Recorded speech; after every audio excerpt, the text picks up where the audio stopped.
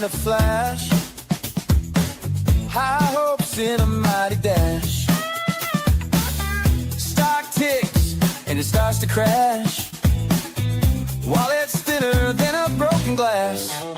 Market moves got me feeling wild, swinging harder than a rocket child, picking up buzz like a trader out, praying profits ain't revived.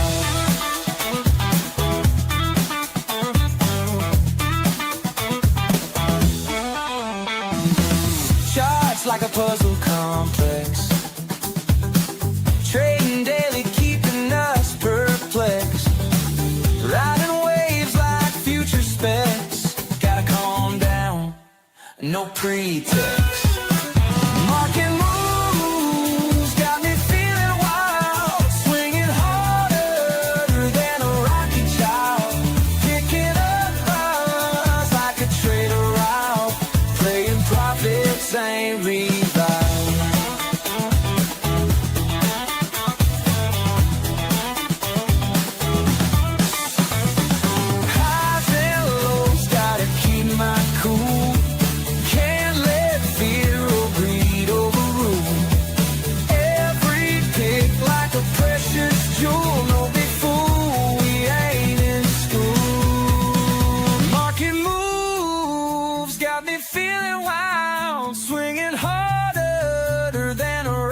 Child, picking up buys like a trader out, praying profits ain't revived.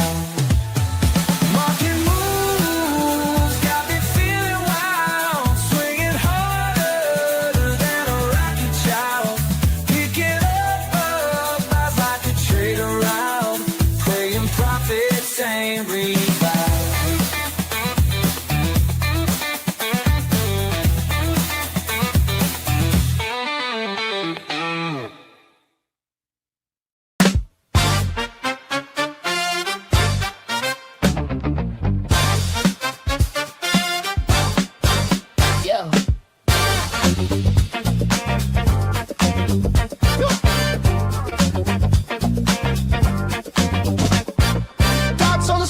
Disco lights flicker and shine in the heat of the night. I got the moves, I got the groove. Trade the dots and watch me improve. Yeah. Trade the dots, hit the spots, fund the prop, make it pop. Money, money, money. Oh, it's hot. Trade the dots. Trade the dots. Spin that chart like a DJ wheel, up and down, it's a funky deal. Risk is a dance, it's a balancing act, but I'm moonwalking on this market track. Yeah. Fingers snapping, numbers tapping, groove keep flowing, never napping. Trade the dots. Hit the spots, fund the prop, make it pop. Money, money, money. Oh, it's hot. Trade the dots, yeah, trade the dots. Cashing in, cashing out, shake it, scream and shout. Pockets fat, but I'm staying lean. I'm the king of the trading scene.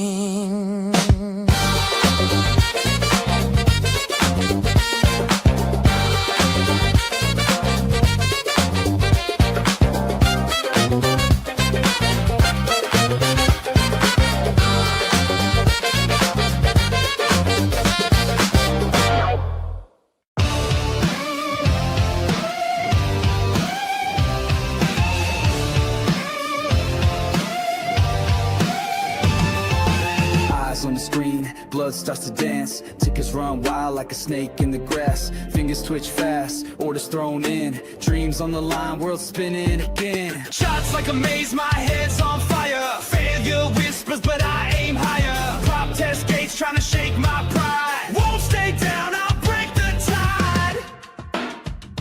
Trade the chaos, make it mine. Turn the losses into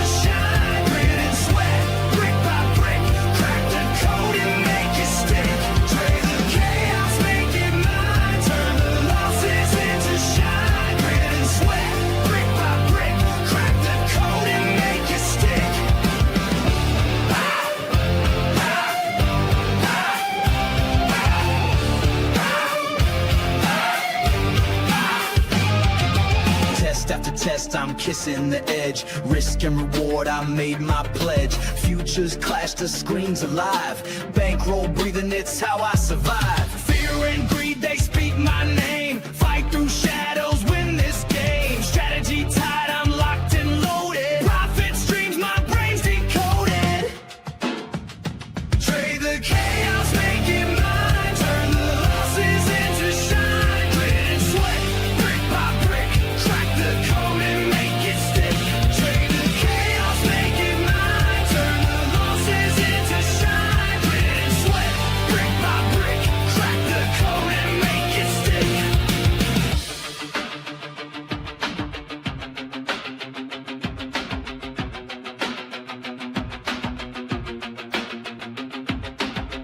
I'm moody for the bag, man. Acting looking at the tad net. I'm sweaty for another tear. We'll keep our stand, get current now. I'm ready for the bag, man. Acting looking at the tad net. I'm sweaty for another tear. We'll keep our stand, get current now.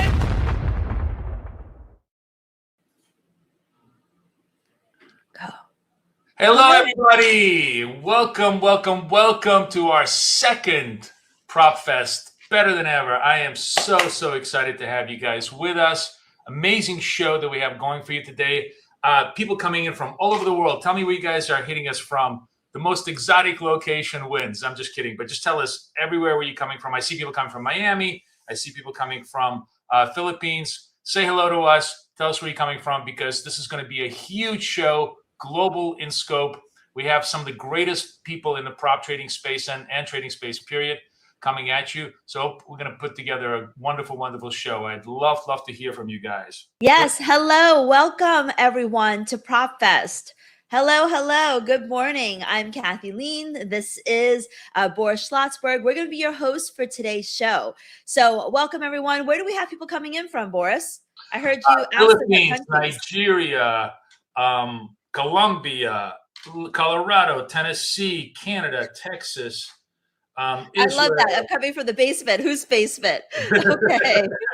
Nairobi, Kenya, Toronto, Ethiopia, Pakistan, really India, South Africa. Really, everybody is up at all hours of the day for this show. It's really great to see that. I love the fact that everybody is committed, because it is really going to be a super fun show. Amazing amount of content. We are just incredibly excited to have you guys with us. And we hope we're going to be also, lots and lots of prizes in this show. There's lots of learning. So both money and knowledge, hopefully, will be coming to you your way. Not only that, Boris, I mean, we have raised as a community $4,000 to donate to charity. So we are coming together, traders doing good together, learning together, as well as, just having a really good time today. So I'm really proud of us, this whole community, for, raising over $4,000 for Mental Health Awareness Month. I've long said, I'm sure many of you in chat will agree, trading is emotionally and mentally demanding. And so mental health awareness is very important. And that is why I'm so proud of all of us for raising so much money for charity this month. Yes. Somebody's being very funny. They're saying they're coming from the Strait of Hormuz. I hope you're nice and safe in the Strait of Hormuz under the protection of the U.S. Navy. Pakistan, Kurdistan, Montreal, Brazil. Really great to see everybody's truly coming from all over the world. Wonderful to see you guys. Come on in, bring everybody along. If you have family, friends, call them up, tell them, hey, get on this channel. We're doing 6 hours of amazing free trading content. If they want to learn about the markets, literally no better place in the world to learn about financial markets than here today, absolutely free on the weekend. So yeah, you're absolutely right. We've got a lot of great guests, and we'll kick off soon. But I'd like to know, in chat, let us know, are you future traders or CFD traders? Because we like to get a sense of, the type of product you're trading. So do you trade futures? Do you trade CFDs, Forex? Yeah, type it in chat. Yeah. Lots of futures traders. I bet lots of futures traders, but lots of CFD traders. Lots of nice balance. And I bet you it's kind of dividing between like North America, where a lot of futures traders live, and rest of the world where a lot of CFD traders live. So yeah, Boris, I guarantee you that the futures traders are going to come in closer to 8:30 because it's too early for them right now. Whereas our CFD traders, they're in other parts of the world, so they're awake and they're ready to go. Whereas our future traders, they're in New York, they're in California, they're probably still asleep. They're probably going to come in for Nick's session at 8 o'clock. So I think we're going to get more futures traders as the morning progresses. Exactly. All right. So we are going to kick off. As I said, hello, everyone. Welcome to PropFest. I'm Kathy Lien, and this is Boris Schlossberg. We're your hosts for today's show. And together with Prop Firm Match and Prop Trader Edge, we put together an incredible lineup today of industry leaders, traders who will be sharing their insights, tips, and strategies throughout the day. It's a 6-hour session. And I am sure one of the first questions you might have is whether today's event is recorded. And the answer is yes. You'll be able to access the full recording with a $10 donation, 100% of which the proceeds are going to charity. And this time, we're raising money for Project Healthy Minds in honor of Mental Health Awareness Month. I was just telling Boris that we raised $4,000. I'm so proud of us. Project Healthy Minds is dedicated to making mental health support as easy to access as booking a flight. And their mission is to help people find the support they need when they need it and to tackle the stigma around mental health head on.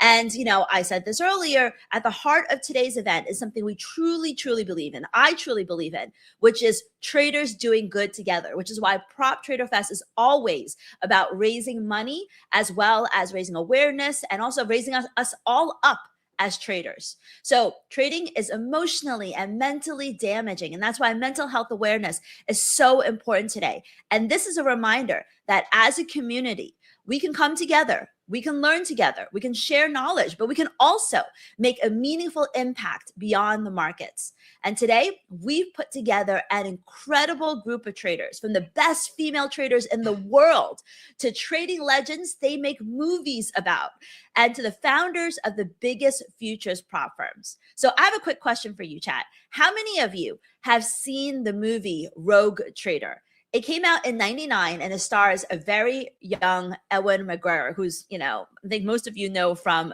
Star Wars. Yeah. So type 1 if you watched the movie Rogue Trader before in chat. Let's see how many of you watched this. All right. I got a lot of me's from Crazy FX Trader, Dream Payout. Wonderful. Well, the person that they have made the movie about is Nick Leeson. He's going to be our very, very first guest on today's Prop Trader Fest. So we're very, very excited to tell you all about him and for him to tell you his story. And sounds like, most of you have watched it. If you haven't, you really should if you want to be a serious trader. Now, many of the traders speaking to you today are, just like you. They may be vets, moms, office workers, college dropouts, finding success in trading from all corners of life. So while we could speak to everyone for hours today, we'd like to keep the momentum going. We'd like to keep things jam-packed. And so each session is only going to be about 30 minutes long. And what we're going to do, the part that I think you guys are all the most excited about, is that we're going to be giving away prop trading challenges after each one of our sessions today.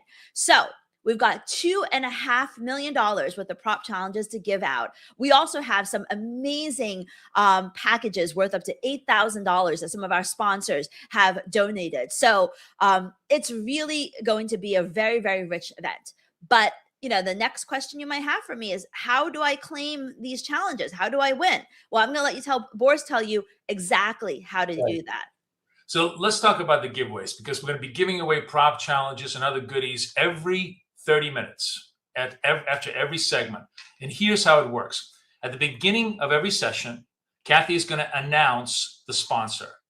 What you're going to need to do is during the session, follow at Prop Trader Edge, at Prop Trader Edge. We'll put the handle into the chat. And at Prop Firm Match. Follow both of those accounts on X. And then just simply comment Prop Rocks on the sponsor post that just went up on Prop Trader Edge. And in the end of each session, we're going to randomly select 5 winners from everyone who commented. So all you need to do is just comment. And obviously, after every segment, if you comment after every segment, your chances of winning really, really go up. So go out there, go nail it, get lots and lots of free prop accounts as a result. So hopefully everybody gets that going. First, the order of business at Prop Trader Edge. Just go put that up on your X screen right now, follow it, and then watch for the sponsor cards, and we'll go from there. Yes, I mean, we are going to be announcing winners after every segment. And so, if you're on screen, you're going to find out. And, we've got about 5 minutes, Boris, until we bring Nick Leeson on. Right. So, this has been an incredible product that you've put together. Honestly, guys, Kathy has just been working tremendously to put together all these guests. I think what's really interesting about this particular Prop Fest was how you were able to get some of the greatest, market wizard trading mentors to come on the show, like Linda Raschke, some of the most interesting new women traders, but also we're going to have executives from the industry. Top 3 executives from the industry talking, but for the first time they've ever been together, talking about the industry, talking about the future trends, talking about where prop is going, all the kind of questions that I think you'll want to know about, and it's going to come straight from from them, which will be very, very interesting. And then we'll have lots of really interesting single trader stories as well. People who've just come from nothing to achieve amazing success in prop, and they're going to share not only sort of their backstories, but a lot of their setups, a lot of the way they trade, which I think is going to be super valuable and interesting. Which is why, by the way, when we talk about the fact that if you just simply donate $10, you're going to get access to the whole archive. This archive is going to be really well made. It's going to be in 4K. It's going to be saved to the website. You're going to have access to it forever. So really, just a great thing to do, even if you're lukewarm on charity donations. But it's first of all, it's a great charity donation. But secondly, it's going to be a great archive for you, because I think there'll be a lot of actual trading knowledge in the show today that hopefully will be really, really valuable to you. So very, very excited about all of this. Lots of different guests, lots of interesting issues. Feel free to pop in the comments if there's anything that you specifically want me to ask, and I'll try to keep that is what I was going to say. So we have the founders of the top 3 futures prop firms coming on at 9 a.m. And I know that chat, you've got questions that you want to ask them. So this is your opportunity. We've got a few minutes, like 3 minutes before we kick off officially with Nick Leeson. So this is your opportunity to drop the questions that you want us to ask them into chat, the hard ones. If you got, if you want to know something, we're going to try to ask them. And this will be, how do you say this? This is your one rare opportunity to really be in the room with them. To kind of interact with the founders of the top 3 prop firms in the world right now. Some really, really great things. I think it'll be interesting. Oh, I didn't even mention, we have a whole bunch, we have new platform providers, people, who, the whole space is really changing to create some really, really interesting platforms. And we have that on the show as well. So we're going to discuss all sorts of new platforms that are popping up in the space. I know, those of you guys who trade with me have used some of the newer platforms. So it's really going to be very, very cool, because I think the trends going forward you're going to find very interesting in the prop space, going to make your life a lot more interesting and engaging. So there's a lot in the show here today that we've tried to put together to give everybody a taste of the prop world and the financial world as well. Yes. We need some tougher questions here. How much startup capital is needed to start with the firm? with these prop firms, you can start with as little as $20 essentially. Yeah, that's the greatest thing. And I think it's actually a great question, because there's probably so many new people who've never been in the financial markets, or who've been in the financial markets and are only used to just trading their own account, where you need thousands and thousands of dollars to just get started trading. The greatest thing about the prop business as it stands now is that you could literally start for $20, $30, $100, have access to $50,000 of trading capital. And if you do well, then actually trade that $50,000 worth of capital or $100,000 worth of capital and actually get paid out on it. And there's just no greater feeling than, being able to get paid out without risking your own money.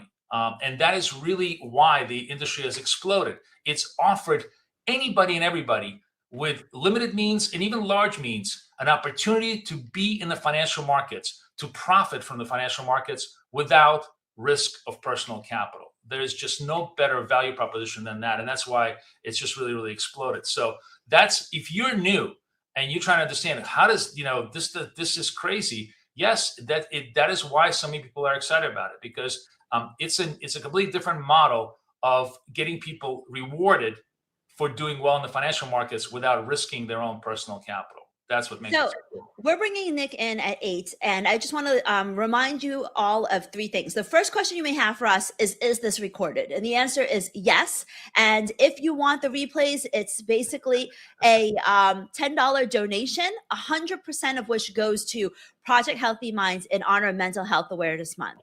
Number 2, the second question you have for us is, how do I win these prop challenges? Boris gave you the instructions. Follow Prop Trader Edge and Prop Firm Match on X. Comment Prop Rocks in the sponsor post that goes up during each session, and we'll pick the winners at the end. If you're not on X and you're only on YouTube, you can also put your name and email into YouTube, and we will look for those as well. And the third thing I want to tell you before we kick off with Nick is that Prop Firm Match is doing a the biggest prop trading expo in London at the end of June, on June 27th. So if you're in the area, or even if you're not, and you want to travel over to Europe for a summer vacation and to learn from some of the best prop traders in the world, they've got, a lot of the, big influencers that you all know about.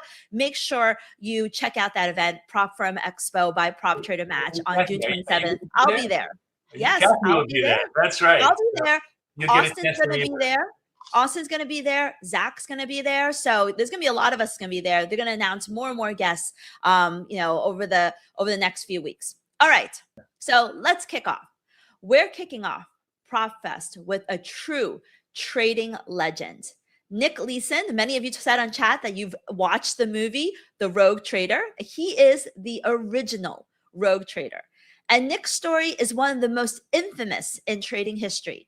He single-handedly brought down a 233-year-old bank, turning a $1.7 million loss into a staggering $1.4 billion collapse. So today, we're not starting Prop Fest with a story about, great trading wins.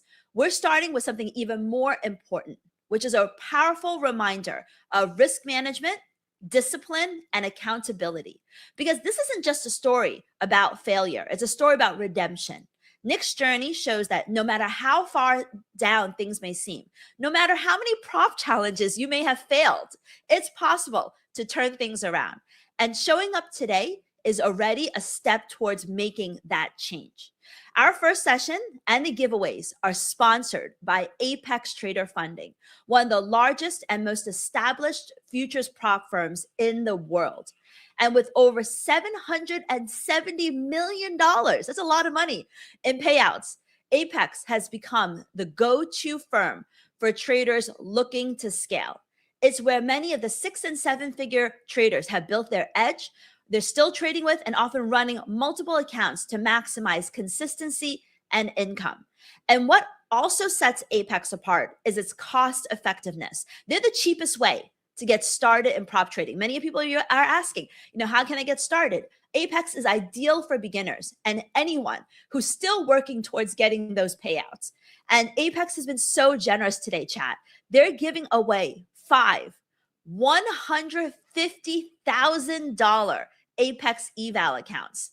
That's $150,000 eval accounts. So while you're listening, what you need to do is you need to follow Prop Trader Edge on X. I'm going to type it in chat in just a few minutes. Type Prop Rocks in the Apex post that just went up. Tag Prop Firm Match, Apex Trader Funding. You can also put your name and email on YouTube if you want, and we'll announce the winners at the end of this session. So now I'm going to have bring. Hey, Nick. Boris, how are you? How are you, my friend, man? Good to see you. There's the man, the legend himself. We have been, before we get into the show, we have a lot of people on the stream that are probably a little bit younger, that Sure. did not quite appreciate at how insanely notoriously famous you were at the moment that this happened. Because when Kathy was basically mentioning that that she, you know, that you brought down the Barings Bank, that is the Bank of England. That is what you brought down. I mean, sorry, not the Bank of England. That's the Bank of the Queen of England, which was Sure. absolutely astounding. So I guess my question to you is, first of all, you know, you were young. You were 28, I believe, at the time, right? What did it feel like to have literally the world press kind of just descend on you at that moment? Like, was it a surreal experience at that time? Do you still remember it? Yeah, of course I still remember it. It's one of those classic sort of you know, flight or stay sort of moments. You know what's been going on hasn't been good. You're losing money. Those losses are mounting really, really quickly. And then you've got this situation where you know that eventually somebody's done a position reconciliation, which they hadn't done for about 2.5 years prior to that. But you're confronted with that in black and white on a piece of paper. There's no way of explaining it away. As much as you've been able to keep people at arm's length up until that particular point, you know, this is the moment. And what do? It's fight or flight. You know, I'm in Singapore. It's, you know, I'm sure many of the people listening have been to Singapore. Yeah, we have a lot of people from Singapore watching, actually. Yeah. Sure. So it was 31 years ago now. So it's a long time ago. And very strict regime in Singapore. So if you think of all of the places that you want to get caught, Singapore's not top of the list. Right. So it was always going to be flight. And you know, I didn't know what any day or what any hour was going to hold from that particular point. So just tried to remove myself from the situation so that I could see quite how bad it was. Didn't expect the bank to collapse. I think, you know, we've spoken about that before. I just kept asking for more and more money, for more margin. The margin kept getting sent over. And you knew roughly what the loss was, because what the you know, what the damage to the bank was going to be, because it equated to the loss. But I didn't know that the effect was going to be quite as catastrophic, right, as it was at that time. But just to, you know, to find yourself, I mean, you were like a regular bloke. I mean, you also come from working class background. You don't come from like Eton, you know, aristocratic blue blood. You really rose through the hierarchy purely on merit when you got to Singapore. But I guess just sort of finding yourself as a regular person in this maelstrom of global media. I think, you know, this was also really kind of the start of the internet, you know, frenzy. Yeah. You were just sort of like the first truly. I mean, you were so, as Kathy said, you know, Ian McGregor played you in a movie. It was a huge story globally. Did you ever step back and just feel like it was just surreal? You were outside of yourself in that whole time. I'm just wondering, like, how crazy that moment must have been in just general life of a normal person, you know? Yeah, look, I think, as you said, it's. I think it's still surreal today. To be honest with you, Boris, you know, like, my life is back to being very normal. Yes, I came from a very working class background. Right. You know, I grew up on a council estate in Watford. So, you know, working in the City of London or working in one of the big banks in the City of London wasn't really something that happened to people from the area that I grew up in. And I did very well. You know, I traveled the world. I started work for Coutts, which is, you know, a private bank that does look after the royal family's money. I was headhunted or I moved to Morgan Stanley for a period of time, worked in liability management. And that's where really my futures and options journey started. And then was headhunted to Barings and traveled a little bit with them. I was in Japan, Indonesia, Hong Kong, and a few other places. So, as you said, at the age of 25, when I moved out to Singapore, everything that I touched was golden. You know, I was very much the ascending star within the organization.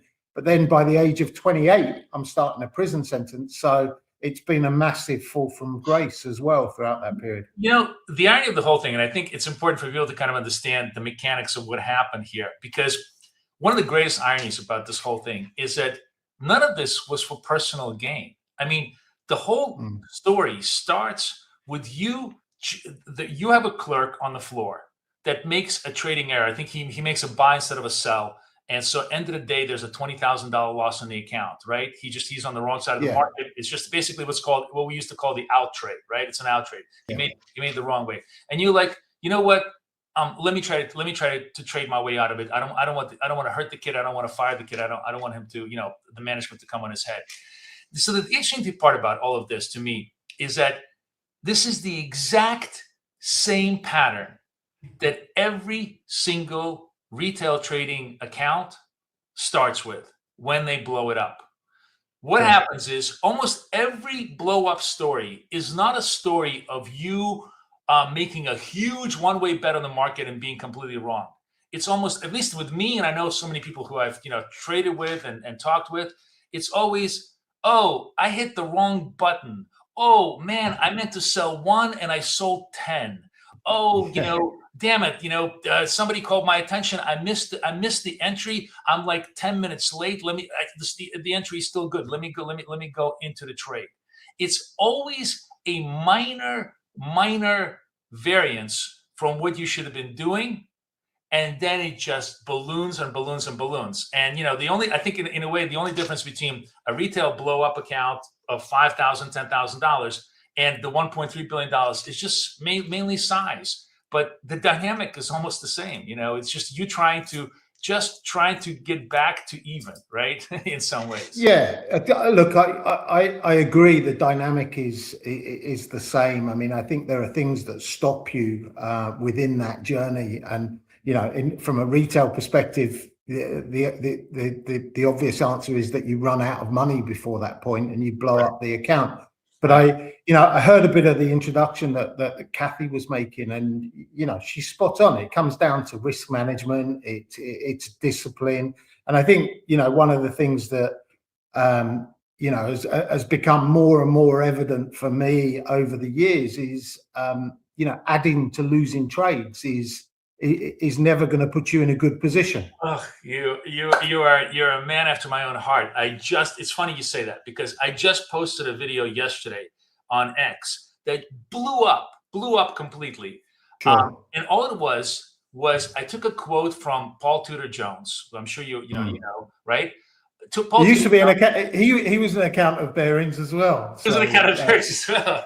George Soros was an account of Bearings as well. You were in the center of the storm. But Paul Tudor Jones had this one statement that he literally taped to his desk, and it's a statement that I always say we should all just burn on the top of our forehead. And the statement was, "Losers average losers." And, I've read that probably 30 years, and it only took me probably just recently to understand how true that is. Basically, the idea is, statistically, I've run all the back tests. Trust me on this. If you are entering into a position at a worse price than you originally entered into, the probability of that trade going against you is exponentially great. In other words, there's very little chance that you will recover that loss. It is throwing bad money or good money after bad trades. But it is the hardest thing for most people to appreciate, that it's much better just to stick in a trade, either take your stop and start a fresh trade, than it is to add to losers. And that is literally the biggest dynamic, I think, that retail traders face as a challenge. Would you agree? Look, 100%. Adding to losing trades, it should be made against the law, right? Because if you, but it should, right? Because if you start doing that, how do you stop? How do you stop? That's the question. You're either ultra disciplined and you have the ability to do that, but 98, 99% of people don't do it. So you need these, and that's why I think things like this are fantastic, Boris, because if you teach people from the beginning how to do it correctly, so like you say, tattoo on your forehead, you don't add to losing trades, right? Then people will develop the right discipline, the right trading profiles, and they'll have a better chance. But if and I know people obviously do a number of prop challenges, but if you follow the same routine and you're adding to losing trades, like you said, you're not gonna win. You're not gonna you're not going to achieve what you want to do. And adding to losing trades, and I think in the gambling world, it's called chasing. Just chasing after, whether it's another bet or another gamble or whatever else. You're never going to win. I think it's key. So one of the things that you're sort of well known for is that having gone through this, you've obviously become kind of an expert on risk and risk control infrastructure, and you've been preaching both to institutions and I think to individuals as well, the absolute need to have a risk control plan, right? If A goes sideways, you need to know exactly what you're going to do. One of the things you talk about was having hard daily loss limits, making sure, just basically winding up the position, cleaning it up if it's gone against you X amount of dollars, and so on and so forth. Those are all probably a really, really good piece of advice for individual traders as well, right? Of course. I mean, I think, and I don't mind admitting this on this particular forum. Like as I was saying at the beginning, once you develop bad behaviors, it's very difficult to change them. So if you were to ask me now, do you still add to losing trades? Every now and again I do, and I have to sort of really pinch myself and say, don't do that. But it's about getting all of those best practices in place, understanding the risk. As you've said, exponentially the risk associated with that trade, or the chances of you making back money on that trade when you add to it, is virtually nil or impossible. But the risk is going to increase dynamically as well, and you're not schooled to deal with that. Even if you're looking at the one trade and you're thinking, okay, my stop is here and I'm able to manage that situation. As soon as you start adding, it just all balloons out of control, as as everybody knows who's traded on a desk.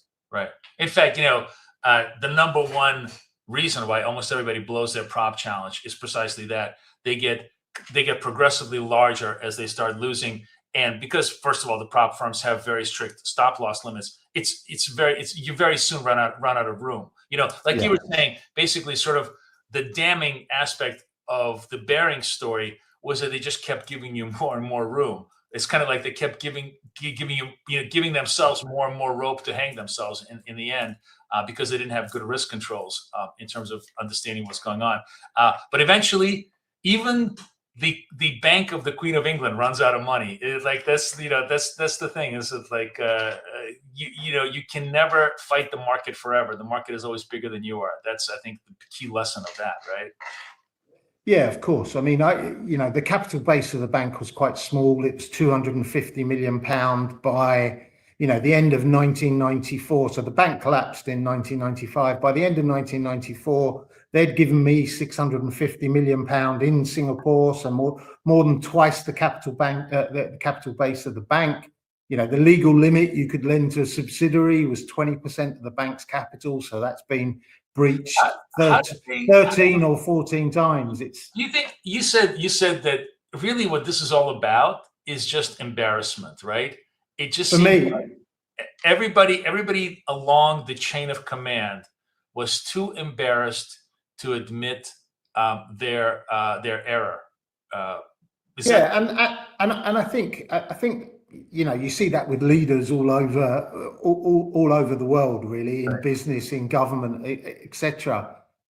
Somebody saying that they don't really understand anything and trying to ask for more information is quite difficult. And that was the case in Bearings. Everybody used to think everything's okay. Somebody else is making sure the risk and the positions are okay, but really, in essence, nobody was, and nobody was asking the difficult questions. And that's one of the reasons it went on for as long as it did. A treasurer who had 30 years of experience working within a big bank, who sent me £650 million for something that you, I, Kathy, a lot of other people who are on the channel today would just view as being absolutely ridiculous. But for some reason, I was able to perpetrate that over a near 2.5-3 year period. One of the most really inspiring aspects of your story, and feel free to tell me if you don't want to talk about it, but it's fine. I mean, not only were you facing prison, solitary confinement, right? It's high security prison, but you had medical issues as well. I mean, you'd managed to survive, I think, a bout of cancer. It's just like sort of like the world just fell on you. And you said that the key thing that you did was you kept a diary, like a radically honest diary of everything that was happening. Was that a big help to you to kind of come to terms with everything that happened? Yeah, I mean, I think there's a couple of things on that particular note. The diary was important because I didn't have anybody to communicate with, and communication is such a huge and powerful thing. And you can liken that into trading, or you can draw a parallel with trading as well, because trading's a very lonely place, right? When you're sat in front of the screen and you've got to deal with your own demons as well as you're putting trades on. So I think keeping a diary is important, and it gave me an opportunity to look at things that I'd done, the way that I'd reacted to certain situations, and highlight the parts that you didn't like, and there was a lot of them. So you kind of leave that situation realizing that you don't particularly like yourself, and you seek to change from that point. But the key part for me was the communication. In terms of being diagnosed with cancer, again, it was a shock to the system. I think they used to call me lucky, but I obviously over the years that I was very unlucky, both from a trading and from a health perspective. But the key part for dealing with cancer for me was asking questions and learning and educating myself about the process that I was going through, so that I could be part of the process rather than just being a rote recipient of what the doctor was telling me. I was able to ask questions and felt more of the process. And I think trading is fairly similar as well. Opportunities that you get to chat in chat rooms and communicate with people is key. Yeah. So I kind of, this whole thing with diary is interesting. It seems like you're making an argument that it's not even, for trading purposes, on a much more mundane level. I mean, you were facing existential questions, but just on a much more mundane level. Keeping a diary is not only, typically people tell people, oh, keep a diary just so you have a record of your trades, so you know everything that you're doing wrong. And so it's sort of very dry and technocratic, and which is the reason why most people really don't keep diaries, because they, who wants to be a bookkeeper? Nobody. I think nobody has ever born and said, gee, I want to grow up to be a bookkeeper. But what you're arguing is that the value of a true diary is actually therapeutic as well as it is sort of financial. In other words, having a conversation with yourself through a diary can be very, very therapeutic as well. Is that accurate to say that? Yeah, 100%. I think for me, it was the thing that kept me going throughout that period. And it taught me the importance of communication. And, I would have described myself throughout that whole period of Barings as being quite introverted. I think the picture that gets portrayed of me sometimes of being quite extrovert, quite in your face, Porsches and penthouses and yachts and all of that sort of stuff couldn't be further from the truth. It's like they reinvented you, for public consumption. It's probably a very, very different life. But it kind of hit the stereotype that they were looking for, city whiz kid who blows up type of thing. Like, the only part of that that's correct is the blowing up part of it. But look, the diary was really, really essential for me throughout that whole period, because I think life is very fast and quick, Boris. You don't really have the time to take your foot off the brake and really look at yourself and try to evaluate. If we all tried to put down lists of where we wanted to be in terms of the type of behaviors and things that we were achieving in our lives, we'd probably all be falling a little bit short. But we don't get the time to stop and evaluate that. And I think the diary can help you do that. But from a trading perspective, it's about challenging yourself as well, and recording it. And as you said, not in the very plain vanilla way that people usually expect you to do it. It's more about it's a personal challenge for me, I suppose, in terms of diary and episodes. Interesting. Yeah. I mean, you've really convinced me. I hate doing diaries, but I'm looking at it from a completely different lens, which is that sort of a conversation with myself, that's actually very healthy. Yeah. And kind of 100%. fun to do.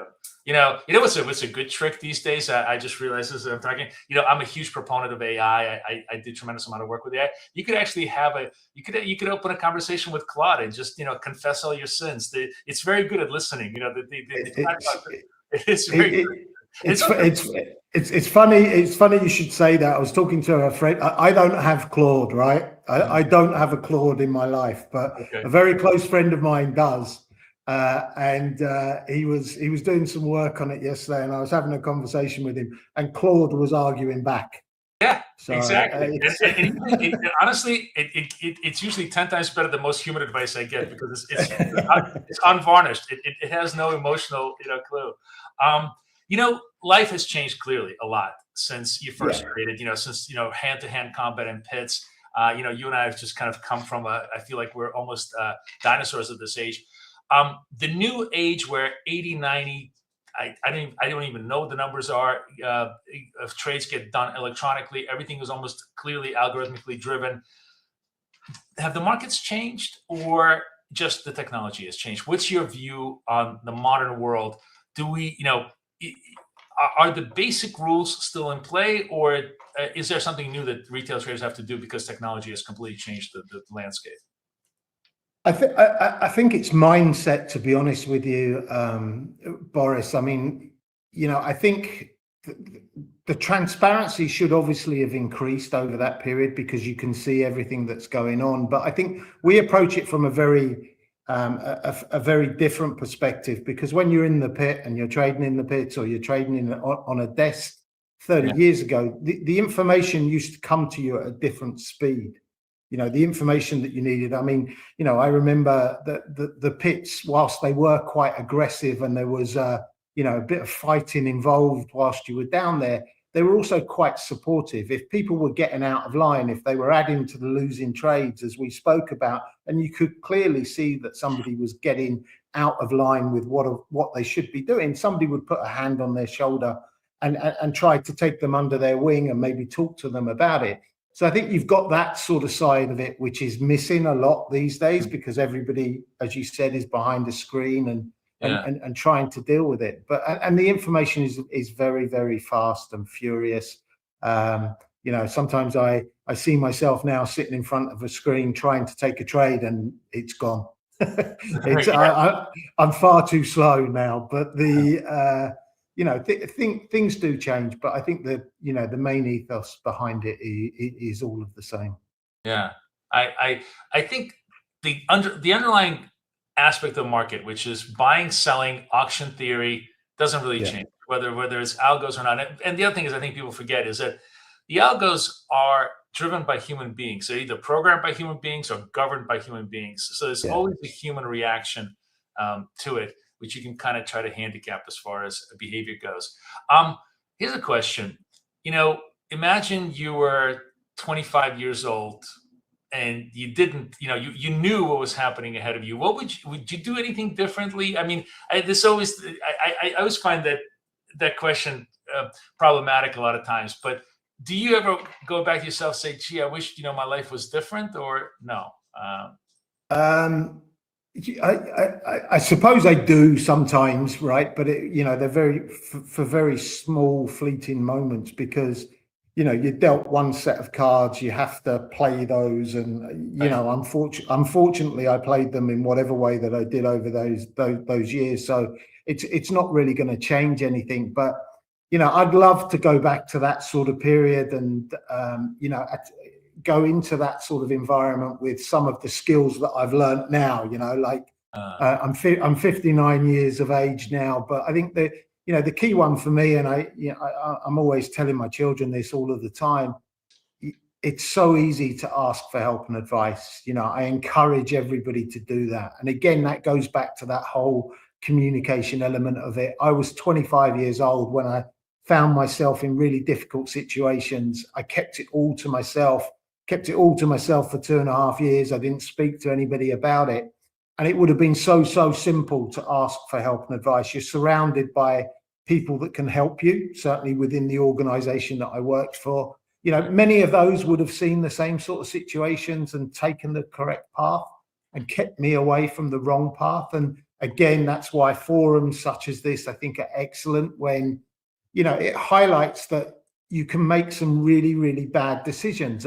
You can also make some really good decisions, and supporting people through that, I think, is really, really important. At the time, back in 1990s trading and banking, I saw asking for help and advice as a sign of weakness, right? Whereas I really should have seen it as a sign of trying to do things correctly. And it is about acting correctly, acting quickly, making those right decisions. And, I think people like yourself, Kathy, and everybody else who's on the show and, has these sort of environments, it can offer a key component within that as well, because absolutely you've walked the walk.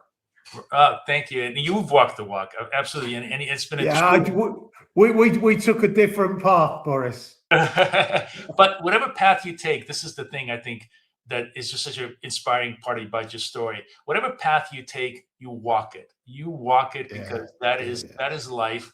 And and me being East European, I have a special appreciation for that, because we're just born out of torment and torture, and we take it. That's the whole idea. I mean, it's been an incredibly inspiring story. I could talk to you for hours, but unfortunately, we're wrapping up on the show. I want to thank you so much. It's been a true pleasure to have you on the show. I've taken away so much from our conversation today. I hope everybody else has. I wish you the best of luck. I know you're doing great, and you are trading actively still, right? I mean, you're basically still involved in the markets and still fighting the good fight, right?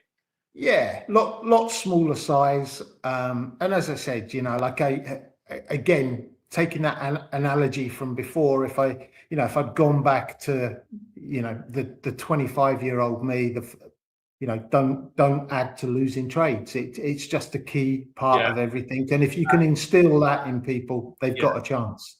I absolutely agree. I want to thank you so much, Nick. Everybody give Nick a big clap in the show. Thank you so much, Nick. We will see you in the markets. We'll see you in the future. Thank you again for being the start of the Prop Trader Fest this year. Talk to you soon. All right, guys. So, should we announce the winners, or as Kathy, do you want me to announce the winners, Kathy? Winners, Boris. Okay, let me announce the winners. We have Tim Korth, Keir Thana, The Alchemist, number 10. I know that man. Brew and Charts, and my favorite buddy of all, Tony Darling. All of you guys winners today. Tony Darling, 74, of course. All you guys winners, follow the rules, and we will be able to get you all those free prop accounts so you can go crazy trading. All right, so Kay, we have our next guest coming up, right? Yes, we do. I mean, that was a really great session with Nick, and I think, like you said, amazing, just mind-blowingly great. I just can't wait to watch it again. But yes. I'm going to keep the show rolling. I don't want to keep it too tight, so I'm going to roll it over to Kathy and Marci, who is a story unto herself. So let's get started with that part. Okay, so just so you know, if you've won, congratulations to everyone who has won the $150,000 Apex Futures Challenge. We will DM you after the event and give you information on how to claim it. So once again, that was a great session. Focused on redemption, making sure you follow your trading rules. Don't lose. The main takeaway is losers average losers, right? Exactly. And that's really the key. Yeah. So next up, we have Marci Silfran, one of the best female traders in the world right now. She finished second in the prestigious Robin's World Cup with a verified 206% return, beating out 99% of traders in one of the most competitive trading competitions on the planet. Many of you've got some big names like Nick Leeson, Linda Raschke, Larry Williams. He was made famous by the Robin's World Cup. And Marci, it was, one of the top winners in one of the most recent World Cup. And her story is remarkable. Her story is so relatable. She was broke. She discovered trading after seeing an ad about making $50,000 from home. Of course, it took 10 years to make that money. But today, we're going to talk to Marci about her journey, her strategy, and what it really takes to become consistently profitable in the markets. Before I say hello to Marci, this session is sponsored by Lucid Trading, one of the fastest growing futures prop firms in the industry. Lucid has quickly built a reputation for delivering what traders actually want: fast payouts, straightforward rules, and great all-in pricing. It has become one of the go-to firms for both new and experienced traders for an efficient and transparent ways to get funded. And the feedback on Lucid speaks for itself. They consistently rank as one of the top-rated prop firms, with traders praising their fast payouts, responsive support, and reliable platform performance. We're going to have AJ, the founder of Lucid, on just in a little bit. But today, we will be giving away 5 $50,000 Lucid Flex evaluation accounts after Marci's segment. So while you're listening, follow Prop Trader Edge and Prop Firm Match on X. Type Prop Rocks in the Lucid post that just went up on Prop Trader Edge, and we'll announce the winners at the end of the session. If you're on YouTube, you can type your name and you can type your handle or your name and your email address. Okay, so welcome, Marci. Welcome, welcome, welcome. Hi, how are you? Hi. Happy to I be promised here. chat that we would have an entire lineup of the best female traders in the world, and you are truly one of the best. So we're so delighted to have you here. Thank you. I'm happy to be here too. Where are you coming from? Well, in my head right now, I'm on the beach in Florida somewhere, but I'm in Atlanta right now. But mentally, I'm on the beach. Mentally, I'm actually always on the beach, no matter where. Do you trade from the beach? In my head, yeah, every day. You know, we have so many traders that trade mobile and don't even trade on a laptop or desktop anymore. So theoretically, you could really be trading from the beach. You know, when I first started, I had like all the monitors and the laptop and the whole thing. And now I'm mainly just on my phone placing trades. You know, I barely even care about the laptop anymore. That's really interesting, because a lot of the traders that will be speaking today are pretty much in the same boat. I think, you know, the ones that are really good, it's become almost automatic these days that you know exactly what you're looking for and you can do it on your phone, right? Yeah, but sometimes the phone Wi-Fi doesn't work that great. So I have like backup plans in case I'm out and the phone's not working. But most of the time, the apps on the phone are really easy. I find them easier than some of the desktop programs. Do you feel like when you're doing it on the desktop, sometimes there's almost too much noise and distractions and you're not as focused? I think I just like to move around and live life while I'm trading. There's a lot of time in trading that's spent kind of doing nothing. So just like sitting there staring at the screen gets boring. So, you know, if I want to go get a coffee at the coffee shop, I can go, but still have like my phone with the chart up. So I think it's more about like lifestyle and being able to live while you're still watching the charts and making trades. Do you feel like trading while, you know, doing other things in your life actually reduces impulsiveness when you're doing it on the mobile? Yeah, I really think it does. I think when you're sitting there at your screen, like you want something to happen and you just start to get antsy and maybe you just start looking for things. Whereas, you know, if you're out and about kind of living your life, just trading off your phone and, you know, you'll always catch me at dinner with friends or something. I'll be like, oh, hold on. Futures just open and I'm like checking something and it sort of just becomes a lifestyle. And I just really think it helps with not over trading. I think that's a very important tip that it's very hard for a lot of people to learn, because I was just looking at chat earlier and I think, you know, people are saying over trading, impulsive trading is probably one of the biggest mistakes that they can make. And maybe, you know, from Marci's tip and some of the tips from later on today, trading on the mobile could be something that reduces your impulsiveness. But yeah, and I've also turned all my friends and family into traders. So if we are out to dinner and I have to check a trade, they don't get mad at me. They're probably there checking it too.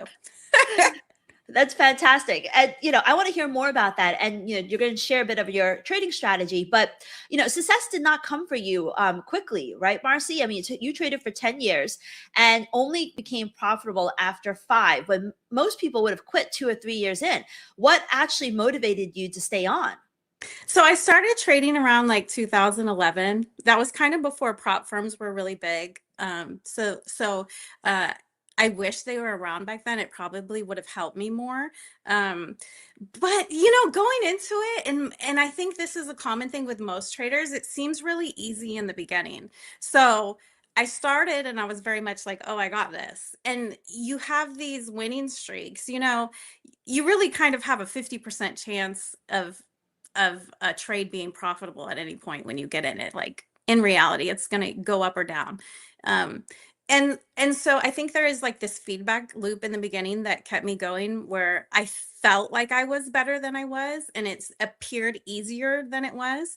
But I never went into it thinking that it would take as long as it did to really learn it. And the problem is, you know, you can have years where maybe you're profitable for 2 or 3 years, but then you can give all that back in 6 weeks and you find yourself starting over. So risk management was nowhere on my mind in the beginning. I didn't realize that that was really the basis for everything. And I kind of learned all that the hard way as I went. And as I got risk management in the forefront, that's when things really started to change for me. And that was about 5 years ago. Is that correct? Yeah, I'd say after about 10 years, I really feel like something switched for me and I got it. And probably about the last 5 years, I feel like I'm rolling. I like that word, rolling. But what do you think was the flip? Was it a strategy shift, a risk shift, or something I else? traded in the beginning, I traded off of emotions, feelings, and like feeling like I was always supposed to be in a trade. I thought it was better to you're taught to like work hard. So I kind of thought if I wanted to be a good trader, I had to be like trading all the time and be in a trade all the time. And as time went on, I realized, you know, maybe you're only better off making 5 trades a month. That doesn't mean you're not working hard, but I had to learn that for me, placing less trades was the better way to go. Waiting for more perfect setups, then, and I had to let go of that. Oh, I should be working at this nonstop. I should be in trades all the time. There is an art that you have to learn, which is do nothing in order to be a successful trader. You really have to be content with spending a lot of time doing nothing. Now, yeah, you can be reading and watching charts and doing your quantitative statistical analysis, but you know, a lot of time is just spent doing nothing. So along that lines, how often do you trade?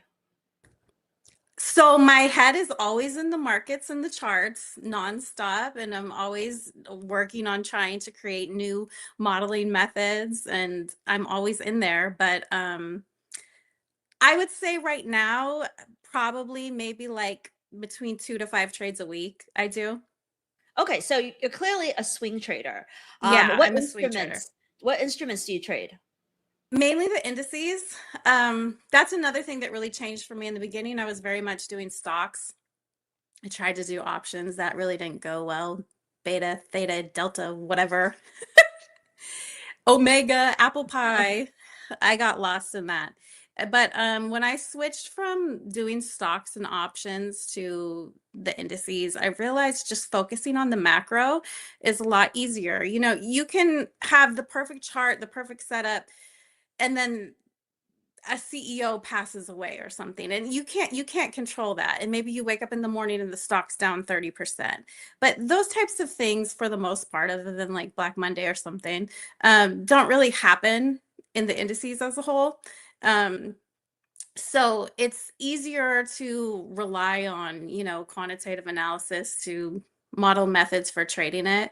And I also think that the indices are also easier now. Well, I know it's changing, but you have access to it, you know, 23 hours a day during the week. So if something's happening overnight, your stop can get executed and you can get out. Whereas, you know, in the past, if you were stuck in a trade with like Tesla stock and you wanted to get out, it wasn't something you could do at 1 in the morning. So, most of the people in chat are probably day traders who, want to be swing traders and not trade as neurotically as they probably do. But, they may find it difficult either to have that patience or to find a good strategy. Do you mind showing us on your chart what a typical setup looks like for you and what you're looking for?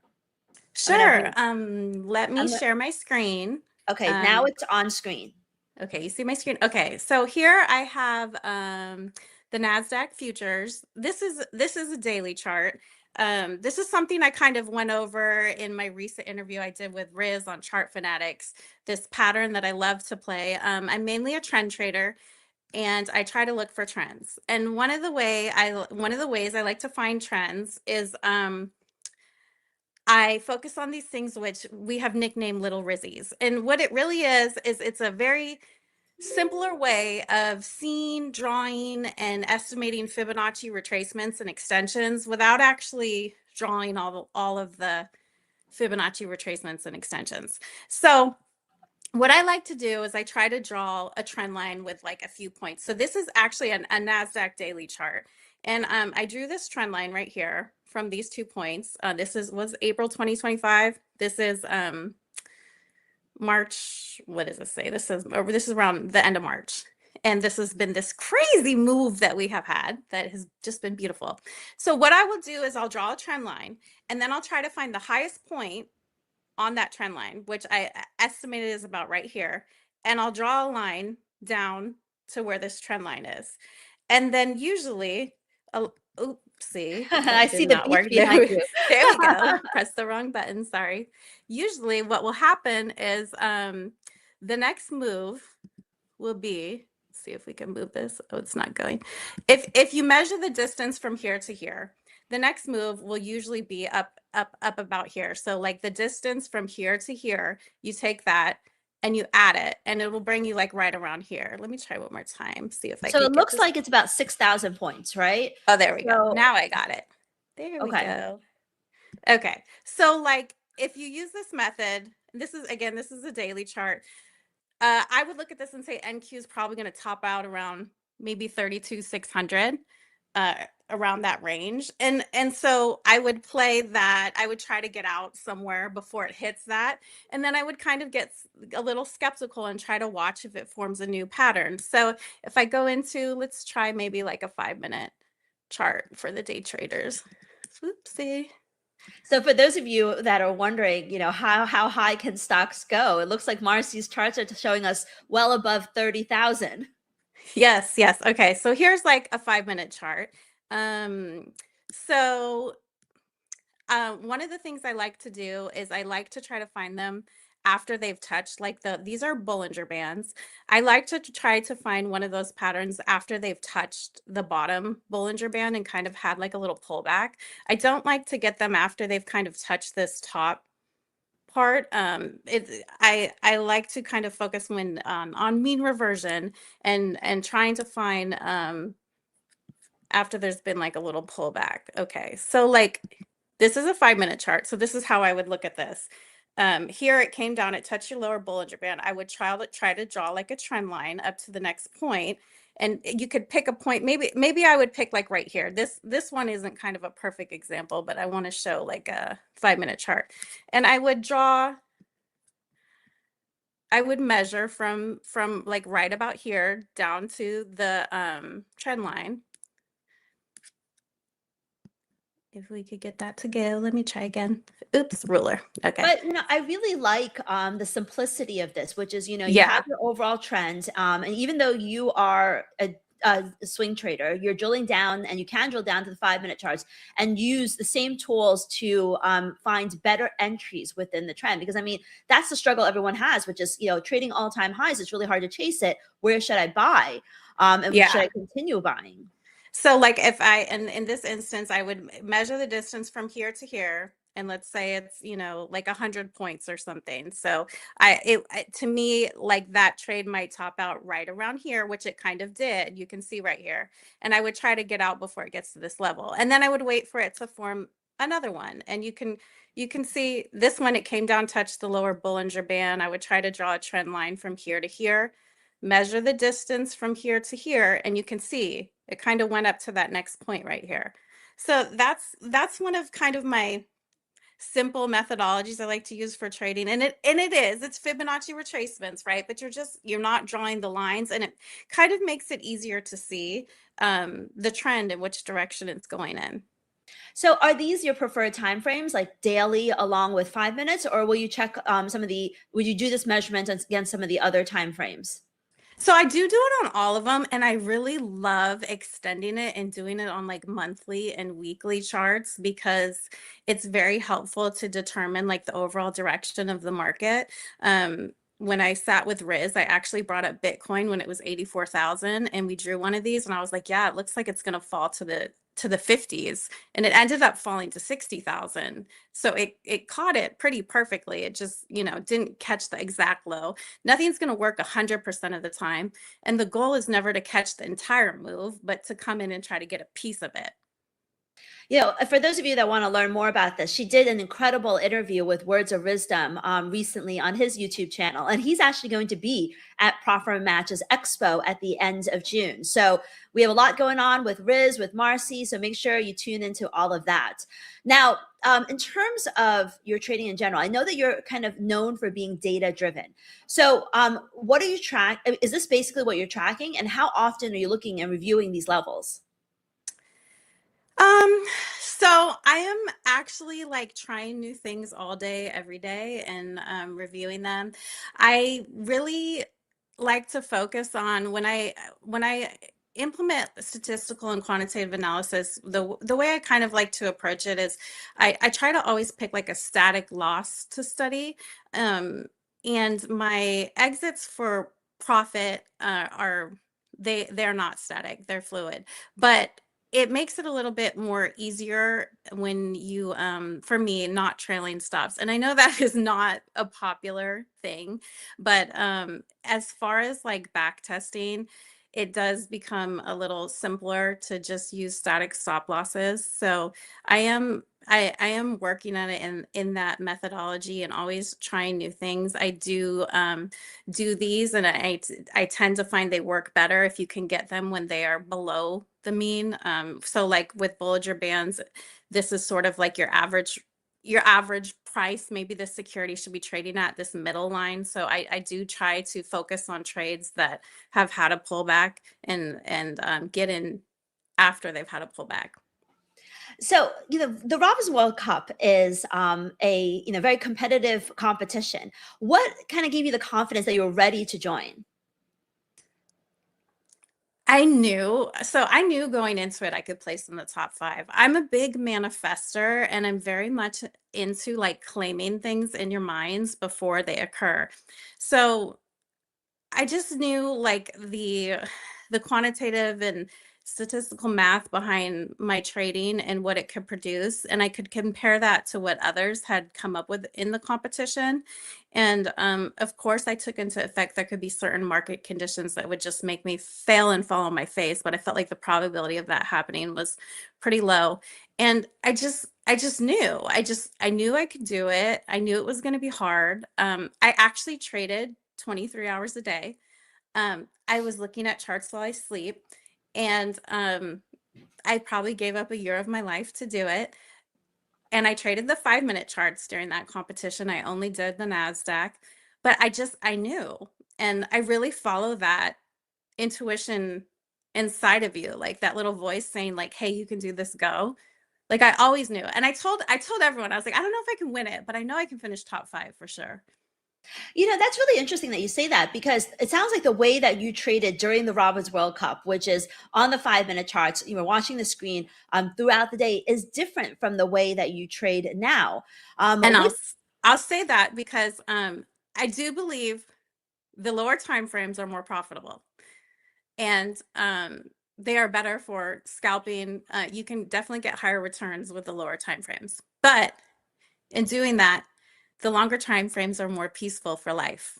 And I am a single mom, and the longer time frames are more accommodative to, having to do things in real life outside of trading. So, therefore, for a trader who's just kind of starting out, who's, been break even for 2 to 3 years, do you recommend them focus more on the shorter time frames or the longer time frames? Yeah, I would say definitely focus on the shorter time frames. And as you build your account and you start to get more money, you'll eventually be forced into the longer time frames. But I would say start with the shorter time frames. I would say like focus on prop firms. Don't try to use and risk your own capital in the beginning. There's going to be a lot of times that you think you have it, like I did, and then you're just going to have one day where everything just blows up and you're like, what just happened? Like, how do I move forward?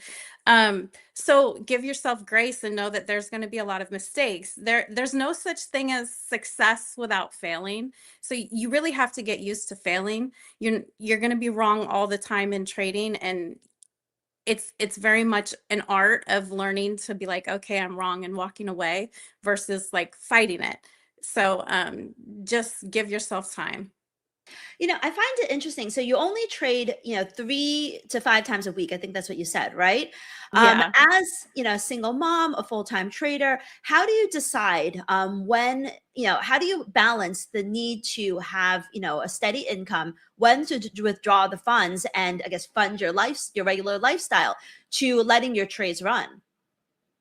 I have no balance, Kathy. I work all the time, but I think what I have done is I have made trading like part of my life. So I've kind of incorporated it. So it's like if I'm making lunch and cooking breakfast, I have the charts up and I'm just kind of doing everything at the same time.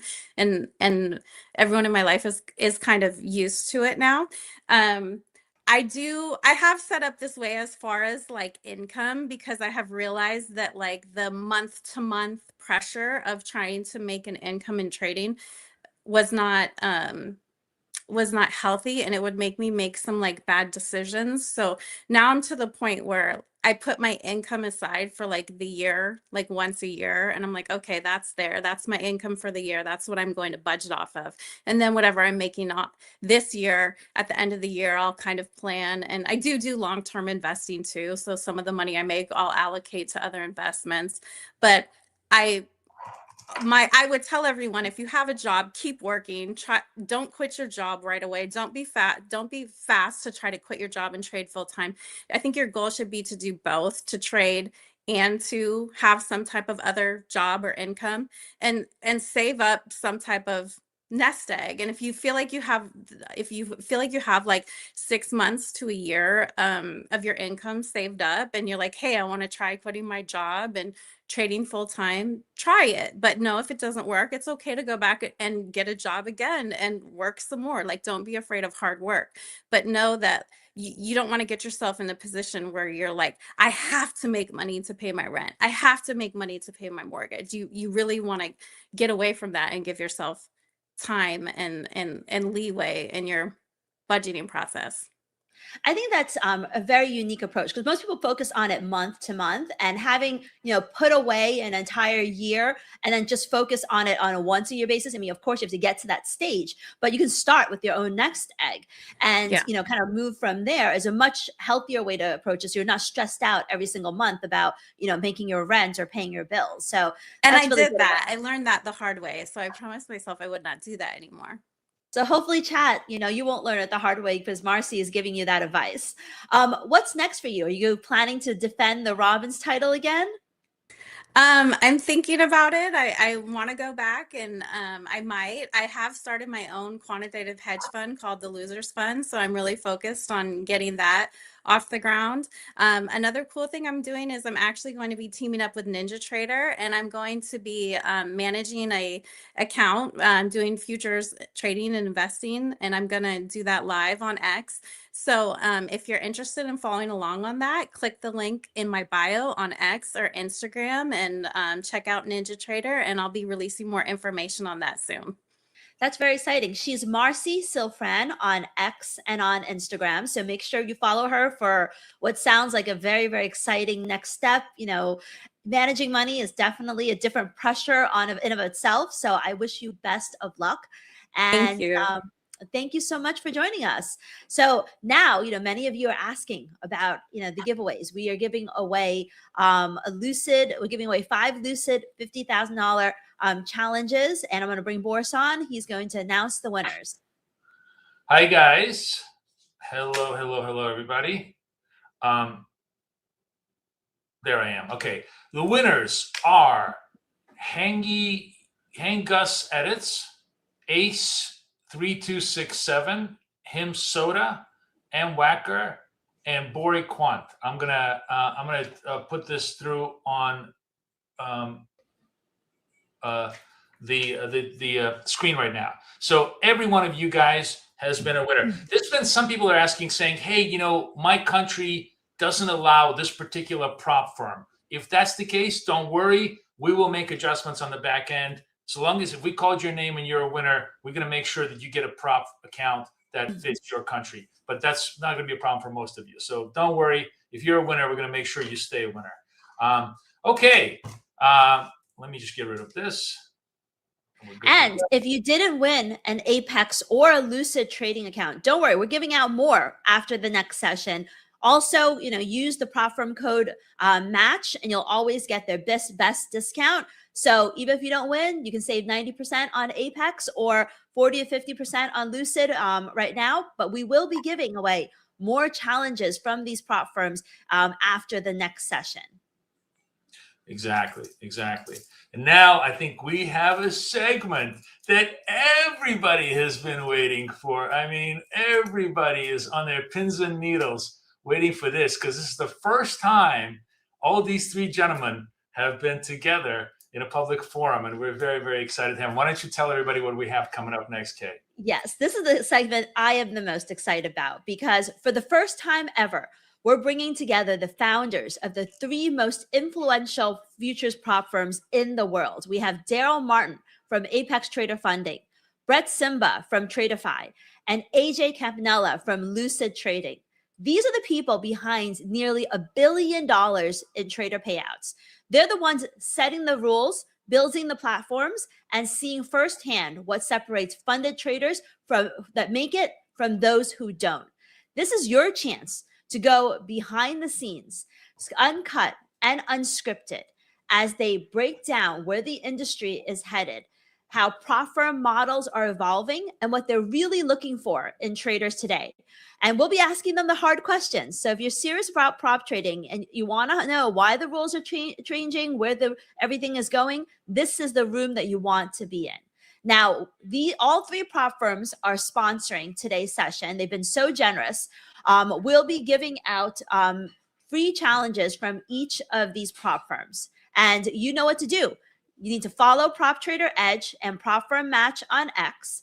Make sure you type Prop Rocks in the post with a handsome photo of these gentlemen that we just put up at the end of the session. And we will pick not 5, but 6 winners, 2 for each, 2 for Apex, 2 for Lucid, and 2 for Tradeify. But don't worry, there's going to be more giveaways later. So, we're definitely going to have, some really, really great challenges for all of you today. So I know, we're waiting for AJ to come on. He's, going to click on the right link. So we should have him on real soon.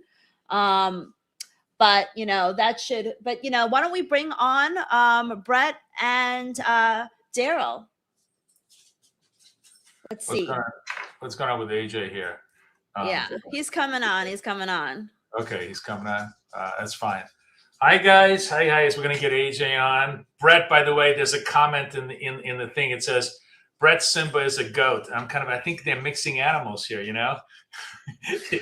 You're a lion, not a goat. Hi Darrell, how are you, my friend? Darrell, do you hear us? Yes. Darrell is laughing. Do we have Darrell's audio? I just want to make sure we hear him. I think Darrell's audio needs to be checked. Okay, I think it should be good to go. Yeah. Okay, test it now. Get 1, 2, 3. Yeah. There we go. I think we were both muted. Yeah. Okay, so Brett is here. Guys, say hi to each other. Darrell and Brett say hi to each other. We're gonna get AJ on. We'll see if we can get it organized here. Still trying to get AJ on. Yeah, he was on the pre-screen. So Yeah, he was with us. He got lost in the port over. He did. Okay, we gotta go find him. See, third one to the show always gets lost, right? Lucid was the third starter here. Yeah, but, he has to make a dramatic entry. He has to make a dramatic entry, just like AJ does, By the way, guys, typical AJ. If you're looking at the background and Darrell stuff, and you're wondering, are those real Star Wars memorabilia? The answer is yes. That's what happens when you get to own Apex Trader Funding. You get to have real Star Wars memorabilia, right? Right, Darrell? Yeah, I got the largest lightsaber collection next to George Lucas. So that's wow. That is awesome. Fun, right? I was like, that's really, really cool. Very, very cool. All right, what's going on, Kate? What's going on with AJ? She's. Let me see what's going on here. Looks like she's talking to him right now. She's trying to get him on board. While we get AJ on, we have a few seconds. I want to ask you. Oh, there's my man. Hey, he finally decided to join us. What I say is dramatic as it could be. AJ. I always like to ham it up. You know me. Yeah. I feel like AJ. Are you the youngest? I mean, you look the youngest, but I think that's a little insult to Brett there. I think he's got. I got a couple of years on him. You do? But he's maybe he's been in it for longer, so he's aged a little. He's had a longer age faster. This business will age all of us. Just look at my gray hairs. Yeah, just wait. Sure. Just wait. It's a 4 or 5x in terms of time when you're in. It's like exactly. It will carry the scars. I want to start, guys. Just a quick origin story, because every one of you has been a transformational figure in this business. I mean, Darrell basically completely upended this business by showing that you could do a massive discount model. Like, when the average prop challenge was $300-400, he started coming in with $30-40 challenge. And people, I'm sure, when you started doing this business, thought you were insane. There was like no way you're ever going to be able to make this into a we're going to go out of business. I've heard that about 45 times. I've heard that you've been going out of business for like literally 3 years straight, right? Like, there's no way they can do this. I'm like, that's the longest going out of business I've ever heard in my life. So that was a very transformational model. And then Brett comes in, and he just completely upends the industry with doing straight to funding, which is like, forget eval, we're going to go straight to funding, which was just revolutionary at the time.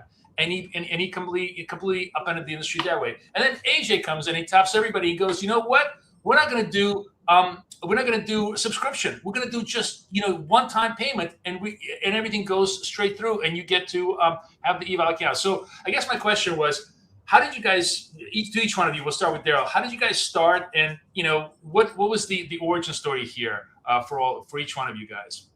The origin story for me was I was an affiliate for another firm, and I had looked through all the firms. I tried them all out. And they were basically all set up with rules to make you fail. Not even to not pay you, but literally just to make you fail.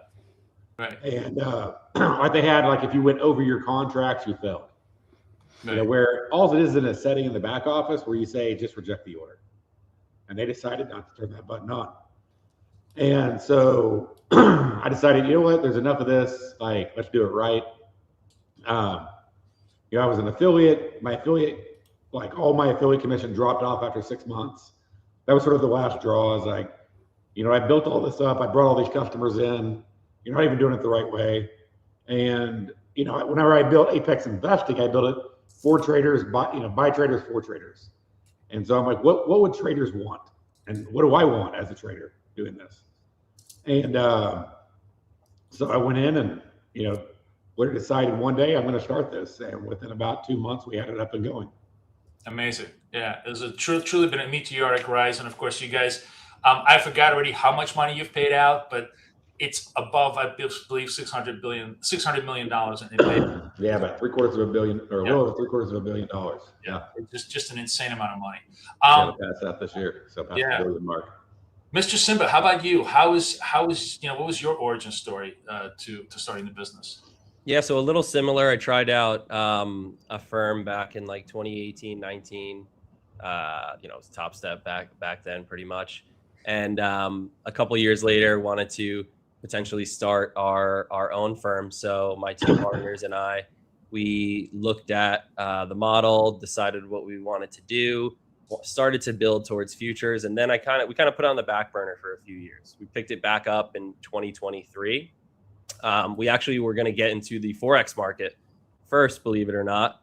We started about 2-3 months of building that, and then the My Forex Funds collapse happened. So we decided, all right, well, the next thing is to move into futures. Kind of glad, obviously, we did that. And then we started building towards that. I was kind of an influencer before we started the firm, so I had a decent following to try to get some customers to start. And then I was an affiliate, even for Apex and some others before we started.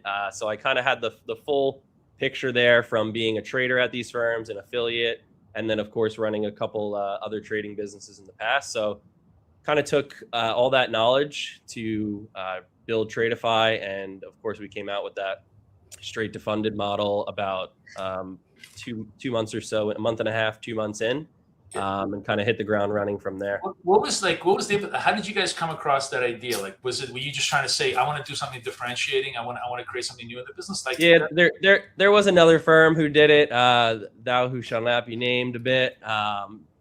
They kind of did it with very unrealistic rules, too beneficial. Just it didn't end well. So we looked at that model, we liked it, but we knew what had to be changed. So even when we first launched it, it wasn't perfect. I don't think anyone who comes out with a new model in this space should probably ever have something that's perfect. It's very hard to launch something extremely new like that. Yeah. So even we had to tweak it the first 3 to 4 months that we had it, but we never came out with it in a super unsustainable way like that. So we kind of took the lesson from there, built it into an actual working product, and it's been adapted in the space at a couple other firms now over the past year or so. Yeah, no, for sure. It was revolutionary time. And AJ, for you, my friend, you're sort of the new kids on the block, but you are absolutely just on fire now. Both, I think, just from product perspective and a customer conversation commentary. They love you. What was your origin story? What made you want to go into the business, and why did you decide to run it the way you did? I mean, I think you kind of hit the nail on the head. And, my first prop account was an Apex account. If Darrell doesn't start Apex, there probably is not a Lucid. I think there's a strong argument to be made, considering, why we started, that the Save 90 promotion might be the most significant innovation in modern finance, honestly. So hat tip to Darrell. Just want to take a moment on behalf of the entire prop community to thank him for ushering a new era of day trading. I think for us, I think what's so cool about prop is it's like just that, that easy foot in the door for new traders. And for what we want to do, we just want to make things really fun for people. Because as we all know, I think, the first thing we all hear as traders is that, most people are not going to make it. So Lucid's kind of, vision is to say, hey, we want to make, a product that is a service so that people have a good time, whether they're getting paid out or whether they're not. But it's definitely all started. If Darrell doesn't get me with the Save 90, I'm not sitting here today. That's for sure. That's so interesting. Yeah.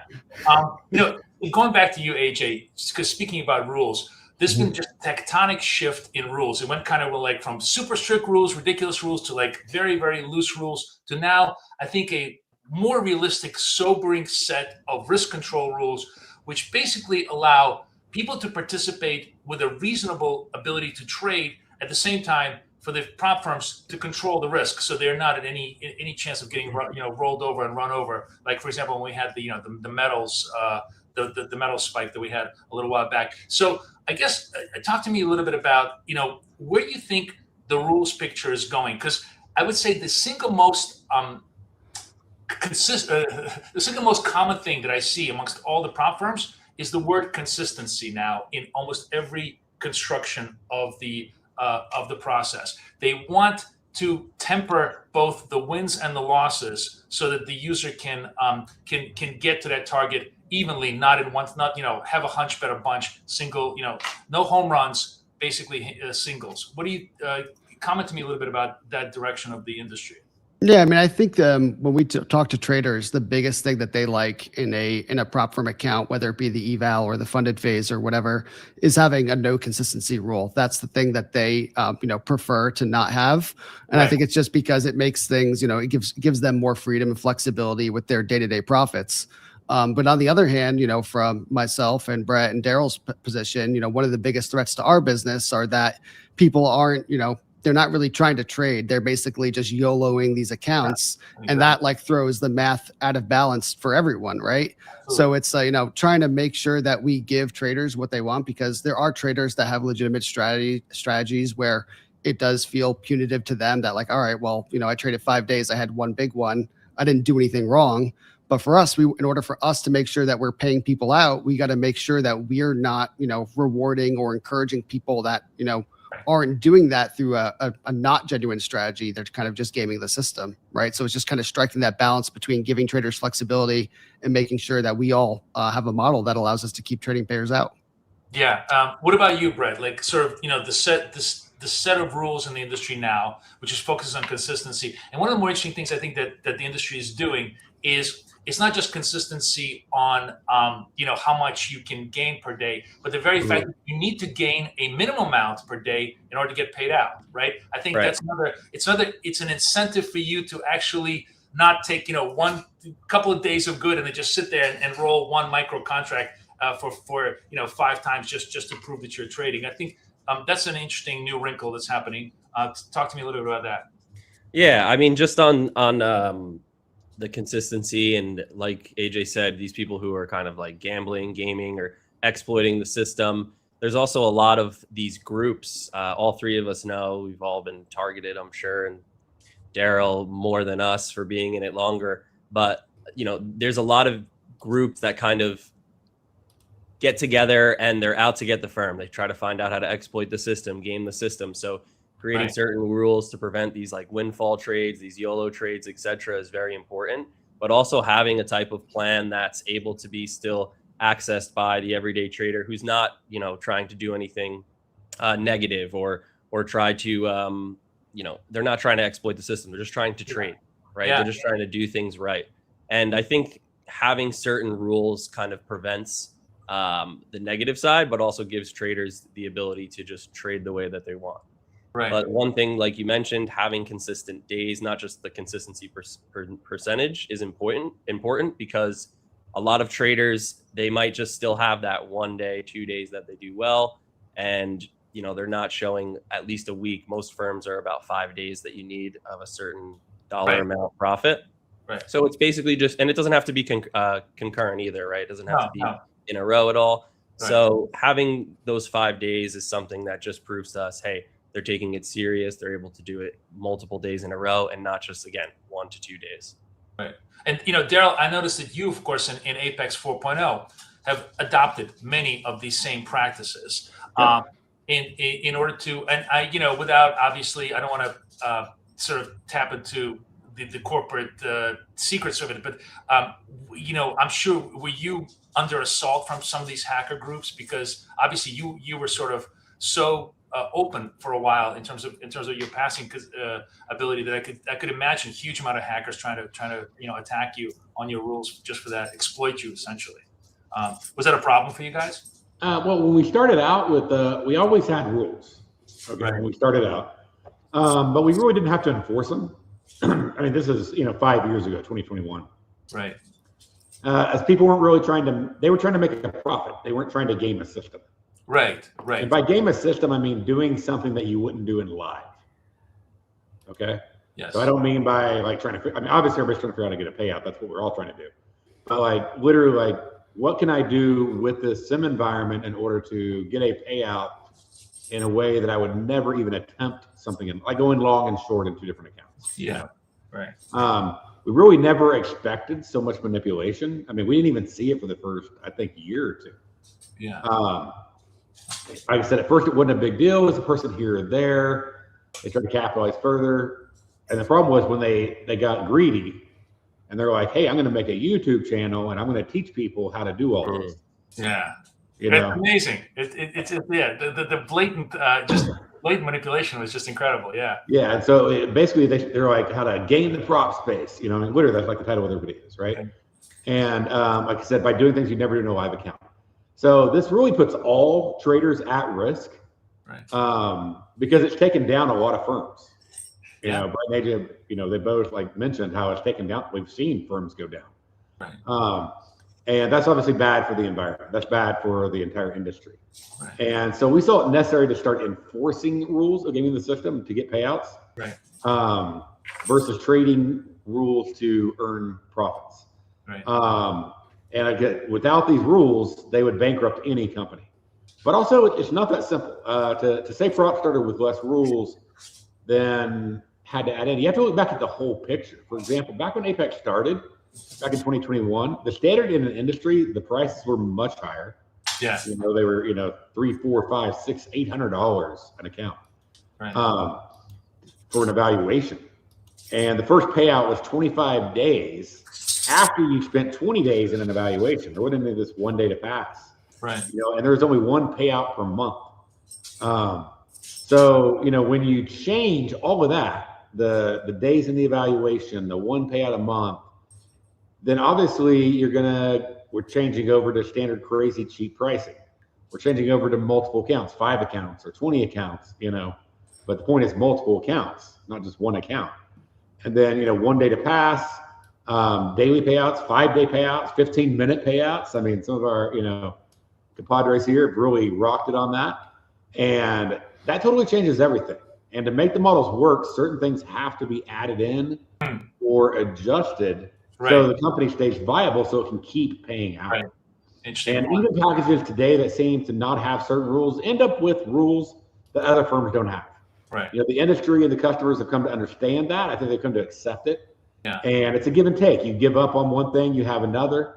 So really a trader just has to choose what's most important to you and if that fits your trading style.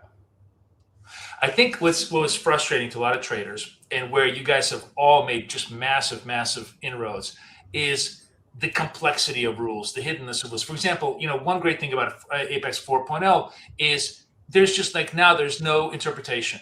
You go back to your dashboard. If you know, it tells you, you know, yesterday I actually just qualified for a payout, and it was very, very clear. Like you did all these things, check, check, check, check, boom, no subjectivity. You're eligible for the thing, and that's a very much a feature of everyone on the panel, like right here. I think that's a really great improvement going forward, because customers are confused as much by the complexity of the rules as just by the subjectivity of them. I think removing that really creates a much better environment for everybody. Yeah, it created a lot more transparency and feedback. Right. Because the worst thing to happen is to think that you're going to get a payout, request it, and then get denied. Yeah.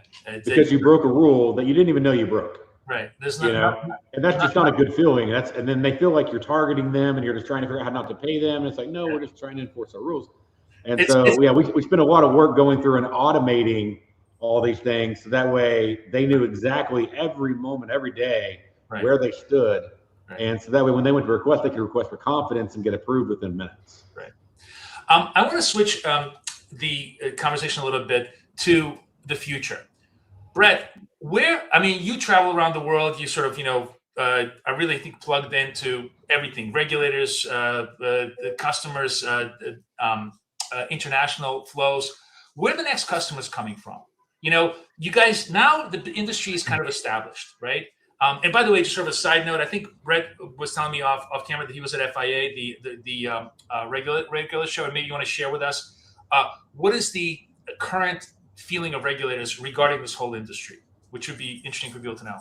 Yeah, so two things there. I'll start with like expanding the market and where people are coming from. So I think that as a whole, we all do a good job here of bringing new traders in who are already traders or have traded before. You know, rising tide lifts all ships.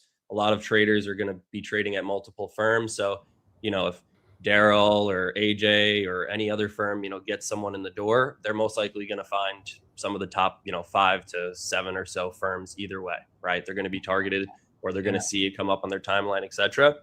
So it's really up to us individually on getting what we call new people into, and new traders into the space. And we've taken an initiative, we call it the champion mindset, of trying to get different athletes or organizations to kind of bridge the gap between adjacent markets and us. So a lot of people that watch sports or we have a UFC athlete. So we have Israel Adesanya, we have a darts player, Luke Littler. So we're trying to target places like the UK, as well as the demographic who, of course, watch UFC. And then we just recently, a couple months ago, signed an esports organization. So people who are gamers already on their computers, looking for something to possibly do at home. And we're trying to push on those initiatives in order to get what we call, again, new people into the space. Because I think all of us here do a great job of already getting existing traders. So it's how can we expand from there?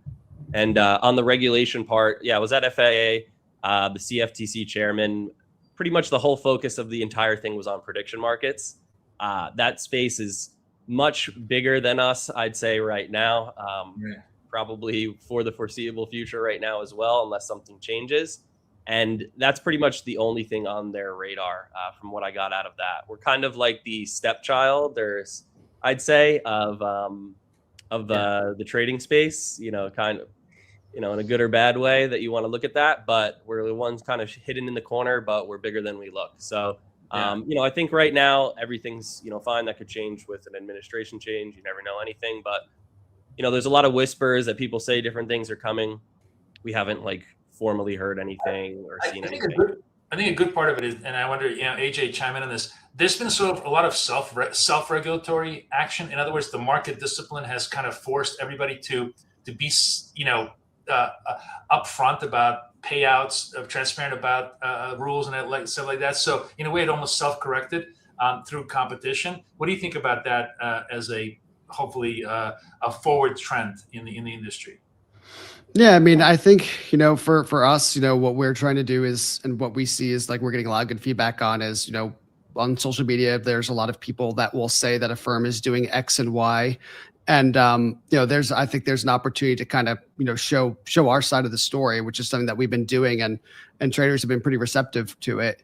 I think the reality is people know that over the course of, the last 5 years, as the space has been growing, there have been certain firms that have kind of, I would say they've been bad actors, using, what they've tried to position things as saying, hey, they've used it as a reason to kind of, deny a payout or whatever. And traders, I think, some traders are trying to capitalize that distrust now to kind of sway things in their direction. But I think what we're finding is that as long as, you're putting yourself out there and saying, hey, here's what happened, here are the rules that were broken, people say, okay, there's another side to this story. And I think they just want to hear from us, right? And I think that's something that we're really excited about. Similarly on a regulation standpoint, I think it is on us, Darrell, myself, and Brett to kind of, take the lead on just doing the right thing and just operating like we think regulation is coming. Because on a long enough timeline, it probably will. If I had to guess where, like Brett said, I haven't heard any specific things coming down the pipe, but in traditional finance, the biggest things are risk disclaimers, rules against misrepresentations, making sure that you're not promising things that aren't really possible or unlikely to happen. And I think that would be good, right? There are lots of not just traders and firms, but traders and influencers, right? People are constantly going back and forth about authenticity, dishonesty, transparency. I think one of the bigger things is there's affiliate marketing is huge for all of us. And I think there are some influencers that, maybe say things that aren't, 100% true. And I think there's an opportunity for them to actually say, hey, you know what? You don't need to, go to your audience and pretend like you're this super profitable trader that you're not. I've seen a couple influencers that are hey, I suck at trading, but I'm going to document my whole journey. And they get a ton of traction. So and that's relatable to me, right? Most traders are there, right? They're trying to figure it out. So having someone that's going to be vulnerable and say, I don't really know what I'm doing. Most of you don't either, but I'm going to put a camera on and we'll do it together. I think there's a massive opportunity for that type of content. And I think that would, be a massive boost in terms of regulatory preparation against misrepresentation. Yeah. Our time is running short. I have so many questions for you guys, but I kind of want to put everybody on the spot. Kay is going to appreciate this question. we, it's a very male-dominant industry, very male-dominated demographic, but it's really growing on the female side. And I know, Brett, you have lots of female traders on your streams, AJ too. I'm just wondering, are you seeing more and more growth amongst women interest in trading? And is everybody going to try to market to that demographic? I'll start with Darrell first, and maybe just a quick round on that. Just a couple of seconds on when that. we first started, it was 40s and 50s males. That was like everybody who was signing up. And now we're seeing the younger demographic, 20s, 30s. We're seeing the Asian markets are really exploding, and the biggest one that really is coming in is the female market. I think just with inflation, with everything happening, with a job not being enough to pay the bills, right? That people are looking to take care of their families, and women are stepping into the space, and they're seeing the risk model that prop firm offers, where you're not having to risk your life savings and your rent money and the diaper money and everything else. And so they're seeing it as a safer way to enter this market, learn this market, potentially succeed, and make more income. And so they're definitely coming in. It's definitely a market that we're glad to see. I mean, I was raised by a single mom, and so to see moms coming in and taking charge and doing that I think is awesome. I think they make better traders because they're more risk adverse. They don't make as many stupid moves. They don't get all like, I got to be right. So I welcome them. I think it's going to be a great thing for our live trading kick. We're moving over thousands of traders now to live, and so I'm like, man, the more female traders we have, the better, because I know that they don't do stupid stuff. All right, I can't end the show without final round lightning question to everybody. Best trade, worst trade. I know I'm going to go to Darrell because Darrell is known for putting on size. So best trade, worst trade in 2 seconds. What would tell me historically? Okay, best trade. I was doing an analysis on the Mag 7, and checking them out and all their earnings releases. I was as convinced as you can be that they were going to bomb our earnings. Went in, did a big short NQ, made about $400,000 in a matter of a few minutes. Obviously, that's not something I do often, so I don't want to portray it that way. But it was a pretty sweet trade, just to sit there and watch that thing go perfectly as executed. Worst trade was I was up about $300,000. And I was so excited that I hopped over to actually start filling in my brokerage form to do a withdrawal. And while I'm filling in the form, I look back and the trade is reversing at a massive speed. So I'm literally seeing my profits disappear. I'm having to stop myself and get over and start closing the trade out, where I watch almost all of that $300,000 just evaporate. And what did I learn from that lesson? I learned that break even isn't really break even. I lost $300,000 in real profit. Yeah, I could have taken off the table before I got all greedy and went over to do the withdrawal. And that's sort of where the whole trailing drawdown came from. Is protect your profits. Right. It's not the only way to do it, but it is one way to do it. And that's why I started out with that method. Is it was a big lesson for me of protect your profits, and not too tight, but tight enough to where you don't just give them back because of something stupid, because you're greedy. Because break even, you are giving money back if you were in the profit. Oh my God! Wow. What about Brett? You best trade, worst trade? Yeah, my worst trade was actually the day before my birthday, or on my birthday. I played a Shopify earnings. I think it was like 250 that I had riding. I was already up, I think I started it at like 150, 175, something like that, and I was at 250 unrealized. I let it ride into earnings, and the reason I did that, I came off of a dramatic year in I think it was 2021, so my birthday was 22 February, and in 2021 I made almost all my money from Tesla and Shopify. Shopify was my favorite. I think it was 21. That was my favorite stock by far. So I was like, all right, let me risk something on the table. It's not going to be too killer if I lose this coming off of a great year, but it's safe to say it was a terrible earnings and not a great birthday.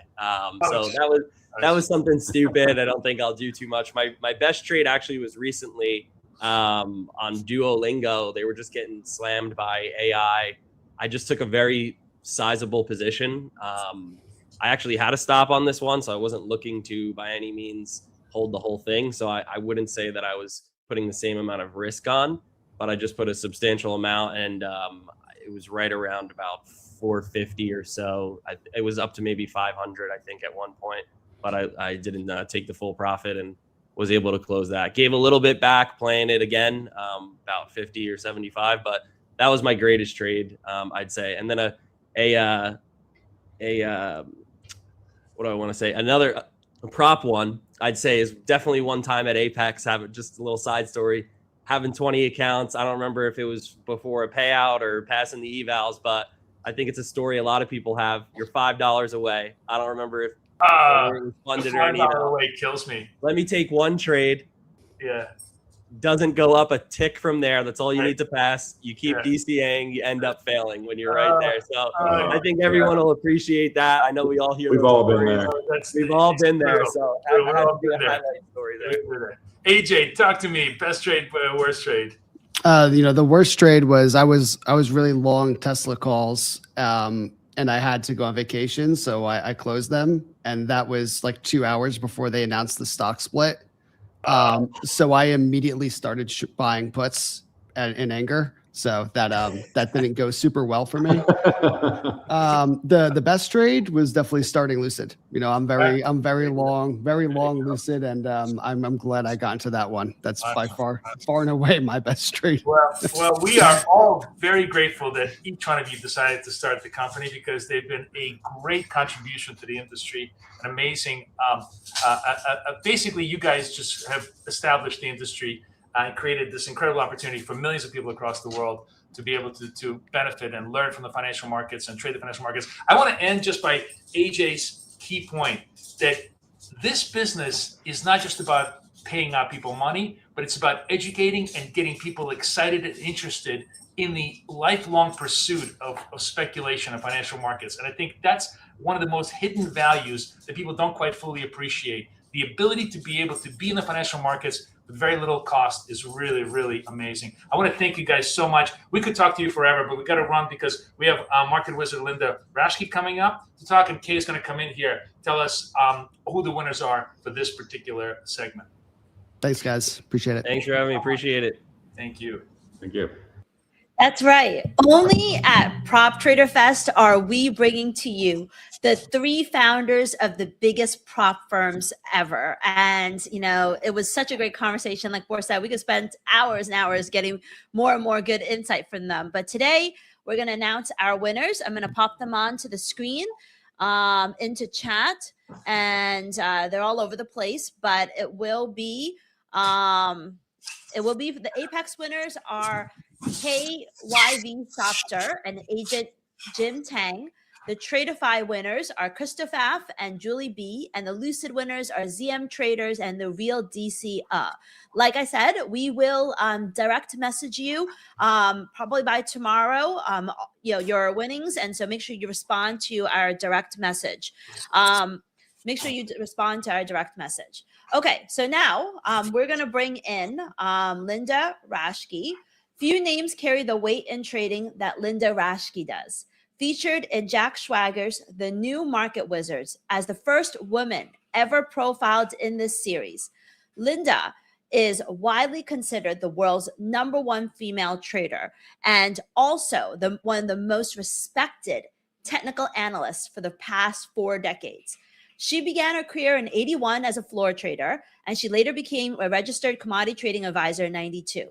Her hedge fund was ranked 17 out of 4,500 for the best 5-year performance, with only 1 losing year across her entire career as a CTA. I mean, imagine that. She has done so well that she's been honored with the Lifetime Achievement Award by the International Federation of Technical Analysts. So you've got to pay attention to this powerful exclusive session, because Linda will share how she applies the auction market model to identify opportunity, structure trades, and stay aligned with institutional order flow. The same approach that has kept her in the game and kept her profitable for over 40 years. Now, today's session is sponsored by TickBlaze, a powerful multi-asset trading platform for stocks, futures, forex, crypto, and options. You'll see them taking the prop platform space by storm in the next few months. This is not just a charting or execution tool. It is a full trading environment with a trading view style experience built directly into the platform, plus the ability to add your own custom-coded indicators and strategies. You'll hear more about how this is done during a platform panel, but after Linda's session, we'll be giving away 2 $1,000 store credit for algos or indicators on the TickBlaze marketplace. So you know what to do, chat. Follow Prop Trader Edge and Prop Firm Match on X. Type Prop Rocks in the TickBlaze post that just went up, and we will select the winners at the end. So this time we have 2 $1,000 store credit for TickBlaze. All right. Welcome, Linda. Welcome, Boris. Back to the show.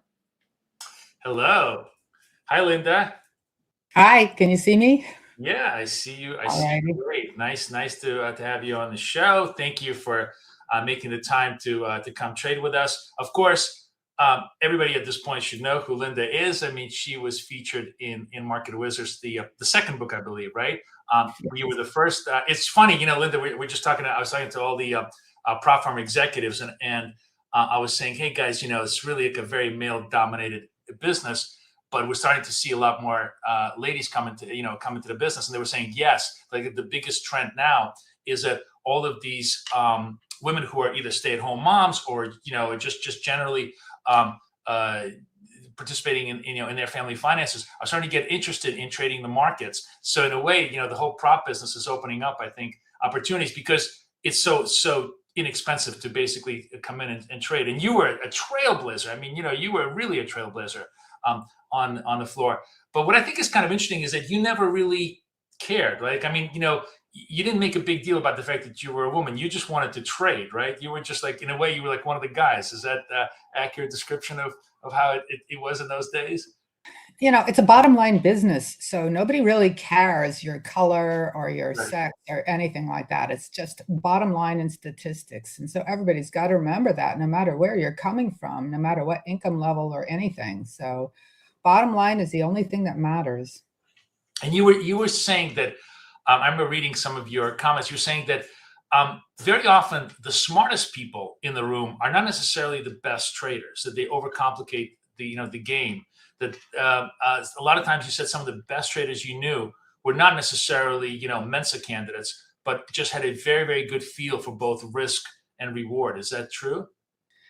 You know, that might have been more applicable like 4 decades ago on the trading floor. I do know a lot of very smart people who are exceptional with statistics and research and quantitative modeling, and the marketplace has definitely gone that way for the larger money flows. So, but the bulk of it really comes down to hard work, the preparation that you do. And I think that everybody's capable of doing their own research or modeling without having to have an IQ of 165. So it's, it's more common sense and a lot of behavioral traits and how you are going to apply your approach in a systematic manner, meaning, eliminating the distractions, eliminating the cognitive biases. So perhaps that mindfulness and awareness can go equally as far as your intellect level. Interesting. We have a little amount of time, so I don't want to take up too much time. I know you came with a little bit of a presentation for us, so I just want you, I want to get rolling on that. But, kind of my final question to you is, one of the interesting things that was an early part of your career was the resilience. You had taken a really bad trade. You'd taken one trade. I think there was a merger acquisition or something. You sold calls against it, and you just like lost so much quick money very, very fast. And your first thought wasn't, oh my God, I'm dead. I'm never going to do this again. I'm defeated. Your thought was, if I could lose money this fast, that means I could make money this fast. It was a very, very interesting, talk about mindset and mindfulness, that you basically took what could have been a tragic event and, recovered from it. Is that what you mean in terms of having a, kind of a positive attitude? I think everybody goes through that over a trading career. You're going to have like lots of unfortunate incidences. And I wrote a whole book about 30 things that happened to me, being on the wrong side of outlier trades. And it's just part of the business because we're dealing in a business with risk. And so it's like being an insurance company. You're going to get slammed left or right for certain things. But if you understand the statistics behind your research or your work. That's why it really is so important to do your own work so that you can follow a consistent methodology in the long run. And I understand that a lot of people on with us today might be more at the newer part of their journey. So allow yourself plenty of time to make mistakes and, try different things without worrying about all that. But eventually you want to arrive at one thing that works well for you that you can do consistently. And on that journey, everybody's going to have setbacks and everybody's going to learn things about themselves, because really in this business, maybe 10% of the game is about the initial setups. And I'm sure all of you know that by now. 10% is about your indicators or your setups or your initial condition. And the other 90% is managing that, managing yourself, managing your emotions, managing the trade, et cetera, et cetera. So interesting. Well, without much ado, I know you brought some slides. I'm going to let you share a little bit of what you came to us to talk about, and then if we have any questions at the end, we'll try to pose them. So I can do a 2-hour presentation in 15 minutes? No, unfortunately, we only have like 20 minutes, so I will let you know we're up against the time. Yes. Well, let me just say, I just want to say 5 words at first. And first of all, the best thing about this business is the camaraderie in the business. And so that's something that all of you can experience through rooms like Boris does, or the structure of some of these prop models that you are engaged in. So understanding that camaraderie and sympathy, because trust me, I have made every mistake in the book, and I've probably made it 50 times before it gets into my thick head, is a very integral part of the business.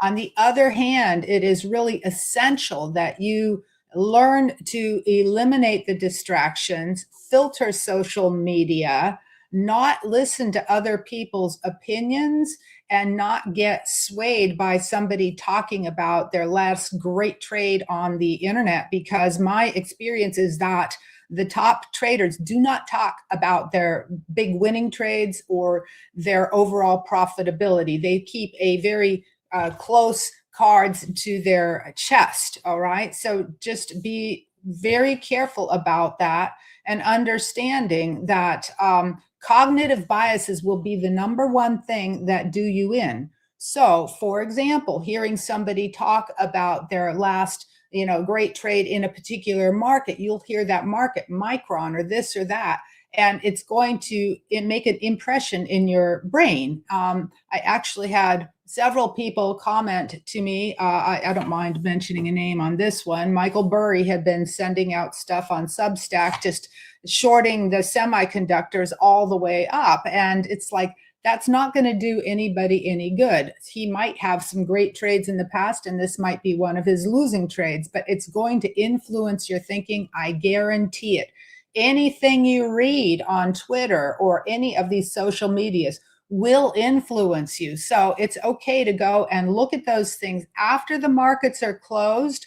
But if you want to make it in the long run in this business, it's so important that you learn to do your own journey, your own research, your own modeling. Now, with that said, a great place to start is understanding the classics, because there is a wealth of culture out there that was written about before 1980s, before we had the computers. And obviously, Charles Dow, one of the forefathers of technical analysis now, he didn't intend to write a book or anything. He wrote a series of newsletters, but the ideas that he put forth are ones that hold true today. And that's the type of gems that you are looking for. What are the concepts that I can build into my understanding of the market structure, and they will serve me for the next 20 years? So Charles Dow contributed that concept of a sideways line, a consolidation. He also talked about what defines a trend, higher highs and higher lows. And we'll look at this in just a minute with some slides. Then you have people like Elliott, okay? Elliott wave analysis, everybody has heard about that. discard the Elliott wave analysis and instead take the nugget that the market does move in identifiable waves, swing highs and swing lows, and this is what defines those trends. And we can quantify these things if you want to go in that direction, when ultimately you might experiment with building some models. And then of course you have Gann, and everybody looks at Charles Gann and thinks about these crazy spirals and Fibonacci. Throw that out the window. Gann was a pure swing trader, swing highs and swing lows. And he put forth that comment that price equals time. So after we have a exceptionally large standard deviation move, then you will go into a period of prolonged consolidation. And all of you are familiar with the move that gold made from the middle of last year to the beginning of this year. And what has it done since? It has been chopping in a trading range, whipsawing people back and forth, and it will eventually resume an uptrend only because the weeklies are still in an uptrend. However, you have to understand that once that party comes to an end, then you have to change your shift in the states of how you are trading. Okay, so all of this is just experimenting with different things, understanding these concepts. Wyckoff is the last name that I will mention, Richard Wyckoff. Now, he put forth the market structure, the base, the markup period, the distribution, and the sell-off period. However, there are still little nuggets that can serve you if you are just a humble day trader, such as understanding springs and up thrusts, which are exceptional patterns for better risk reward. Now, I hope all of you are taking a notepad and paper and writing down the things as I say them, because that is where the real learning comes in. When you write something down, it goes to a different part of the brain than if you just listened it or viewed it. And so I'm going to throw a lot of things out there. They're just little threads that you may or may not wish to follow through with in your own pursuit of studying the markets. Okay, so I just mentioned some names: Dow, Elliott, Wyckoff, Gann, just old classics. All right, and stay away from trying to learn on the social media sites.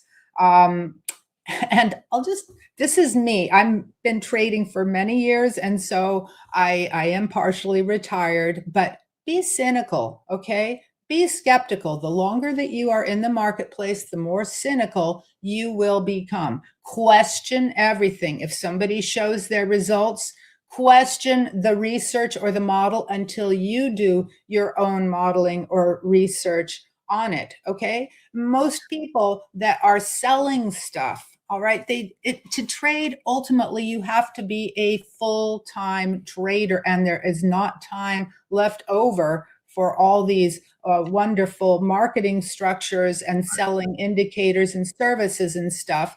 Now, the people, yes. Sorry to interrupt you. Are you moving the PowerPoint because the slides are not moving, or? I didn't tell you to engage it yet. No, okay, no, that's fine. Okay, we just. Okay, I'm just saying my last little spiel. I just want people to be question stuff, and then we'll look at some charts. Writing down everything: Gann, Wyckoff, Dow, okay. everything. It's right. All, I know. I throw a lot out there. Okay, and then we are going to start. Okay, so if you want to start, we can start.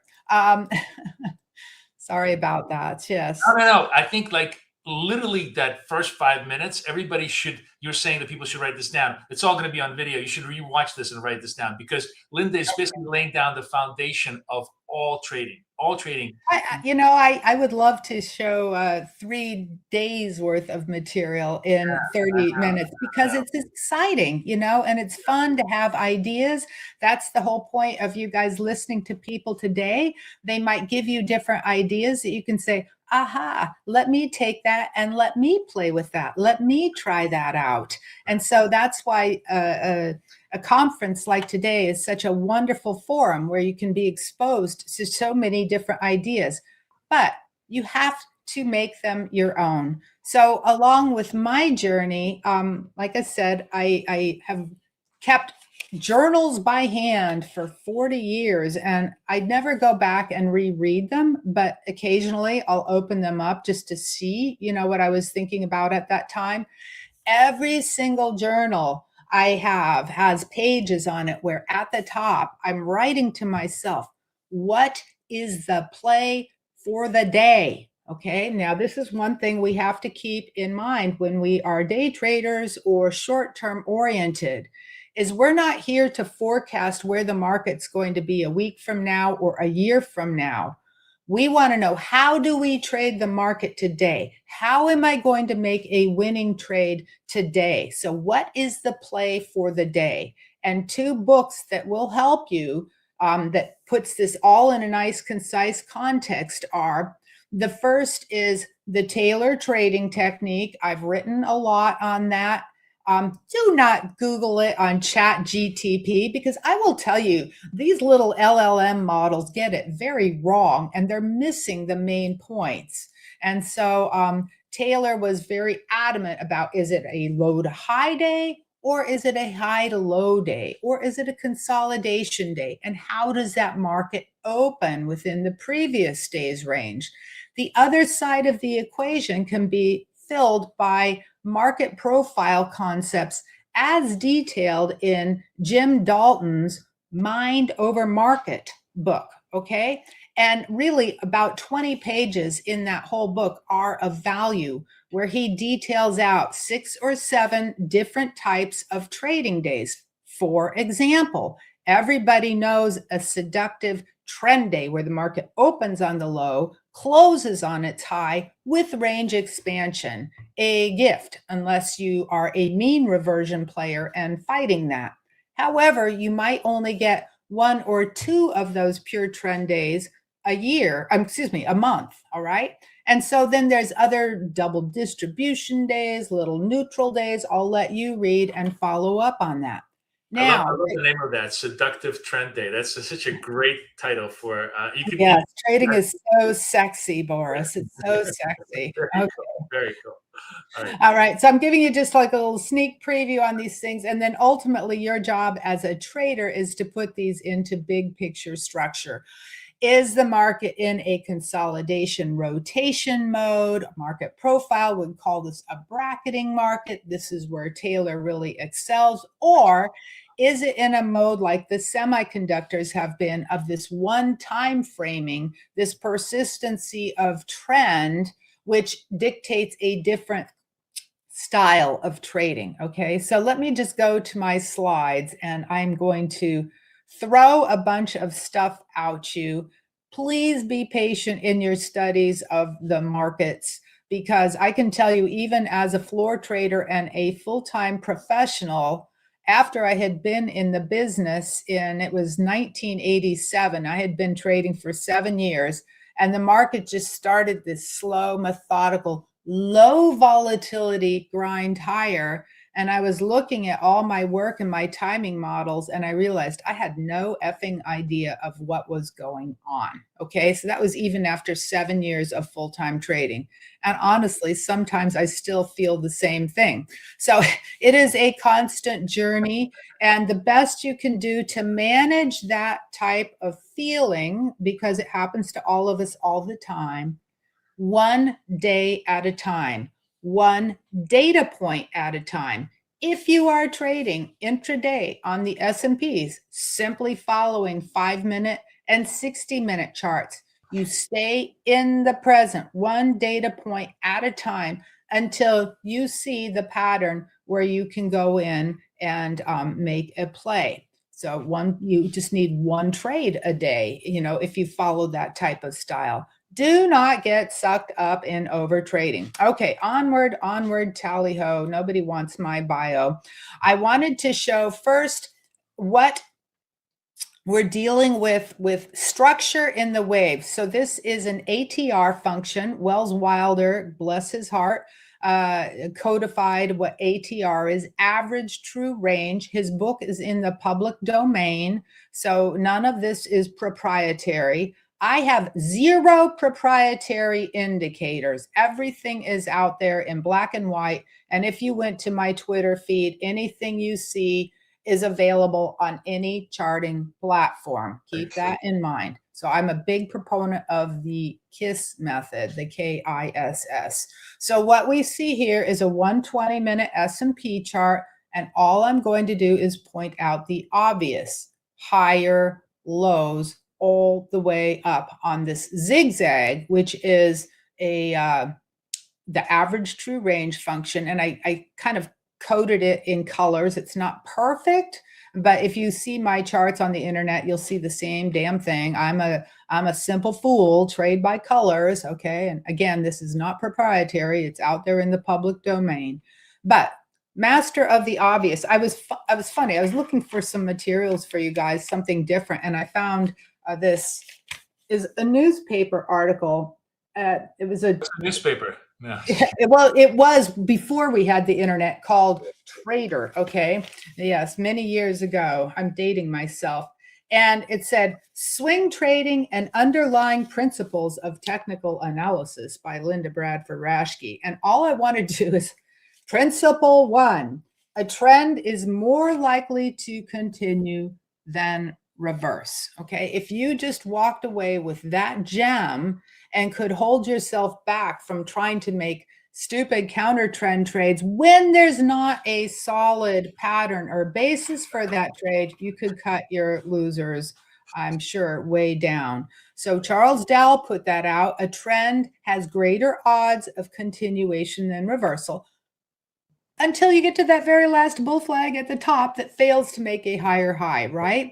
So, but this shows pretty cleanly, yeah, this shows pretty cleanly a steady uptrend on the 2-hour chart. Now, with that said, what are you trading? Are you trading weeklies? Are you trading dailies? Are you trading 5-minute charts? I had to go down to a 2-minute chart to find a downtrend. So if you're a teeny tiny scalper, here are the rules for a trend reversal. Look for an A, B, C, okay, because trend reversals don't happen at the top or the bottom. And then once you take out that low, you see that low there. Okay, can you see my pointer here?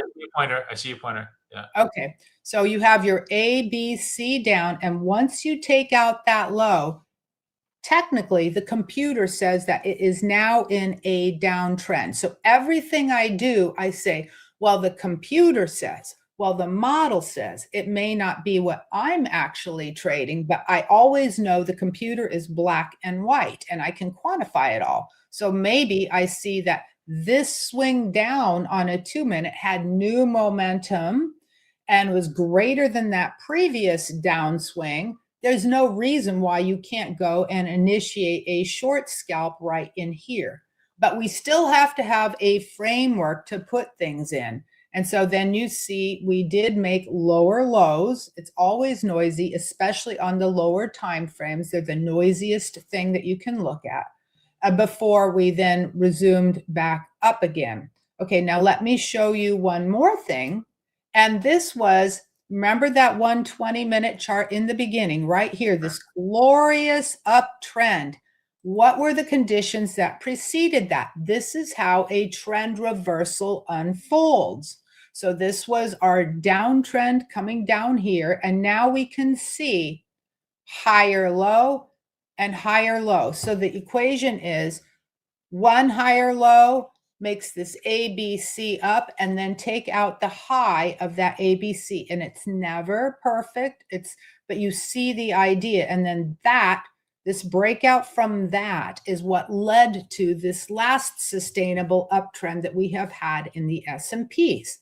So this is very simple modeling. It's never clean, but it's going to give you something to play with and work with at your own terminals. So moving on, now let's look at that last concept, what I said about the regime change or the type of environment, if it's a trading range or a bracketing market, as Jim Dalton would call it, or if it's a trending environment. I put up the NASDAQ here, and I want you to see two things. Obviously, we had the little fake out to the downside and coming back up. If you study Wyckoff, he talks about these data points as springs and up thrusts, essentially false breakouts. And these are some of the patterns that lead to more exceptional trades. I'm trying to impart to you the general wealth of concepts and learning you can get from all the old masters 100 years ago. And this concept of springs and up thrusts, bull and bear traps, call them turtle soups, it doesn't matter, can unfold on any time frame. The main thing is you have to have a defined trading range. What makes resistance and what makes support? We got 2 data points here for resistance and 2 data points here for support. That makes a box. That makes a trading range. And very often the false breakout from that range can lead to more exceptional moves. Now, everybody's all aghast at the moves that the semis have made and other AI stocks in this last run up here. But look at this NASDAQ chart in general. This is perfectly proportionate to this move that we had right up here. So this last swing up here is very proportionate. It doesn't look crazy at all. Of course, if you look at individual stocks such as Micron, it might look a little bit more extreme. But also look at how long we traded sideways in this range. And that goes back to what Gann said, you know, price equals time. We had a big swing up and we had to consolidate that by going sideways. I hope you see my love of technical analysis, which is totally different from trading. You can be the best technician in the world and suck at trading if you let your emotions get the better of you. So they're 2 separate disciplines, but this move up is not out of proportion. And you know, I'm going to show you something even more interesting. If I put this on a logarithmic chart, which is really the way to deal with exceptionally large moves, hey, it really does not look like much of anything at all. In the old days, they had point and figure charts. If you did a point and figure count, which I'm not going to go into today, there's other people that specialize in that, it gives a rough upside projection. The best point and figure person I know is Bruce Fraser, and he writes articles occasionally on barcharts.com and teaches a course at Golden Gate University, which you can do online. Play of the day, I'll just take 1 minute to mention this. The market profile concepts, you will be able to see this after I shut up, okay? This just has the types of days, normal variation, trend day. Everybody loves that seductive Boris, trend day, okay?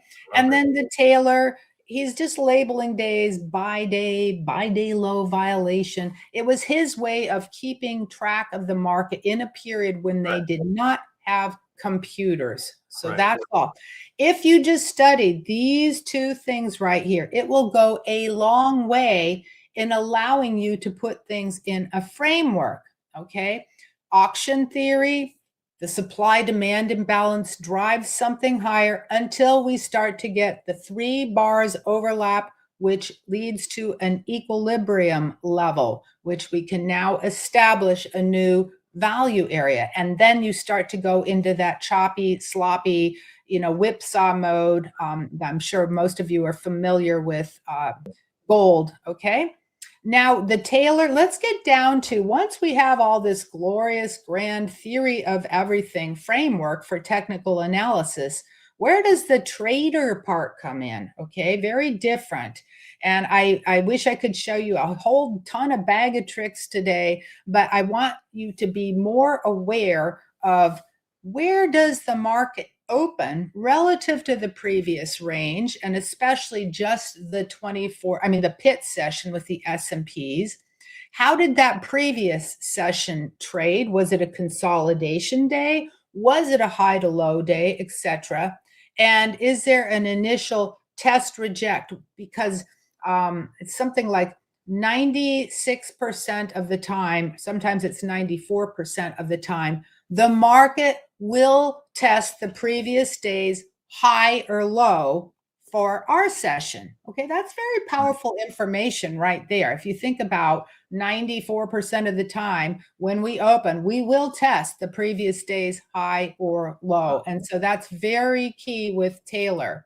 So let's just look at one more thing. I know not everybody is in the US session, but also be aware of what the previous sessions did. And by that, I look at what did Asia do? What did Europe do? What did the US do? It is incredibly rare that you will get 3 sessions back to back. So if you come in the morning and sit down and Asia had a huge trend and Europe had a huge trend, and now you're sitting there already primed to go, most likely that market is going to rotate in the US morning session, slop and chop, and consolidate that. So I just took this gold chart here. These blue dots right down here are Asia open, and you can see it was pretty flat. And then we had Europe open, pretty flat. And then here is the US session open, which was a glorious trend up. And you can see how it's kind of fun when you get that pullback. I call that the red zone loading only in an uptrend. All right. You know, that's where you can see I don't even have any oscillators on my chart. It's just the red zone loading only. Loading only. This little chart formation here, you know, you don't really need all these other things that are a crutch. And then I just wanted to show, this was the previous day's high for gold basis, the US session.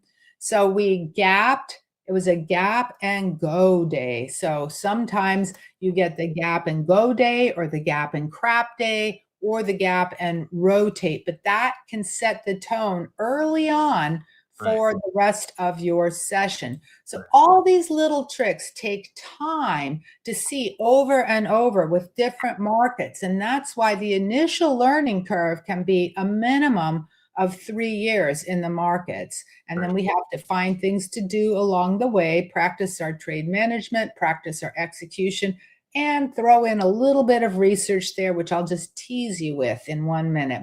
But you see the trend day down, Asia flat, Europe, a little bit of falling over, rolling over, and then the trend accelerates once the US session unfolded, okay? And so this was what that looked like, a gap below the previous day's low, and the market profile books will give you all the theory on this that you need to know. So this was a gap and go, pretty evident when it moves off that opening price right away like that. So pretty evident, okay? And then I wanted to also show you, if you are in Europe, we can do the same thing. Now, this is just Europe session only. It doesn't have Asia. It doesn't have the US. This is Europe only.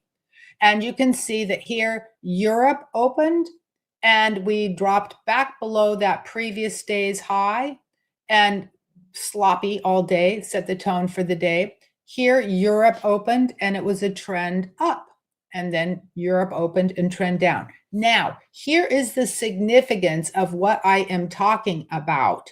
You tend to get the best movements off of session openings, all right?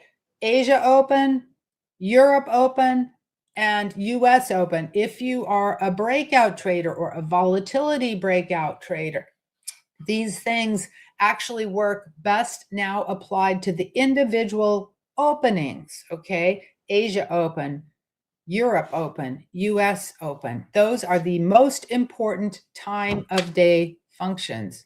Interesting. Linda, it is amazing. I literally 6,000 people just sending me hearts. They're like, they're begging for like a long Linda Raschke only webinar, which maybe one of these days we'll do together. I would love to do that. But, yeah, let me show you. I'm just going to tease you because I know we got to wrap it up in about 5 minutes here. We started late, so I'm going to run our little bit. Okay. I just want to tease you with 1 or 2 things, okay? Because like I said, 10% of everything you do is going to be looking at initial setups, a structure. I'll tell you flat off the bat, the best risk reward is if you see an ABC consolidation in a trending market. That is the best risk reward, period.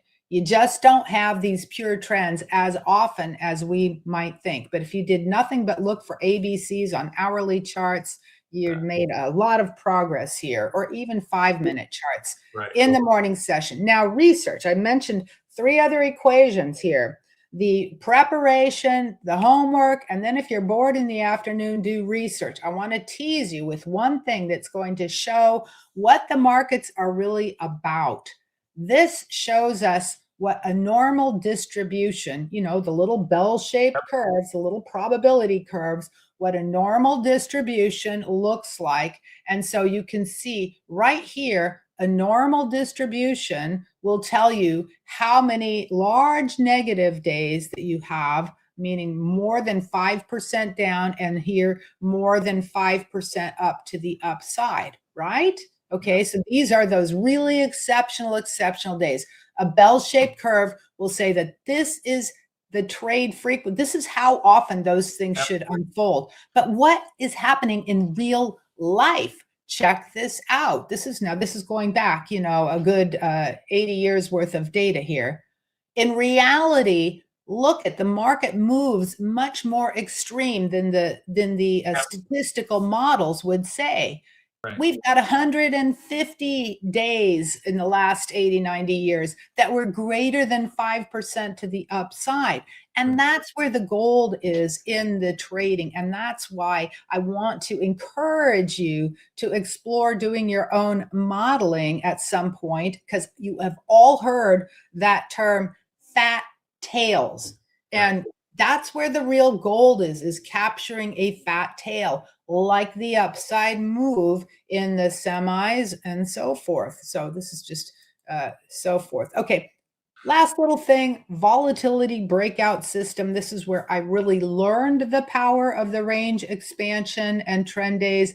This is TradeStation. You don't need to have TradeStation to do this stuff. It was just a little visual, but this is what I really want to show you. Okay.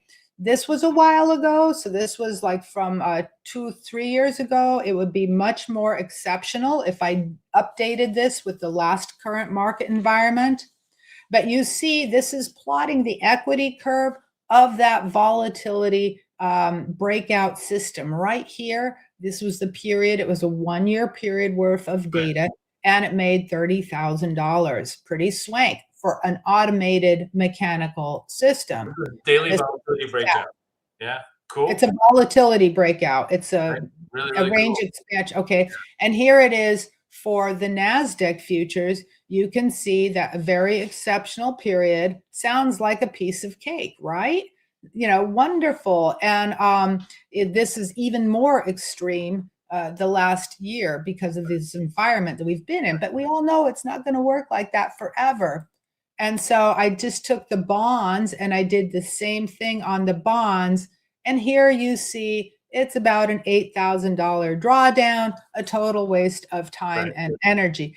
That's why it's so important for you to do your own research and modeling. If a trader were to adopt this as their strategy, volatility breakout systems, which is okay, that's what Toby Craybill did for many, many years, you would need to have a portfolio of a minimum of 14, 15 markets. And then you'll see that 3 or 4 of those markets might be like the crude or one of these tremendous outliers. So in the event of shameless self-promotion, I finally got my book telling you about all the bad things that happened to me. I don't think I talk about any winning trades in this book. It's all about all the bad trades and how I got caught on the wrong side of these outliers, how I got my ass nailed to the wall, okay, and still was able to come back from it. So you see, that is a lot of we're going to send the link to this book. You know, Linda will send me the actual link of where the book is being sold, and we'll send that to everybody who is registered. So if you guys are obviously all of you guys registered to the show, you're going to be able to get that link. It's just on Amazon. I mean, I finally got the darn thing. You finally got on Amazon. I know you were fighting with Amazon, but that's great. Everybody go out there, go get it. Great book. We can talk forever. It's amazing. Thank you so much. You put in like a lifetime worth of knowledge in 25 minutes just to tease people. As I said, I've never seen 6,000 people just send me love the whole time. They really want you back. We're going to make every effort, guys. I promise you, we're going to give Linda a lot more time and a lot more space to be able to display all of her wisdom to us. But thank you again so much for now. You've been an amazing part of PropFest. You gave people a taste of what it's like to be a great trader. I've read out the winning traders for this particular segment, Maida Nava and Frank Rod 777. So you see your names on the screen. Come get a contact with us. And now I'm going to turn it over. Linda, thank you again so much. We will see you again. You were Have wonderful. a great day, everybody. Thanks, Boris. Enjoy. Go play tennis. Enjoy the day. Now we got the two best guys. I got Zach from Prop for a Match, and of course, the man who needs no introduction, Mr. VWAP himself, Austin Silver, hanging out in the room with us. I'm going to let Kay introduce them, but honestly, they really don't need any introduction. Everybody knows who they are. Yes.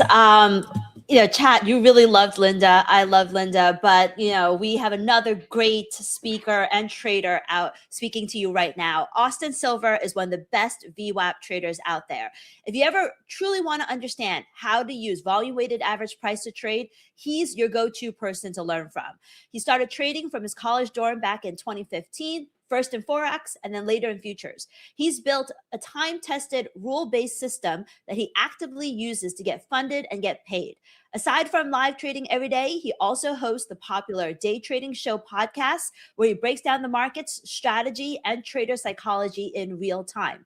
And, he is probably the best person if you want to get started and learning about VWAP in a simple, easy to understand way to trade prop. Check out what he's got to share with you today. And moderating his panel today will be Zach, who's a Prop for a Match TV host, but also a very active trader. Now, today's session is sponsored by Ola Prime Global, a CFD and futures prop firm that is redefining expectations around payouts and transparency, earning an award as the fastest payout systems in the industry by IFX. They are also the first ever prop firm to voluntarily undergo an independent audit by Deloitte, revolutionizing industry expectations and transparency. Backed by leadership and experience at BlackRock, they're reporting trader success rates as high as 15% compared to 7% industry average, signaling a strong focus on sustainability, not just scale. We'll be giving away 5 Ola Prime CFD challenges after today's session. You know what to do. Follow Prop Trader Edge and Prop for a Match on X. Type Prop Rocks in the Ola Prime post that just went up, and we'll announce the winners at the end of the session. So let me throw it to Zach and Austin. All right. I'm assuming we're good. We're live. What's going on, Austin? How you doing, man? What's up, buddy? Good morning. Good morning, everybody. Good to be here. Good to see you. That was a crazy morning crash course from Linda, wasn't it? Dude, it was insane. I was like, let her keep talking. I don't need to come on right now. Just let Linda keep going. It's fine. I don't know who loves trading more than Linda, to be honest. Dude, she loves it. And it's so obvious. Like, because she'll sit there and talk about it, man. I love that too. You know me, Austin. I can geek out on technicals all day, bro. For sure. For sure. But yeah, it's good to be here, everybody. I was saying to Zach beforehand, Boris and Kathy, I know you're listening. I think we're going to go right into this here. That way we keep you guys on time. I'd like to just go for 15 minutes or so, keep you guys on schedule for the day, and give everybody a crash course on what's working as far as like payouts right now for, I think, anyone trading with VWAP. Zach, you've been around me for a long time. You've seen the VWAP develop. You've seen, I think, a lot of the guys, especially on our stream, taking payouts with VWAP. So a lot of the stuff that I was going to speak about today is probably not foreign to you, so I'm hoping that you can give me some good feedback and give me some good dialogue on this too. But I can jump right in if you're ready, bro. Yeah. I think that's the move. Let's get right to the charts and start just giving some value. Okay, cool. This week, I had a really good loss, and I'd like to start with that. Rather than talk about wins, I did take my first Lucid payout. I've taken over $45,000 in payouts this year from Top One Futures with a pre-live account with them. But I wanted to try Lucid because everybody seems to be hot on Lucid. So I tried a Lucid. Say it again.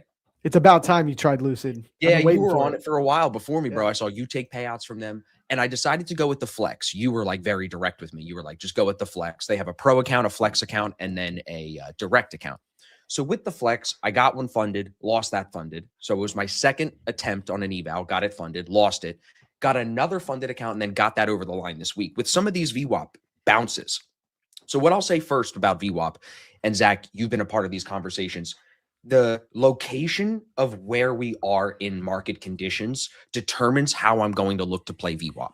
Specifically, everybody, at all-time highs on indices, and I trade ES, I'm not really interested in shorts, especially unless we're underneath yesterday's low. That's just been a basic rule. Way more simple than Linda. Linda, you saw her charts and stuff. It's a little bit more complicated than me. I'm a simple man, everybody. I'm not really interested in shorts unless we're under yesterday's low. Except in the example that I'm going to show you here on screen. The first Of trade course. that I Wait, took, can I have one question on that real quick? cut me off, When you cut me say, does previous day's low need to be taken, and do you need to be under it, or can it just be taken and then it retraces back into the previous day's range? great question. Ideally, we'd be under it still. So we'd be under yesterday. So what I'm trying to say is at all-time highs, I'm really interested in shorts only if we're starting to build a potential downtrend. I'm not interested in being in the shorts on the day one of the shorts kicking over. I'm just going to keep looking for longs, or I'm going to stay flat. But I broke that rule on Wednesday. I believe this was Wednesday of this past week. But I broke the rule with small size. So this is what's interesting about trading, everybody, is you can have valid setups that still lose. You can have valid setups that you play knowing you may lose because it's a lower probability, and you still will take it. That's me. But where you can adjust to hopefully prevent massive bleeding is position size. So I size down on the lower probability trades. And I know you do the same thing, Zach. Like you have reads of that where you can size up, size down kind of thing, right? 100%. I think it's one of the most important things is managing the risk in that way dynamically. So yeah, I couldn't agree more. I'm in this trade short one contract at 72.70. What you're looking at on screen, everybody, this blue line is a New York VWAP. These black lines are the opening range, high and low.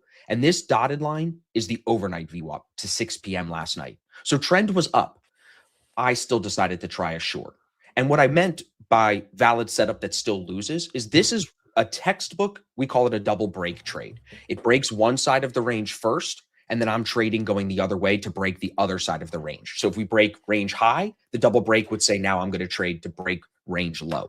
If you want more information about this, everybody, I got YouTube videos about this. Just look me up on YouTube. We stream every day, Zach and I, so you can come learn this with me. But the double break has worked insanely well, but more to the long side, which I'm going to show you winners in a second. But I wanted to start with a mistake, with a loss, because I think it's important for you guys to see that even someone that's done well with VWAP will still take low probability trades and lose. But the kicker is this. You take the loss. So I'm in the trade at 72.70. I'm out at 72.85.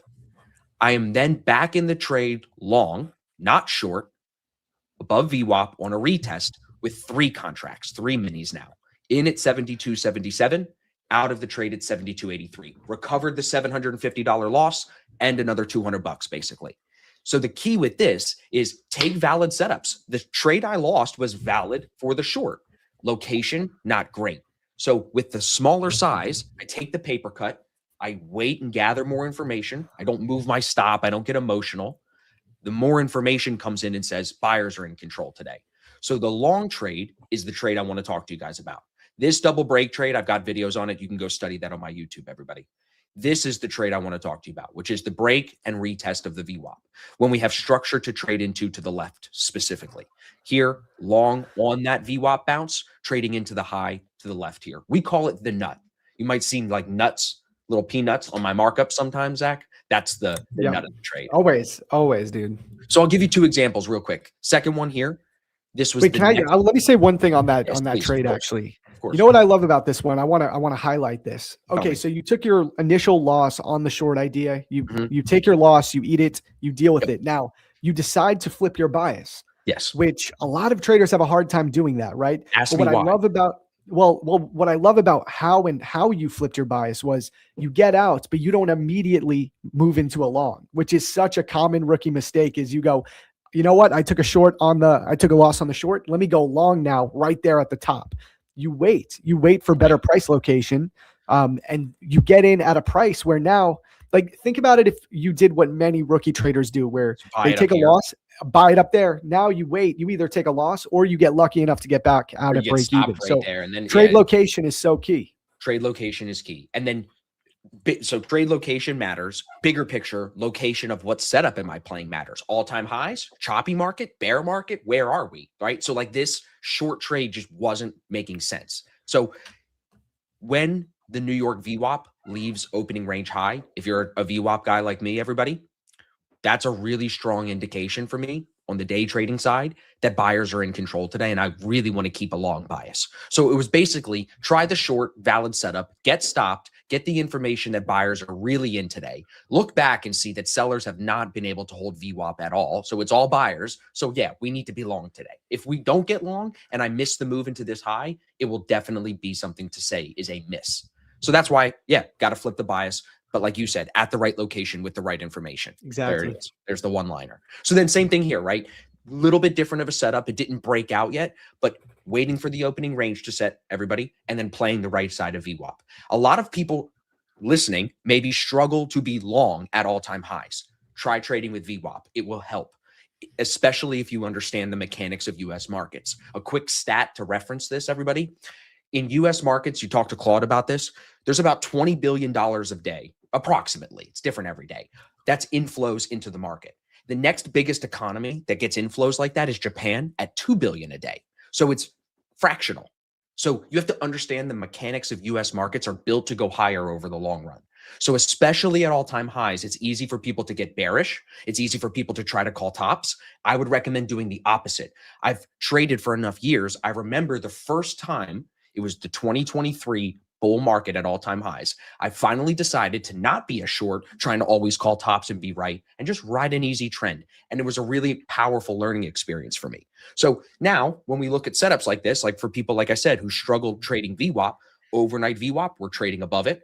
We bounce off of it. We're looking for longs. It's easy money on the long, 73.41 to 73.48. Here, you'll see the same idea, 73.91 to 73.96. These are 5 to 10 point scalps, just trading the right side of VWAP. So here, this is the double break trade where sellers take the open, but we're overall trending higher. Amateurs will chase that breakout short. We will look to fade them and get long once New York VWAP is taken. This trade is the moneymaker for me right now. So the break and retest and the double break trade are two trades that I teach on stream on my YouTube channel. We're going to keep this session short and sweet for you guys. If you want to learn more about it, very available. Hit me up on Instagram. Zach knows. Hit me up on Twitter. But I think for anyone that's struggling at all-time highs, if you're doing well, why are you even listening to me, right? Just keep doing well. But if you're struggling, try VWAP. If you're looking for like a simple indication of trend, study Brian Shannon. I got his book back there. He's coming to the boot camp next week. He's our guest speaker. Zach will be there with me in Tampa. We got 100 traders coming for this big event. Study Brian's stuff. Brian taught me a lot. Brian's one of the best mentors I've ever had. So that's where I would direct you guys that want more about VWAP. My YouTube, my stream, and Brian's work. That's the place to go. They call him the godfather of VWAP. Godfather of VWAP. Dude, he's going to walk into the boot camp next week with the Godfather music playing and in a tuxedo. And he's got the Sopranos theme song or something. Yeah, dude, so are you excited to come? This is your first time on stage doing something big like this, bro. This is going to be good. And then you get another one with prop for a match like a month later. So it's like, of course. I know. It's like I get a little bit of practice with Tampa. I mean, dude, the Tampa event is the biggest one you guys have done so far, right? What is it, 100 people? Over 100 people are coming. Yep, for both days. I think it's crazy. That's going to be my first public speaking event, but I'm just going to go for it, man. It's all good. I could talk trading all day, but then London, I got to imagine the London Expo is going to be even bigger. I would assume that one is going. I would assume. Like, I'll show you. I was going to pull this up. This is the room last year, and we're going to have double the amount of people this year. It's 2 days. It's a lot of learning, but what's cool about it is it's a ton of guest speakers. It's 12 guest speakers, so it's not like any one of us has to do all the heavy lifting. You know what I'm saying? Yeah, yeah. So and people get to trade live. There's going to be live trading sections. Yeah, so like that's going to be my favorite part. The schedule is basically live trading for 2 hours in the morning, like a stream, basically, both days. And then we go Brian Shannon keynote. I'm doing a keynote. Tanner's doing a keynote. We'll do a fireside chat with Brian, a fireside chat. We have Steve Collegian coming. He's the other guest speaker, so he'll be there on Friday. So we're stacked. Another heavy hitter. Heavy hitters. I should have recruited Boris. Then I could have the gray hair boys coming. You know what I'm saying? Hey man, I'm almost in that club. You can't see here. I'm already getting grays. Dude, I said to Evan, I was like, you better watch that bald spot, buddy. But yeah, stacked lineup of speakers. Here it is. So it's supposed to be really good. I'm super excited. And it's, you know, it's one of those things, bro. You get excited for an event. It's coming up. It's coming up. It's coming up. Now that we're like here, James is traveling. We're all getting going this week. It's like, now what are we going to do? We got to plan the next one. We got to fucking figure out what we're going to do next. Now, you know what I'm saying? Dude, that's the thing I'm most excited about. And Linda actually mentions that on her segment. She was talking about the camaraderie in trading is one of the best parts about it. And all these people, I mean, I talk to you guys every day online. I mean, Austin, me and you have met in person, but a lot of people, I've never met any of these guys in person. And it's you finally like build that real human connection. Dude, you're going to be which I think is the best part about to see you. There's a lot of people coming to see you. I'm surprised every day people say that. I'm like, hey man, I'll talk to anyone. I see to be a part of it. In the chat, people are asking if that should be such a fun event, man. I know. I'm sad you're not coming. I should. Well, you know what? I want to. Too many friends. Can I virtually crash it? I want a live trade. You guys can do I was going to say, I was going to remind everybody last year, all of the sessions are posted on YouTube. If you go to my YouTube channel, it says Futures Bootcamp 2025. I think it's on screen right now. Right. This is where you can see what it was like to be there last year. We're paying for an even bigger video crew this year, but I'm not live streaming it, Boris, because you're not live streaming it. No, okay. I thought about it. It's a much more large endeavor for the technology, but also I remember it is not the same as coming and hanging out and having a drink and having lunch. It's not even comparable, you know? Closed in, huh? Okay, too bad. But if you can't be there, too bad. That is it. You know what? Sometimes that's the beauty of things. You know, it's not for everybody, and that's what makes it valuable, you know? Right. Next time, though, man, I definitely want to end. I want in on this. By the way, yes, Mr. VWAP. One thing I will just leave you with, I've added VWAP to our setup. It's made a huge difference. I've told Austin, it is truly, if you're on the right side of VWAP, you're on the right side of God. That's how we view it, in trading. Anyways, guys, thank you so much. And thank you for keeping us on time. Kay's going to come in. Let me just announce the winners for this particular session. It's, let me actually stream them here into the show. Okay, here are the winners for the 5 OLA accounts.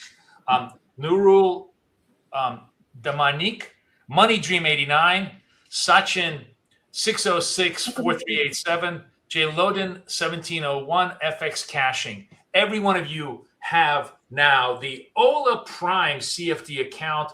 Amazing sponsor of ours. As Kathy said, they pay out literally in 15 minutes on all of their payouts. Really great platform. I trade them Asia session all the time, so come watch me trade their accounts all the time. Very excited.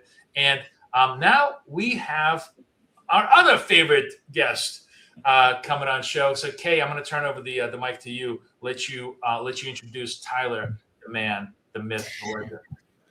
Yes, Tyler G. Tyler G is such an amazing trader. He has made at least 6, onto 7-figure worth of payouts. He'll tell you all about it, but he earned over $500,000 in payouts in just 4 months. And, that was some time ago. And like many of you watching today, Tyler had very humble beginnings. He had a full-time job before becoming a full-time trader. He was an electrician, and the only way he could trade and the only time he could trade was basically before and after work, which I think many of you feel like you're in the same situation where you have to fit trading into your lifestyle. And that's how he started to find these kill zones. And at the time, because he lived on the East Coast, he's an electrician, the only time he could really trade was the London kill zone, and that became his sweet spot. So he kind of focused on high probability opportunities in Forex and CFDs, building a process that fit his schedule instead of fighting it. And that's really what I think a lot of traders have to do these days, which is find a trading strategy, find a trading schedule that fits you. Tyler is traditionally a swing trader who focuses on fair value gaps, a technique he'll talk more about today. But recently, he's actually been banking it, trading short-term futures, which I hope he's going to share more about today because he's really been killing it. This session is sponsored by Tracy, one of the fastest rising platforms in the prop trading space, with over 40,000 users in just 3 months since launch. Built for active traders, Tracy combines fast execution with built-in journaling, performance tracking, and AI-powered tools that help traders analyze the markets and reduce decision fatigue in real time. Now, Marci, who came on earlier, said she only trades on her phone. I think Tyler is very much the same way. So Tracy is perfect for that. Tracy has a real market simulator that helps traders prepare for moving to live markets. So for those of you that are serious, they've got a lot of really great incentives. We'll be giving away 3 50,000 Lucid Flex accounts. One of the first prop firms to offer Trade Seed as part of this segment. So you know what to do. Follow Prop Trader Edge on X and Prop Firm Match. Type Prop Rocks in the Trade Seed post that just went up. And then we'll choose our 3 Lucid winners at the end of this session. So let's bring Zach back for the chat with Tyler. All right, Tyler, what's going on, brother? What's going on, man? It's an How you doing, honor and a man? pleasure to be here again. And Dude, always I'm an so honor to excited. talk with you, man. Yeah, I am blessed to even be able to do these. So anytime Kathy, hey, you want to come back again? Yes. It's not even, she doesn't even need to text me. it's an automatic yes. And I'm so thankful and blessed to be here again. And especially hanging out with you, my brother. You know, Dude, we talk yeah. every day. I'm always in the chat with you, and we basically chopping it up every day. So it's even better that we could do it here now. Dude, absolutely, man. I was saying bro. before, that's the best part about trading, the camaraderie. We all talk, and especially guys that guys that I want to learn from, that I see as people that are maybe a little bit above me or even peers. I respect you, and those are the people I want to talk with. So I'm excited to do this, man. So Me I think too, we bro. have like 25 minutes. I mean, I'd love to just get a little intro to you and your story, how everything, how you got started trading. Because like Kathy said, some humble beginnings. Me and you are both New York boys from Long Island, New York. So listen, I'm we in got that in Florida now, common. but I got the Yankees hat on still. Always. All right. So essentially what happened is that I worked construction my whole life, and I never, guys, you ever just feel out of place? And you know what? I was making great money. You know, I was in the union. I was taken care of. I had amazing benefits. I worked amazing hours, and people were like, you know what? You have a dream job. And I just felt inside of myself that I was destined to do something a lot bigger. And I never wanted to work for anybody else. And regardless of what the hours were, the pension, the annuity, the benefits, I didn't care. I felt out of place. I woke up every day and I felt like I was doing something that I wasn't meant to do. So the beginning of my journey started with, when the pandemic was happening, right? I was home. I wasn't working. I was getting the stimulus checks from the government, and I saw online, I was like, and I'll never forget it. And you know what's crazy is that a friend of mine, I met him in person, Q Banks, for anyone who doesn't know him. Oh, shout out Q Banks. Yeah. You know what? OG. I got to meet Q at the Big Daddy Max event, and we're friends now. Like we text and stuff. It's crazy. So I saw him make a boatload of money, and I was like, what is this trading stuff? And he was trading a personal account, and I learned about prop firms, and I was like, wow, this is super interesting that I can go and take an evaluation and not risk any of my own capital. Well, we only have 20 minutes, so let me fast forward a little bit more. I burned a lot of those accounts, guys. I always went for the bigger accounts. I never went for the smaller accounts. I was always 100K and up, and I was taking all that stimulus money that I was getting from the government, and I was putting it into these evaluations, and I was blowing them. And it got to the point where it was toxic for me. And if anybody knows me, is that I'm an extremely emotional person, and I don't do well with losing. I don't do well with things that I'm not good at. And it was a battle. And it was what prolonged my success in trading is because I could never get my emotions in check. My emotions were running rampant all the time. I would focus on a strategy, and I would change every single time the strategy would lose. I would get a losing trade. I would change the strategy. I would change the asset. I would change the time frame. And it was a perpetual cycle of me losing for 6 years. And it got to the point where my girlfriend had to pay my rent for me. I felt like a loser, bro. I had no purpose in life. And the charts were stripping everything else away from me, that the glimmer of hope that I wanted to just be on my own and focus on this dream. And I could never give up, though. I could never give up because I put so much time into it. And with me is that when I want to do something, I become so clinically obsessed with it. It's the only thing that consumes my mind. And I wanted this to work, and I would never quit. I didn't care. And it got to the point where I literally had no money. I had nothing. And I was like, all right, Tyler, you can't trade like this until you are better emotionally. I finally realized after multiple years of losing that I am my own worst enemy in this. It was not the chart. It was not the person. It was not the mentor. It was not the asset. It was nothing. And it was like, I need to focus on myself internally and be like, I can't be attached to the monetary value of the trade or the timeline. For me, I was like, I need to do this fast because I was miserable. And when you try to do that, it's gonna actually propel the success that you want away from you. It's gonna prolong it even longer because now you're in a state of lack and you want this so bad. And it's like the world can't give it to you yet. You're not ready for it. I wasn't ready to make the money yet. I wasn't ready for this to have the profitability. So I back tested. I created a beautiful model for myself. I learned about ICT. I learned some ICT concepts. I learned some concepts that fit into me. And the biggest thing for me and knowing was that I need to come to the markets at a specific time, at a specific day, and trade one asset. And once I did that, and I had statistics and I had data, I was no longer trading off of emotion.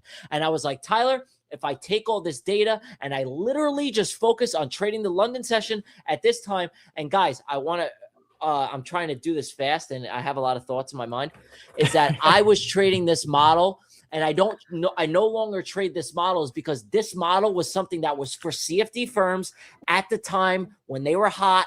And I could swing trade and I could take one trade and I could sit and wait. And there was no consistency rules. There was nothing along. This is when CFD firms were hot, man. Like you could trade them. Like it was before futures were really, really popping off. And I was like, how can this is what makes a great trader, guys. You need to understand is that what can I do right now to take advantage, not to take advantage of the firms in the sense that, where can I get the most ROI? And the biggest ROI was that I could capture one big trade, right?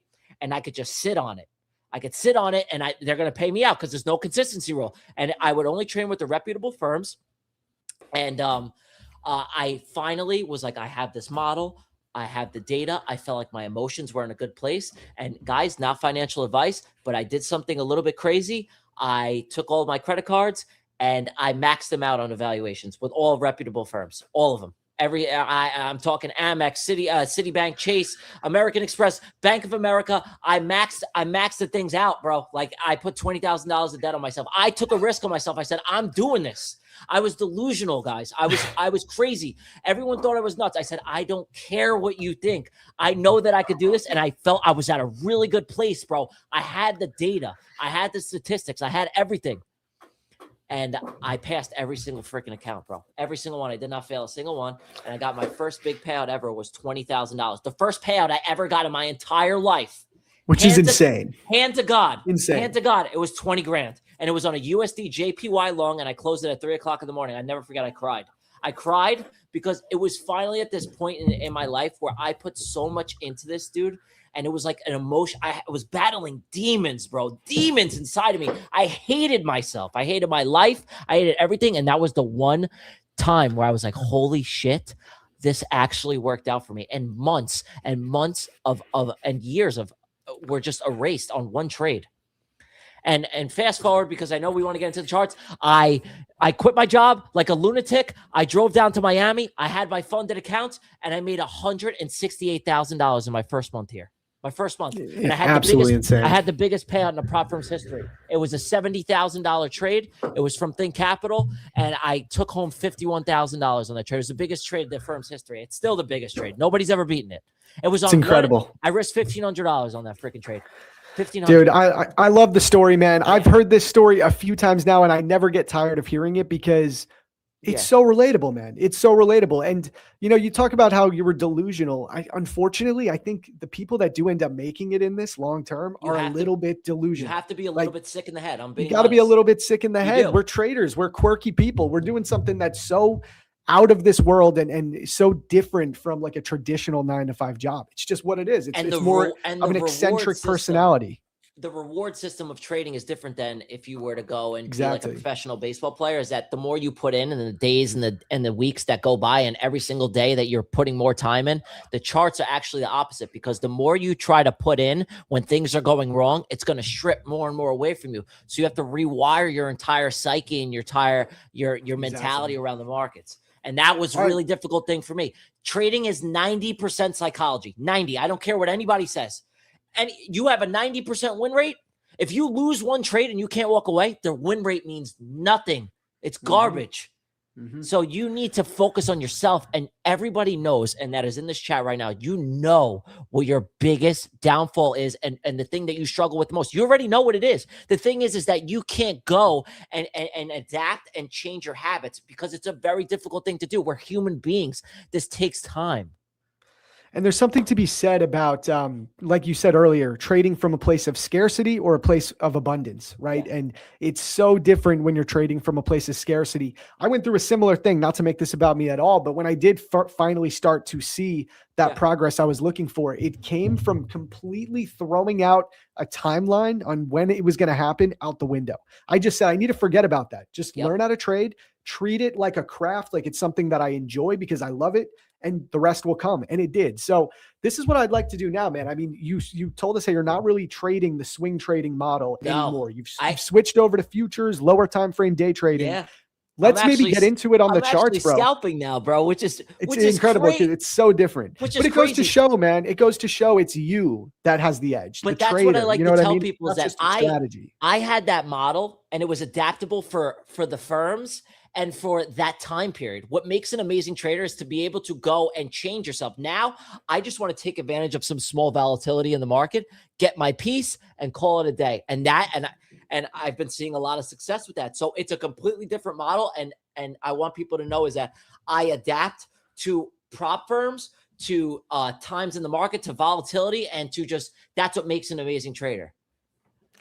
Absolutely, man. So let's get into it, bro. Yeah, you got your charts up. I want to see how different it is. I know you've been incorporating some of these 80-20s on NQ, which has been a big thing. I've been hearing a lot of people talk about it. Yeah, well, I had a good friend of mine. I was like, because I struggled. And you have to remember is that when you come into from a swing trading perspective and then coming into lower time frame trading, it's going to stimulate your emotions a lot more because things are moving quicker. You need to adapt faster. And it took me a rather long time to have the confidence, but I've been seeing a lot of success fast, bro. Like this last month I did close to, I think it was over $60,000. Yeah. You've been eating. Yeah. Crazy.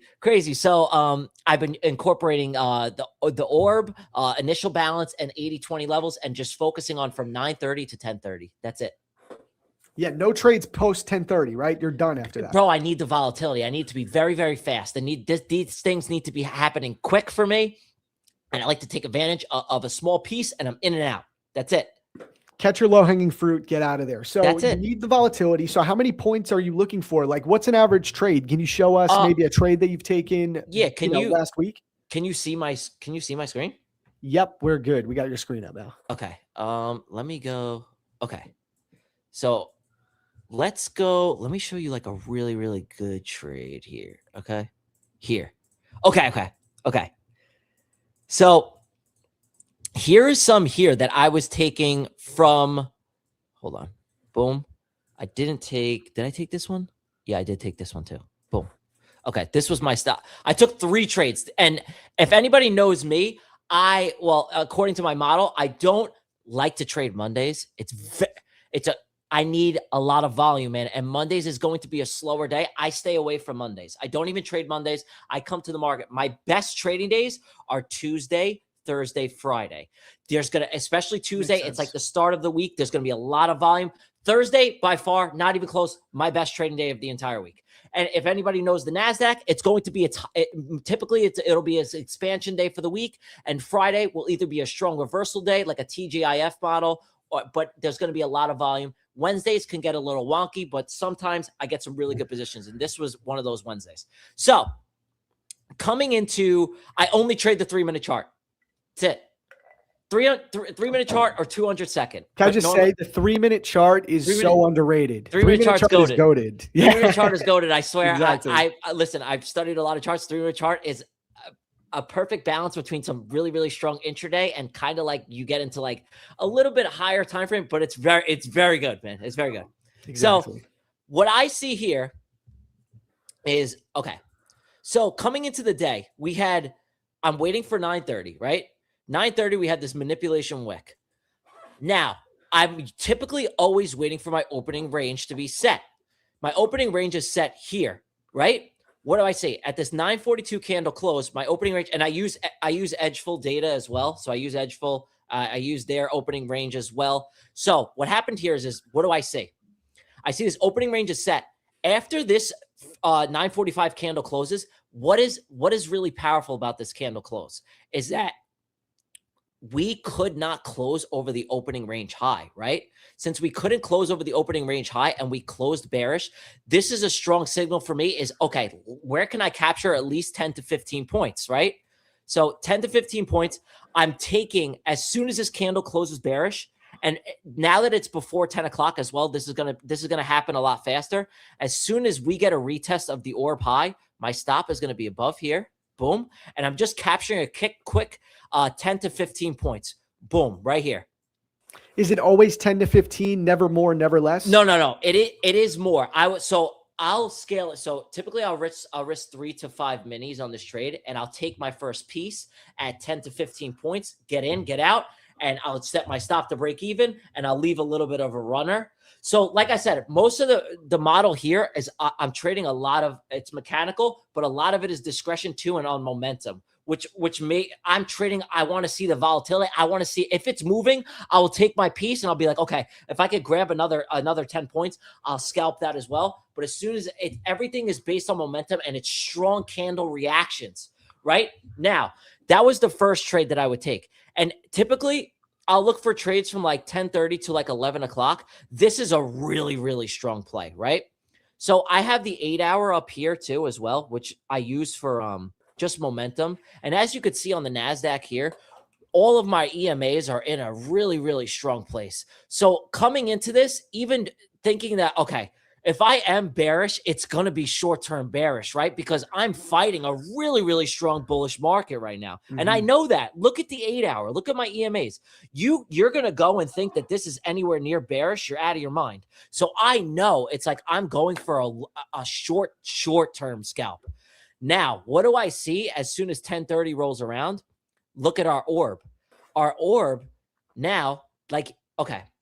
You see how we broke the orb here at 10:09, but the candle after immediately did not confirm it. So although we did get a candle closure above the orb, this candle falls back into the range. Correct. Yes. It's not a confirmation. Now, if you come to 10:30 and you see that we now notice how this orb was getting rejected and we could not get another candle confirmation. But here at 10:30, we get this candle confirmation here. My long is really, really tight. I'm taking a long here. My stop is right at the orb because now that we get the candle confirmation, my higher time frame is bullish. Look at how our 2 a.m. candle closed, right?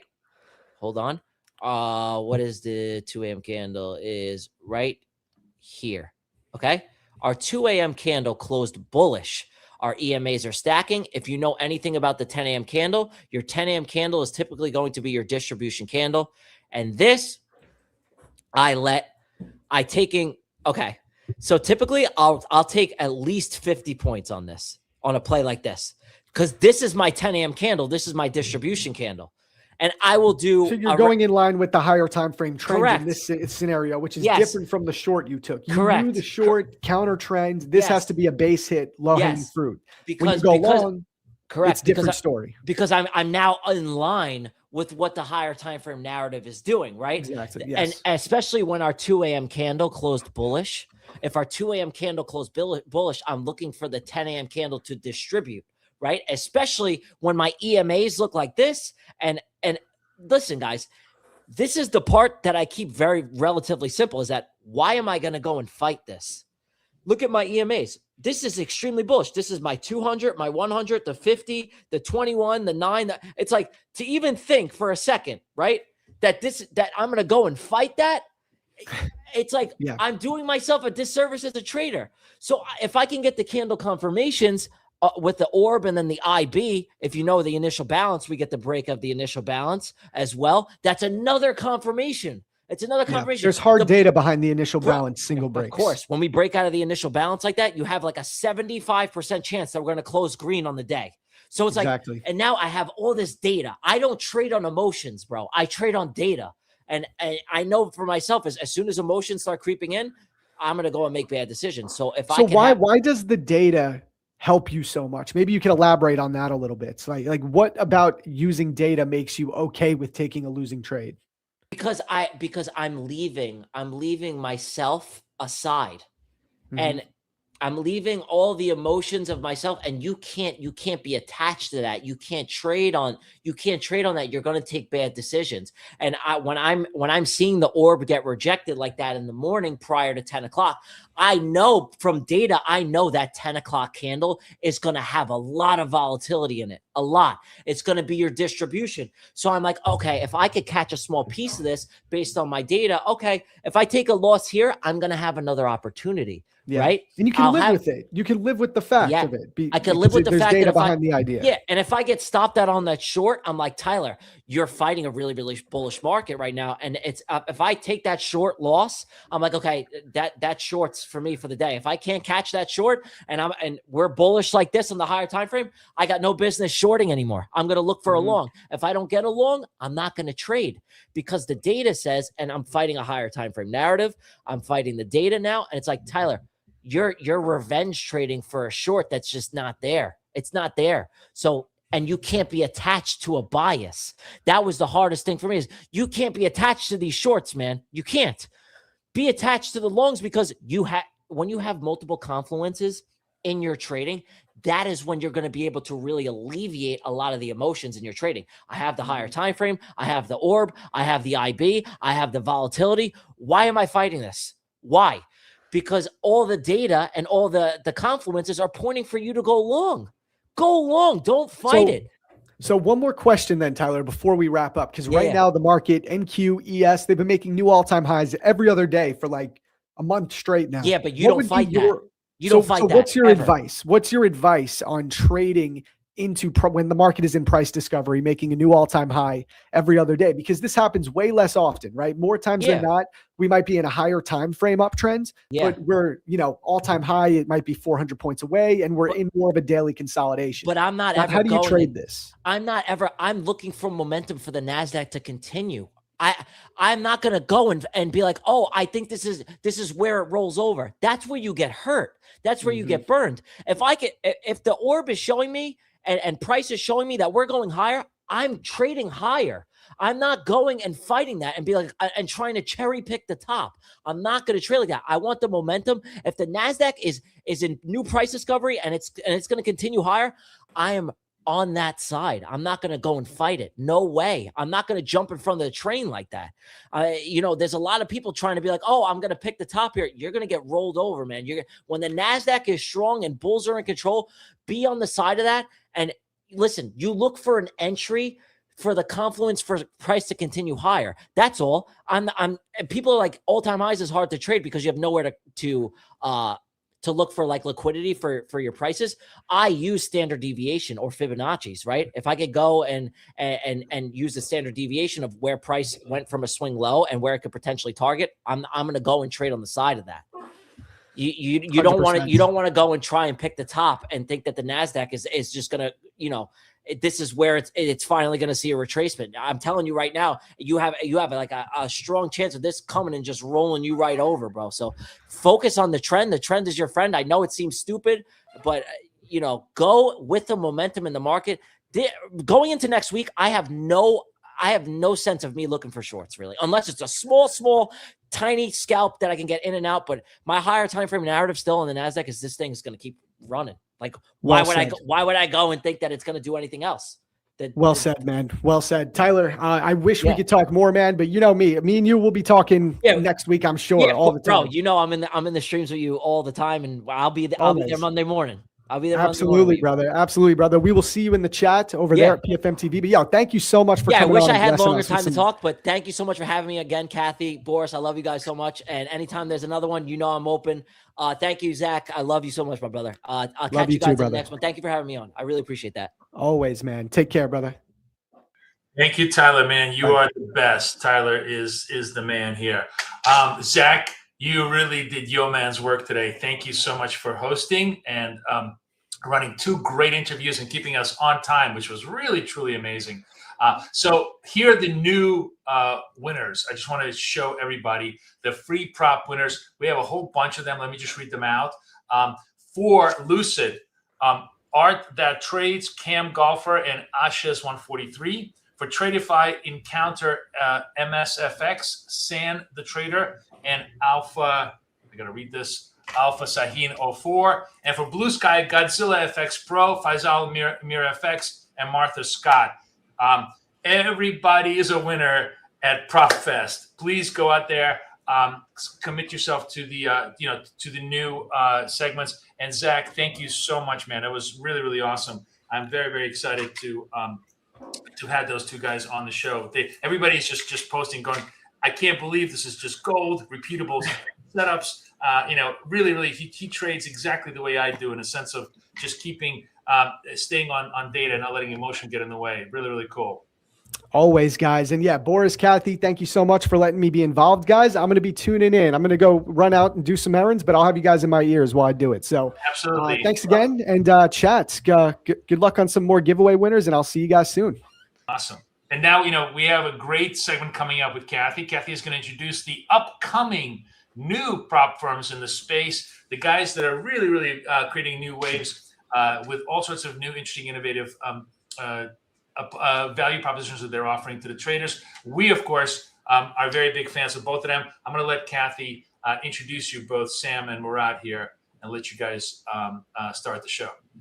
Wasn't that a nice surprise? Last minute, we had, Trade C come in and basically tell us that they are giving out so many more giveaways than they had told me, even 10 minutes ago. So I was really happy to give, more giveaways out, which is what today is all about, which is not only giving you information to become a better trader, but also empowering you with the tools and the challenges to become better traders. Now, we have two firms that you really should be paying attention to. We're bringing together the founder of BEM and the head of growth at Ola Prime, two of the fastest growing firms in the industry, that they're going to come and they talk about how they're carving out their edge and how they're standing apart from their competitors. Ola Prime Global is redefining expectations around payouts and transparency, earning an award as the fastest payout systems in the industry by IFX. They're also the first ever prop firm to voluntarily undergo an independent audit by Deloitte, revolutionizing industry expectations and transparency. I think that this is something we're going to see more of. Backed by leadership with experience at BlackRock, they're also reporting higher trader success rates of 15% of the traders that trade with them, compared to a 7% industry average, signaling a strong focus on sustainability, not just scale. BEM is a CFD prop firm quickly gaining traction after building a strong foundation in Turkey, where it has developed an extremely loyal and growing trader base. From there, it's expanding globally with funding up to $200,000 and flexible models tailored to different trading styles, including classic, swing, extended, and one-step programs designed to meet traders where they are. We'll dive into what makes each of these firms unique, what they're doing to improve trader success rates with Murtaya Kaya from BEM and Sam Saleh from Ola Prime. I apologize if I'm not butchering your names, but today's session is sponsored by both firms. We'll be giving away CFD prop challenges from BEM and Ola Prime. So what you need to do is you need to follow Prop Trader Edge on X, type Prop Rocks on the Ola Prime and BEM post that just went up, and we'll announce the winners at the end of this session. Okay, so let's bring in Mr. Kaya and Sam. Hello, hello. Okay, welcome both of you to our Prop Trader Fest. It's such a delight to have all of you on. Thank you, Katie. Thank you, Kathy. So go on, Kaya. You can go first. I am going to start our chat with asking you a hard question. Now, most prop firms, particularly CFD prop firms, pretty much sound the same when you look at their websites on a landing page. What's the one thing about your firm that you'll defend in a bar fight if a trader says all prop firms are scams? Let's start with you, Sam. That's a great question. In terms of defending in a bar fight, I'm not sure if I would do that, but I think overall, the prop space, it needs more credibility. I think that's kind of what it's been lacking in the last few years. So, we've tried to kind of really approach it in a more sort of, I mean, our tagline is literally, all about transparency. So we've tried to approach the whole, transparency part, hence why we did the Deloitte review as well, which is, third party audited. So, we allowed them to look at all of every single payout transaction for the past, I believe it was 5 months. And they, saw that 98% of all our payouts were processed within an hour, and there was 0 payout denials. And I think that's quite an important, because there's one thing saying 0 payout denials, and there's one thing proving it, and I think hopefully more prop firms can kind of get on board with that and allow that kind of third party review, so customers, and clients can have a bit more trust in the space, because it really is a great space, and I believe that it's not going anywhere. It's going to keep going and growing bigger and bigger. And I think it's at that kind of transition phase where certain firms are going to disappear overnight, and the ones that stick are the ones that do it correctly, and we aim to be the latter. Murat, there's a lot of love right now for BEM on chat. We're seeing, all the traders saying how much they love you guys. What would you say? You're in a bar fight, people telling you that prop firms are scams. Why are you getting so much love? Like the thing about the transparency, like Sam mentioned, but I do not want to say how fast we pay, how fast we do, because everyone's saying that. But infrastructurally, we built something different. We always try to evaluate what we offer. So to do that, we work with the major exchanges, crypto exchanges, and bring the transparent liquidity into the market. So when the traders trade anything, it's not like a similar to future experience, but since the major exchanges have a transparent order book where you can track your trade, and if there's any problem, because it happens in the CFD space, what trader doesn't like is the manipulation. If anything happens, you can go to the Bybit or Binance chart, and then you can track your trade. You can see the levels it fits. And if anything happens from our side, they can get in touch with us, but it never happens because we try to deliver everything transparently. Unfortunately, it's not possible in the CFD right now, but more likely within 2 years, we will see that. It's actually happening in some decentralized exchanges that they offer the trading. So we are trying to deliver everything transparently. That is the law we receive. It comes from. I think that's why both of your firms are growing so quickly, because transparency is at the core of both of your DNAs. With Ola Prime, it's trying to prove that transparency through third-party verification. With BEM, it's trying to work directly with exchanges to provide that transparency. And in a day and age where there's so many new prop firms popping up, I think trying to find the ones that truly try to be credible, I think is what stands apart. But credibility matters, of course. But I found the statistic, Sam, from Deloitte that showed Ola Prime is reporting 15% trader success rates, meaning that more of your traders are passing their props than the industry average. What do you think these successful traders are doing right, and what are you offering them that can help them, that is helping them pass more than the industry average? I think ultimately it comes down, this is going to sound quite funny maybe, but essentially the really good traders are kind of boring in the way they trade. And what I mean by that is they're not boring people, but more in the way they trade. They kind of do the same thing day in, day out. They have very strict rules. They understand risk management.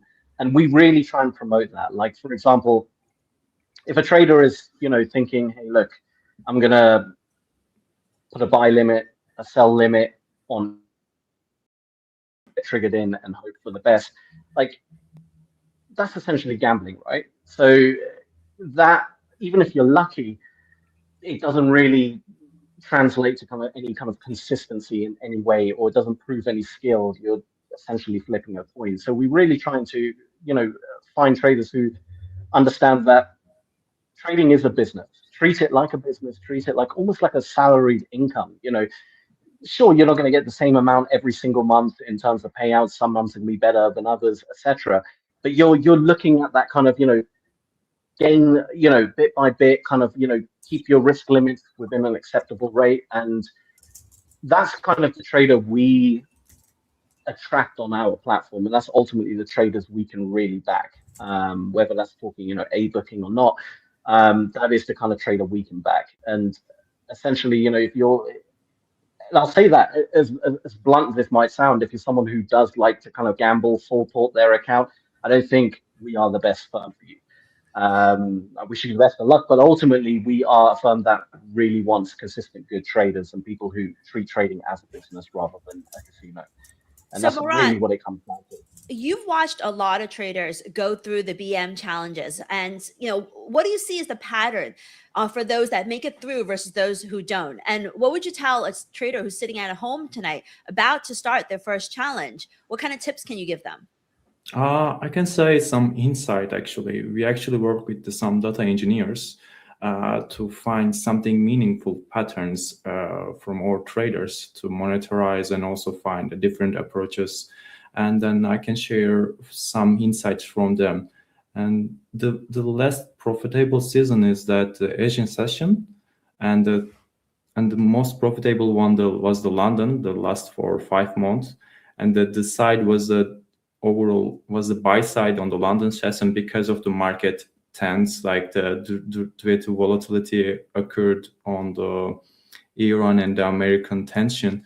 So also we noticed that something like anything like anyone would takes risk more than 1 to 1.8, their win rate was slightly decreasing, and those who's like targeting a low risk reward setups was more successful. And another one, like we like to have a quick gains, but whoever was trading under the 1 minute charts, under the 1 minute time frame, who has like a less than 30-second average on overall position, has really low win rate compared with the swing traders. So it's kind of like for us that's showing that it's all about the mindset and not like the strategy what you trade, because to whom have no patience to carry the trade what they entered, like they usually ends up by losing it. And to whom like would like to start trading or get a challenge from any firm, I would say first they need to sharp their edge, and then after that they need to use the prop firms to leverage that, basically. There's so much information you just gave there, chat, that I think we really have to dive. I have more questions about this. So you said basically that the most unprofitable session for your traders is Asia, and the most profitable is London. Now, what about New York? Because a lot of our traders are trading New York. So that definitely is the second one then. But the answer, like the logic is so simple. The thing is not about crypto market. It's more like traditional markets. But I always have a doubt in my mind or question why the people forced to trade in Asia season where there's no liquidity. So whoever just like respect the markets earn more than the other ones, basically. But so what instruments is the most actively traded? And, is there a certain piece of data that you can give on, what instrument, is it crypto that's not moving in Asia? The Bitcoin, it usually doesn't move during the Asia seasons, but gold and the Euro USD was the most traded assets in the last few months. Okay, and you also said that, basically if the traders that you see exceed 1 to 1.8 risk reward, they tend to do worse than the ones with, tighter risk to reward. Is that correct? It's correct that it's kind of a result of the psychology as well. If you think about it, when you take the higher risk, by trying to hold that position when you earn a lot is actually getting harder and harder. But if you do not keep that trade to, let's say you aim to 9 reward, 1 to 9 reward, but when the trades come to 4.5 reward, you're feeling the heavy of that position. And once you close it, you actually betray your systems, because all the profitability is that it depends on if you hit the 1 to 9 or not. If you close early, then your losers will be heavier on the total sums, and you will lose the money eventually on the long run. And then the last piece I really like is that the traders who hold their positions for less than 30 seconds do worse than your swing traders, which I think, these are all, great data. I love data. These are all great data that I think, traders can really work off. I mean, just like Ola Prime, you're working on data as well. BEM, you're showing this data, and all of it is more not only about transparency, but also education for your traders. Because, I wrote this down, just good things to remember. Now, I can't necessarily agree that Asia is my best trading session. Sorry. But I think, I don't trade crypto. So it really depends upon, what instruments you trade. And I really think, this is valuable information. So, in terms of the different types of prop trading challenges, Sam, what do you think is the best prop challenge for traders to start with? Because you have a few different programs, 1 step, 2 step. Can you explain a little bit about what's the best one to start with? It really depends on the type of trader you are. I think it's less so much about which challenge to start with. I think whether once you've formulated a plan, you have a strategy, etc. Are you looking more kind of to be I mean, we offer CFDs and futures, so that's the first decision you're going to make. Do you want to go on the CFD side, future side? Let's say you go with the CFD side. Are you more of a swing trader? Do you like holding your trades more? Are you more intraday? That's going to depend whether you take the prime or pro challenge. One has higher leverage, the other has a little less, but then the prime, for example, has higher leverage. It's more for intraday traders. The pro, you can hold on weekends, trade news. So it really depends. You've got to look at each product that we offer and ask yourself, does this suit my trading style? I'll say the only one that isn't really designed for beginners would be the direct accounts, the ones that are straight to funded models. Those accounts are generally more for people who have already kind of, they're already profitable at trading. They want to just skip the evaluation and go straight to the funded stage. That's absolutely fine. But if you're relatively new, I think first figure out what kind of trader suits your personality. There is really no right or wrong. Whether you're a swing trader all the way down to a scalper, you can make money in the markets. It really depends more what kind of what personality you are, and hone your craft in that respect, and then choose a challenge that fits. Speaking of personality, I mean, like that's the way you categorize your programs at Murat, right? Classic, swing, extended, 1 step. Do you try to encourage your traders to look at it from that perspective? I think his mic has gone off. Let's see if he'll come back. I'm sorry. There we go. Yes. I really appreciate the Sam's words. I think their approach is kind of aligned with our ways. We do that like in a similar way what they do. So that, for example, recently the mini firms restricted the swing traders, but we still offer a swing product for those who has a long-term mindset, like where there is no swap fee, no weekend holding restrictions. And as well as if you are a day trader, you can get, you would like to get the higher leverage and then the more, let's say, tight in market. So this is like our products is tailored for. We do not like tailor the drawdowns, stuffs like that. Like I think what traders needs to look at, what is this product made for, and then if their trading styles match with that, they need to go with it. Otherwise, they will lose the money. For example, if you carry the position longer than 2 days, then you shouldn't look at drawdown model with equity-based drawdown, which is like you're going to be the loser in the end. So all products is approached in the same way. We tailor it for different needs. Okay, so back to trading. Tell me about your favorite success story that you've seen at your firm. Do you want to go ahead, Sam? Sure. Favorite success story? Oh, there's quite a few. I would say probably, I believe there was a trader from, I believe it was Malaysia. I think they failed a couple of challenges when they first joined. And then I think I can't remember exactly what happened, but they messaged our support. They were a bit frustrated. And then they got a bit of mentoring because we offered like mentoring as well, and we kind of helped him find his feet, and basically told him, not told him, but gave him advice, of where we saw he was going wrong, because it wasn't so much that he was, like a bad trader. It was more just there was a few little things he was getting wrong, and he finally passed his. I think on the third trial, he passed his challenge account. I think he got funded with around 50K, and then he scaled. And since then he's been scaling really well. And I believe he's over 200K right now in capital. Obviously, consistent payouts as well. And it really just showed that. I mean, we've had so many success stories. There's another one. I think it was a guy called Tom. He may even be watching this, to be honest. And he went from.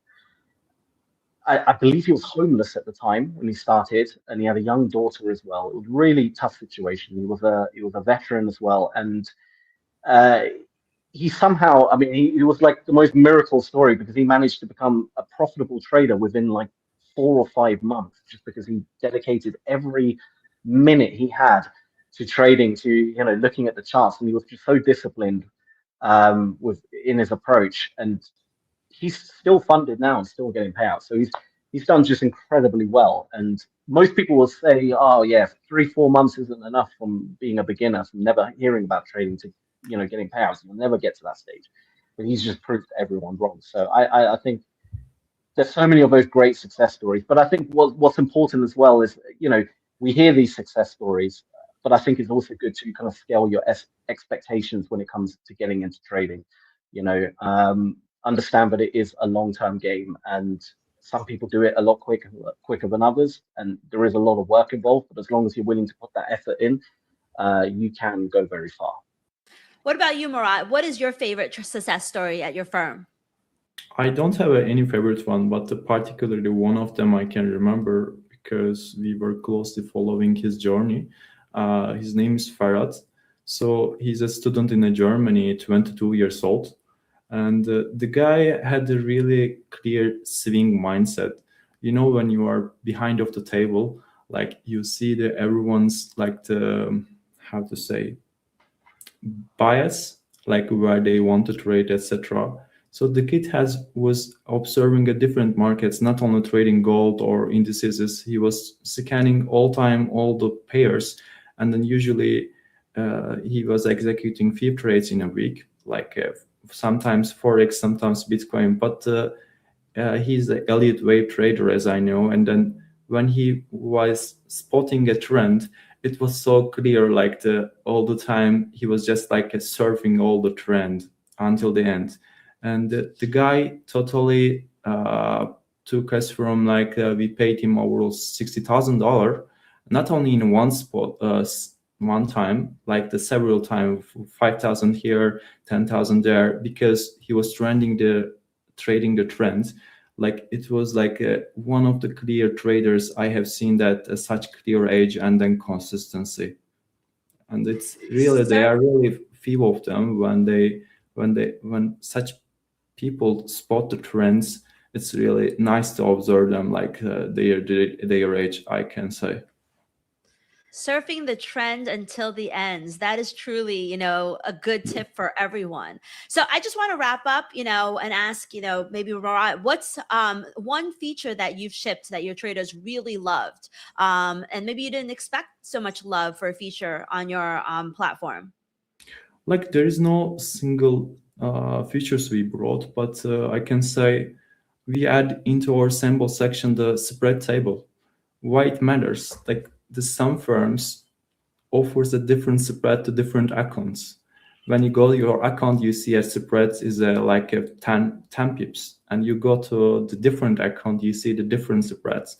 So to bring the transparency, we simply add spread table into our webpage where everyone can see. And the most important, before you purchase anything, you can see the environment there, what we offer transparently. And I think it was one of the things we made it so basically, and then everyone really like it. What about you, Sam? I think what we're known for the most, and that's the 1 hour payouts and zero denial.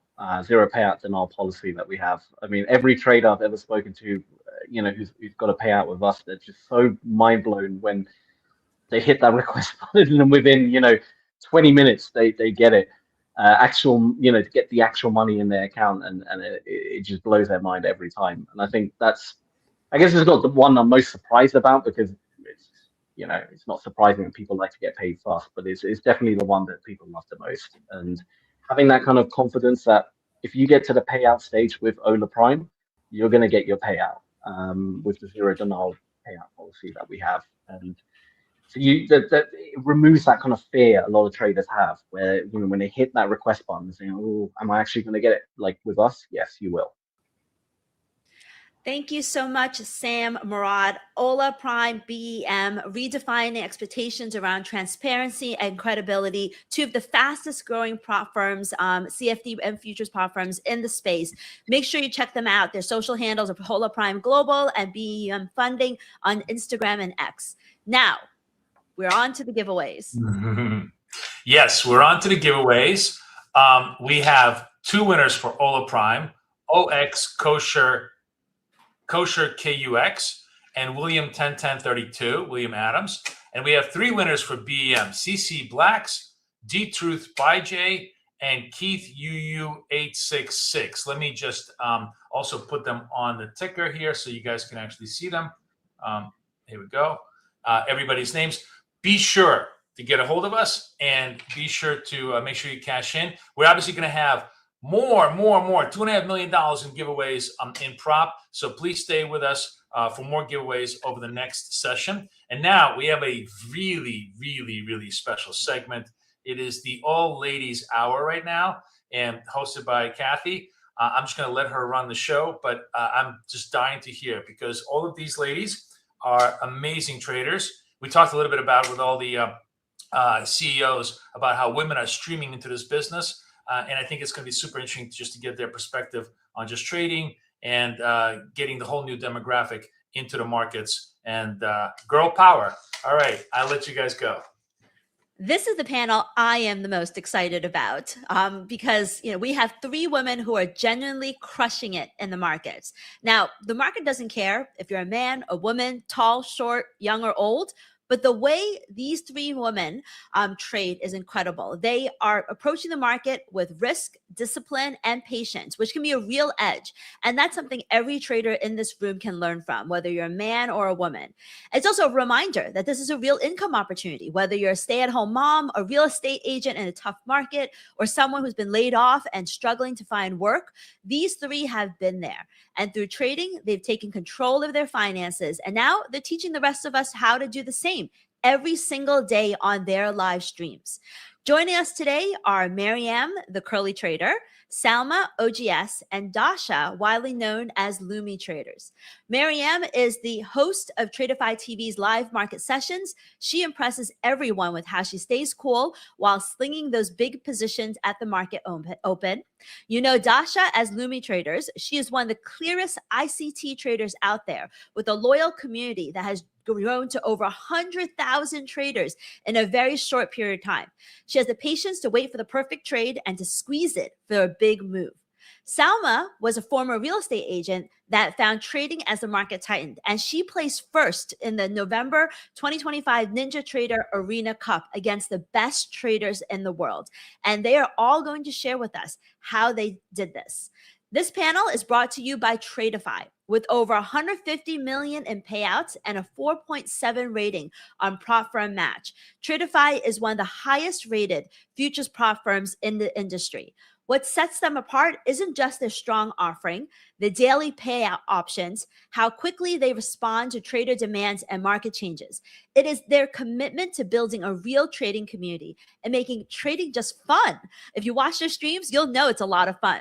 They bring together some of the best futures traders in the prop space on their live streams 8 hours a day, sharing strategy and real trades in real time. With Tradeify, you never have to trade alone. And we're giving away 5 Tradeify Select 50,000 accounts today. So you know what to do. Follow Prop Trader Edge on X and prop for match. Type prop rocks in the Tradeify post that just went up, and we'll announce the winners. Okay, let's welcome Lumi, Maryan, and Salma. All right, Hello. welcome, ladies. We've got an incredible crowd. We Hello. have over 9,000, closing in on 10,000 people on the stream. So they're very excited to hear from all of you, as I am as well. All right, maybe you guys, not you guys, but you gals, can talk a little bit about your path into futures trading, because it's not obvious for everyone, especially not for women. And what I find interesting is that three of you have totally different backgrounds, and you came to trade, and your trading is actually, strategies are very different as well. So do you want to start, Maryan? Yeah, sure. So hi, everyone. Super glad to be here, by the way. Thank you for having me. Yeah, so I started probably the most unique way. It's not. A lot of people started this way. I started in options. So I started as an options trader, and I began kind of early in the 2020, 2019 era. The thing about that was that I got into it and I got lucky, because it was a time where you could go on your Robinhood app, click calls on any sort of options chain, ticker symbol, and then go back to sleep, and then you're up a couple $1,000s after you wake up. So it was a time that I did not understand trading. But then eventually, fast forward after the losses and all the trials and tribulations, I got into futures. And the reason I got into this world of trading in general is I genuinely believe that trading, there's no other career where your earning potential is completely uncapped. Your time is yours. You don't have to answer to anyone. And the only real ceiling is yourself. So that last part is what really hooked me to get into futures. I was trading options. I was trading SPX0 DTE. Shout out to SPX0 DTE traders out there.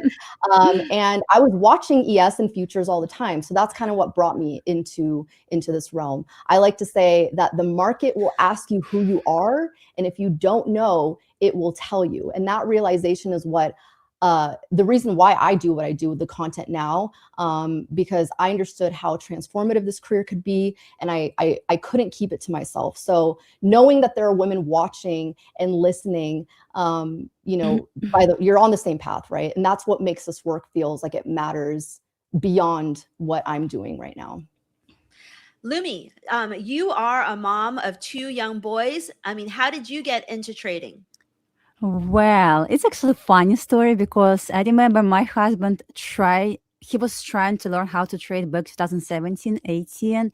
And he said, it's so hard. I can't do this. I was like, you cannot do this? Then I will do this. And yeah, I spent nights, because I didn't have time to study market. I spent nights to learn this. It was so hard. I started with small caps. I remember I bought a course. It was video trading course, something like that. So I was waking up at 4 a.m. and I was trying to trade pre-market simply because I didn't have any other time. It didn't work for me at all.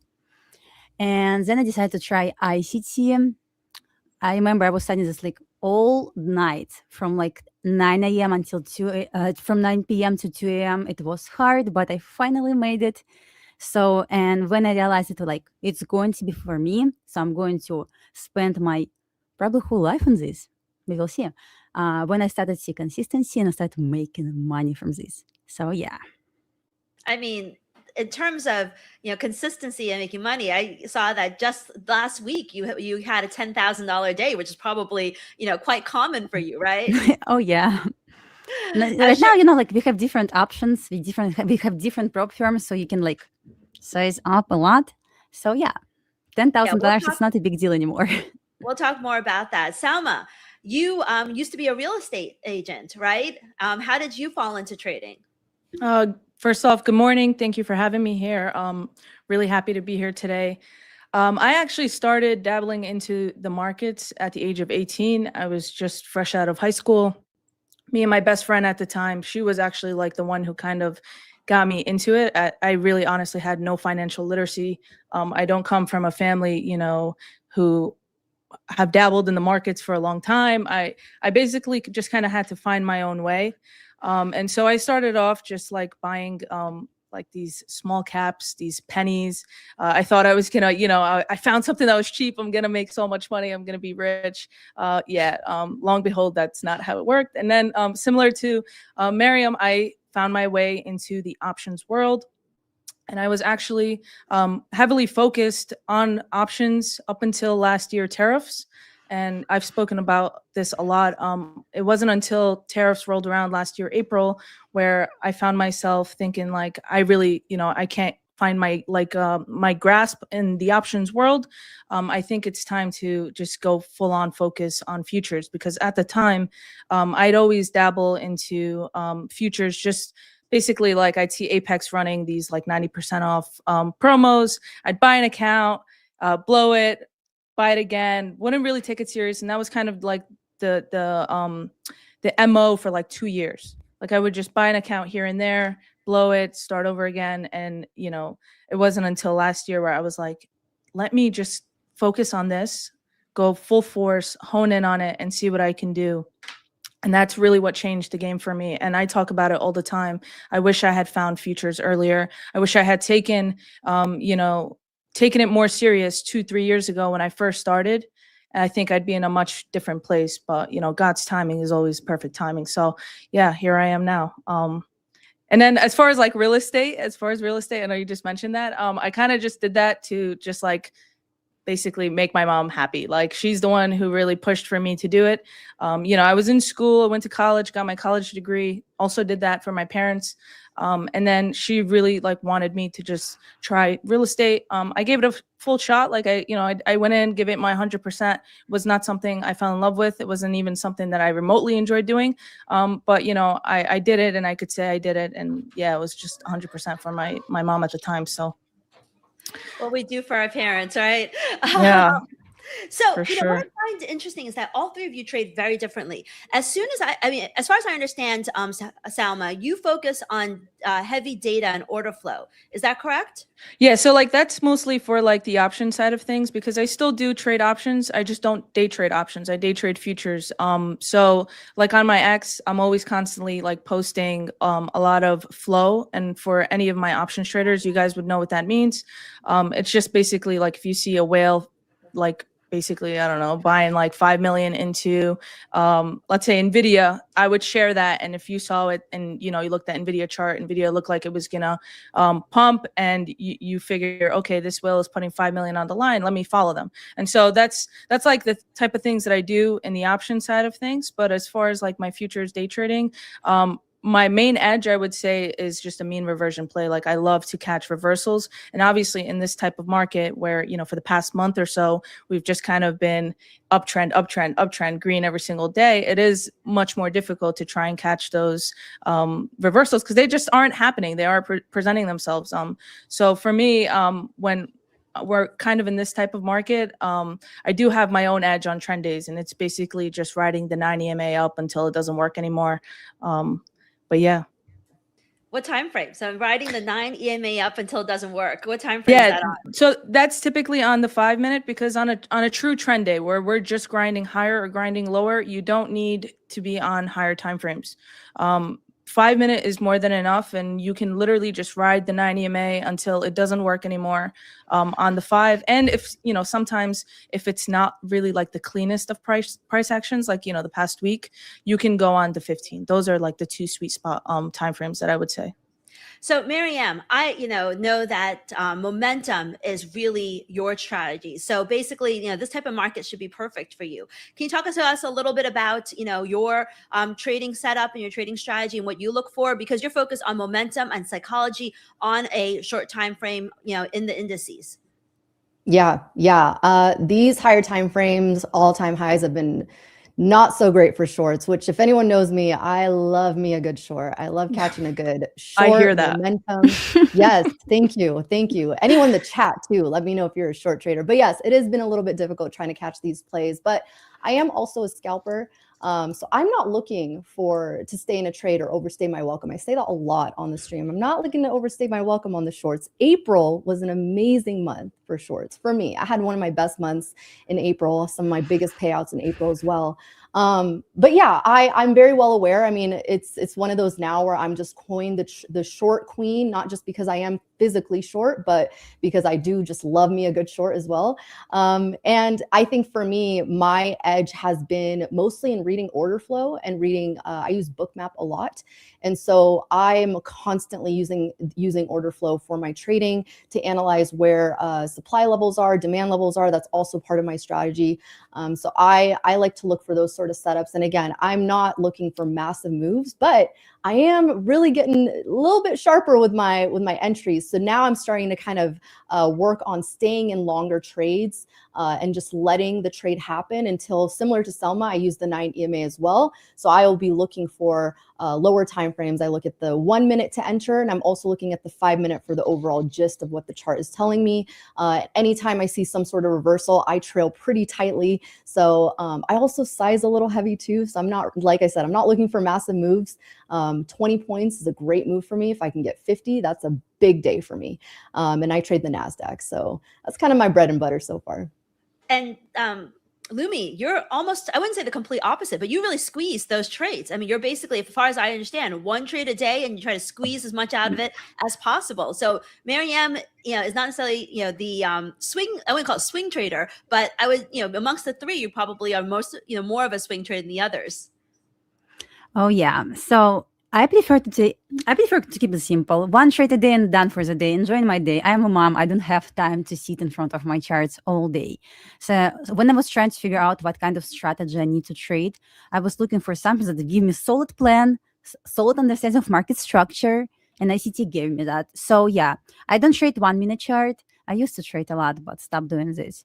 So I used to trade 1 minute chart most of the time, but right now switch on 3 and 5 minute chart only. And with current all-time high, yes, it's quite difficult for me to trade, but who are we to give up, right? So still trading, I opened for me like something new. So I stopped trading only one instrument. I truly believe candlesticks are the same everywhere. So I can find setup, if not on NQ or ES, I will do this on gold, oil, silver, euro futures everywhere. So right now I trade lots of different markets live in front of thousands of people every single day. So yeah, execute mostly on 3 and 5 minute chart. Keep this simple, no indicators, just candlestick, nothing else. Okay, so in terms of the consistency that you have, how long did it take all three of you to become successful in order to feel like this is something that you can do full time? Because a lot of people, they're sitting in the room and they're just struggling with their prop challenges. How long did it take you to become profitable? Let's if you want to start, Maryan, go ahead. Okay. Man, it took me 3 years. It took me quite a while. And I'll say that plainly because I think that's an honest number. And I 3 years, it was really 3 years of real money, real losses, the lessons, the inner work, right? And it was all of that before I could actually call myself consistently profitable. I made a reel about this on my Instagram recently because I think the gap between what people say publicly and what actually happened is doing a lot of damage in the space. I think the version of me that was losing money for all 3 years, it wasn't bad analysis because I genuinely believe that trading is simple. It's not easy, it's simple. And the version of me that was struggling, she was really bad at process. She was focused too much on whether a given trade was going to produce money, right? And I get it. We all want to make money as traders, but a lot of times we start to deviate from that. And I was starting to deviate from executing correctly. Those are not the same question. And conflating them, I think, is one of the most common mistakes that I see. A good trade can lose money. We all know that, right? And same thing on the other side, a bad trade can make money. But I think if you're measuring your progress based off your P&L alone, you are getting feedback from the wrong source. And I think for me, that shift finally changed things when I was caring more about how I was trading and than what I was making, right? And so when I finally cleaned up my process, I started back testing, I started forward testing, the results started to follow after that. Not immediately, but they followed. So Salma, how long did it take you to develop your winning process, and how does it look different from what it was like before? Yeah, so I would say similar to Maryan again, it would be 3 years. I remember, I think part of the reason why it took me so long has to do with the fact that I started so young.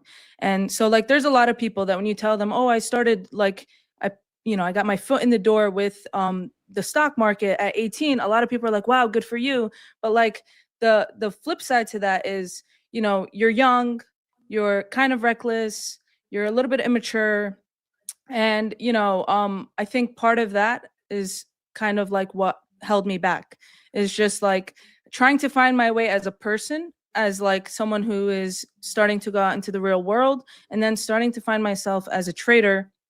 What kind of trader did I want to be? I was, like I said before, I started off a little bit with like stocks and messing with these pennies, and then, dabbled off into options. And so it definitely took me a while to just find my footing, to just figure out what it is that I truly wanted to stick with, and then just kind of slowing it down. And I remember like, I thought that just because I showed up every day that the market owed me something. And that was something that I really needed to learn, because showing up doesn't mean anything. And even on your best days, when you're when you have your plan ready to go and you're feeling good mentally, physically, you got a good night's sleep, you think that showing up like, okay, I'm going to make money today. That's the furthest thing from the truth. And that was something that was a really hard pill for me to swallow. And sometimes like, I got to remind myself of that too, till this day, is, just because I'm showing up doesn't mean anything. So yeah. Lumi, you are an ICT success story. We had Candace at our last Prop Trader Fest. She made $1 million trading ICT in a month. But a lot of people say, ICT is a scam. So how have you managed ICT in a way? And what does your ICT trading look like that may be different from the others who are still struggling? Well, ICT works for me once again because I needed structure and solid understanding where market is going. I need to understand market structure, and I'm a person who needs to understand exact entry, exact stop loss, and exact TP. So I need to understand where exactly market is going to reverse from, where we're going to get continuation. So ICT gave me this understanding.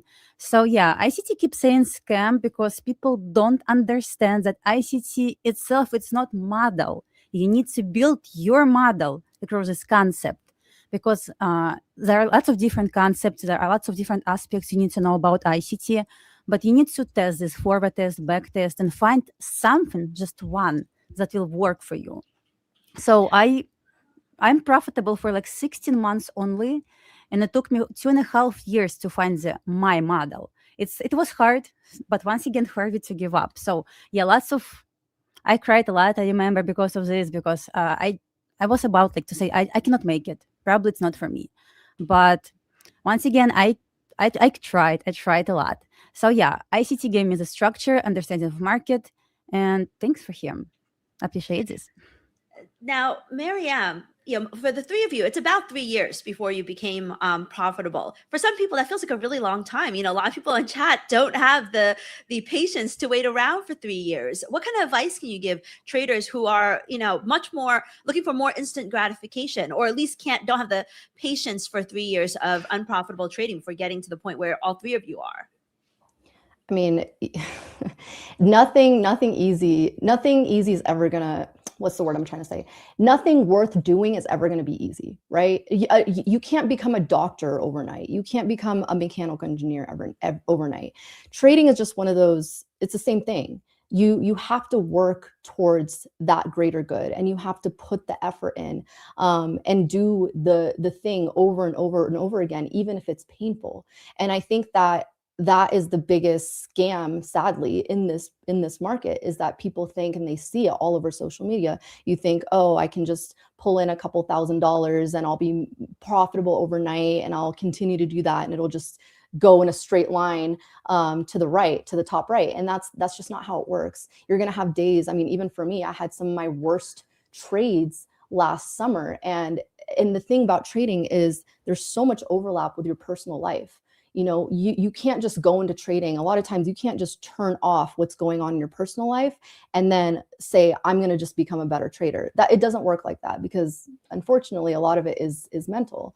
And so for me, I think it's just understanding that you're going to have seasons in this, and you're going to have times where you're just killing it, and there's going to be months where you're not. And that's okay. For me, it was a 3-month streak last summer that I was man, I was not doing well. I was questioning a lot about myself as a trader, as a person. I was like, am I even worthy of being a trader right now? And it was a hard time. And I think, reflecting back at that, again, like I said, there's a lot of your personal life that'll reflect in your trading. At the time I was moving, I had just gotten married. I was, all of it was happening at once. And I think what people don't talk about enough is how much routine underpins a trader's psychology when your whole external life is in flux, new city, new relationship dynamic, new professional pressure, everything, feels like it's exponentially harder. So I think, again, giving yourself time, giving yourself grace through those periods is going to be everything, but also understanding that if you really want to make this work for yourself, you're going to have to put in the time. I think you're absolutely right. Coming to the markets in the calm deposition is really, a much more healthy mental state. I mean, I remember I interviewed a couple of traders where they did yoga, they did breathing exercises before they started the trading day just to get into the right mindset. Now, Salma, let's forget about the audience for a second. If you could send one message back to yourself the day you placed your very first trade, knowing everything that you do now, what would you say it would be? Oh man, that's a tough question. I guess I would just say to keep going, because I think I've always had this mentality of, if there's a 1% chance that something is possible, then why not me? Like, why can't I be the one to attain it? And I think I would just tell myself to just keep going. I mean, not that this advice would have changed my outcome, because I'm still here today, but there were definitely some dark times and some nights where, you question what you're doing. You question if this is truly for you. Should I have gone back to, real estate? Should I have done something with my college degree? So I would just say to just keep doing it, and make terms with the fact that, like, any loss that you incur is just write it off as market tuition. Because just like anything else in life, like if you go to college, you're going to come out with some debt. You're going to have to pay for that schooling. Even like, for example, with the real estate, like I had to pay in order for me to get my license, in order for me to take those classes. So like, just like anything in life, don't come in here expecting that, I'm going to have this overnight success, because it's just that's not realistic. And I think a lot of these newer traders, they think that, like I said before, you think that just showing up, the market owes you something. And it's like, that's the furthest from the truth. And one more thing that I will say to my old self, because I really wish I had someone tell me this: clean your charts. You don't need a million indicators. There is no magic indicator. And if you look at my charts today, I've got 2 indicators on at all times. It's the 9 EMA and it's the key levels indicator. And those are, in my opinion, really the only 2 that you need.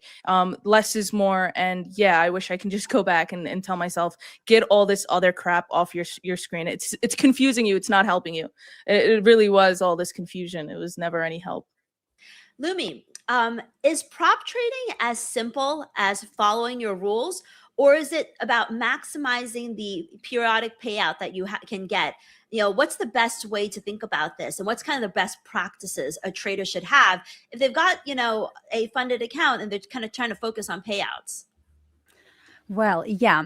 I will start with main difference right now between live and prop accounts, because lots of hate about prop at this point. Lots of people keep saying, why you profitable and you still trading your prop accounts? I truly believe prop accounts give us freedom, because all you're going to pay for just one account is a valuation fee. Most props right now without activation fee.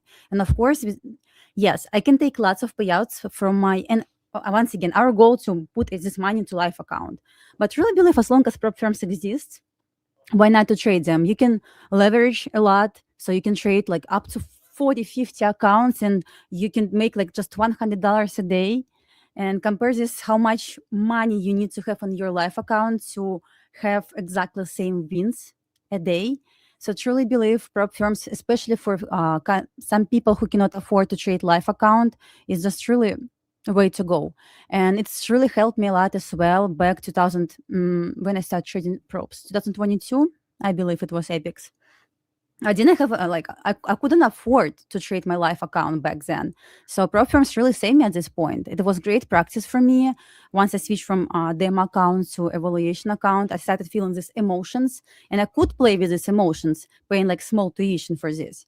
So yeah, especially for the beginner who trying to start trading but still scared to put real money into live account, I truly believe evaluation is and overall props is way to go. And right now we can, guys, scale a lot. We can trade up to like 40, 50 accounts. I personally have 35 funded accounts, and I still keep trying to add more. I mean, because how many funded accounts do you have, Maryan and Salma? I'm with one prop, so for me it's just a 5. Lumi is on. Girl, you're killing it with a 35. She's on X game mode. She's doing her own thing. Wow. Me and Selma might have the least between the two combined. My goodness. Okay. To wrap up, this is a male-dominated industry. Still, there are a lot of women who are watching this space and watching this stream right now because of you. And they haven't necessarily pulled the trigger yet because it feels intimidating. This feels like it's hype. Women, I think, are more skeptical than men probably. What's the one thing that, you would give her in terms of advice, or what's one tip that you have from her? You want to go ahead and start, Maryan? Yeah. It's no question that this is definitely a male-dominated industry. One thing that I think is really interesting is there's a lot of talks about emotions, right? And I think that's maybe one of the reasons why some women might not want to get into trading, is just because it is male dominated. It is, a lot of people talk about, women are more emotional. I think that's actually an interesting take, because my version of this is that like a lot of women are actually much less emotional when it comes to trading. I think the side of that comes into it is very much around men having this. It's a psychological or sociological need to provide, right? And I think when you put women in the space, they tend to kind of remove that. And so the biggest advice I could really say is stop consuming this content. Stop consuming and just start doing. I mean, and this is for anything. This is not just for trading. This is for anything. I'm not saying quit your job. I'm not saying, go fund an account with money that you can't afford. No. Just pick one thing, right? One concept in trading and apply it, right? Open a demo account, open a simulated account. Just put one step in front of the other, place a trade with intention behind it, feel what it feels like to have a thesis and watch the market respond. Because the intimidation in that, I think, lives almost entirely in your head. It's just the imagination of it. So once you're inside the process, even imperfectly, which it's going to be imperfect, the fear will recognize itself into something more workable. And you don't have to be ready, because you'll never be ready. You'll always continue making excuse for why you're not ready. You just have to start. And that's what I'm going to leave that as. All right, quickly, any final tips from you, Salma? No tips, but I do want to just touch on the last question you asked, Miriam. You hit the nail on the head, Kathy, at the beginning of this interview. And you said the market doesn't know the difference between a male and a female. It doesn't care. If there's any women out there that are thinking or contemplating about trading, just do it. Honestly, like in this day and age where, FinTwit is super big, Discord is another big platform. Everyone on there is under a fake name and under a fake picture anyway. No one knows if you're a female or you're a male, and the market does not care. Just do it. Just do it. Check it out. See it for yourself. And you're in your own pace, and you're in your own lane. There's that competition is just between you and yourself. I truly believe that. And that's really the only thing that I would want to leave off at. And Lumi, I'll let you leave us all with the final good sage advice.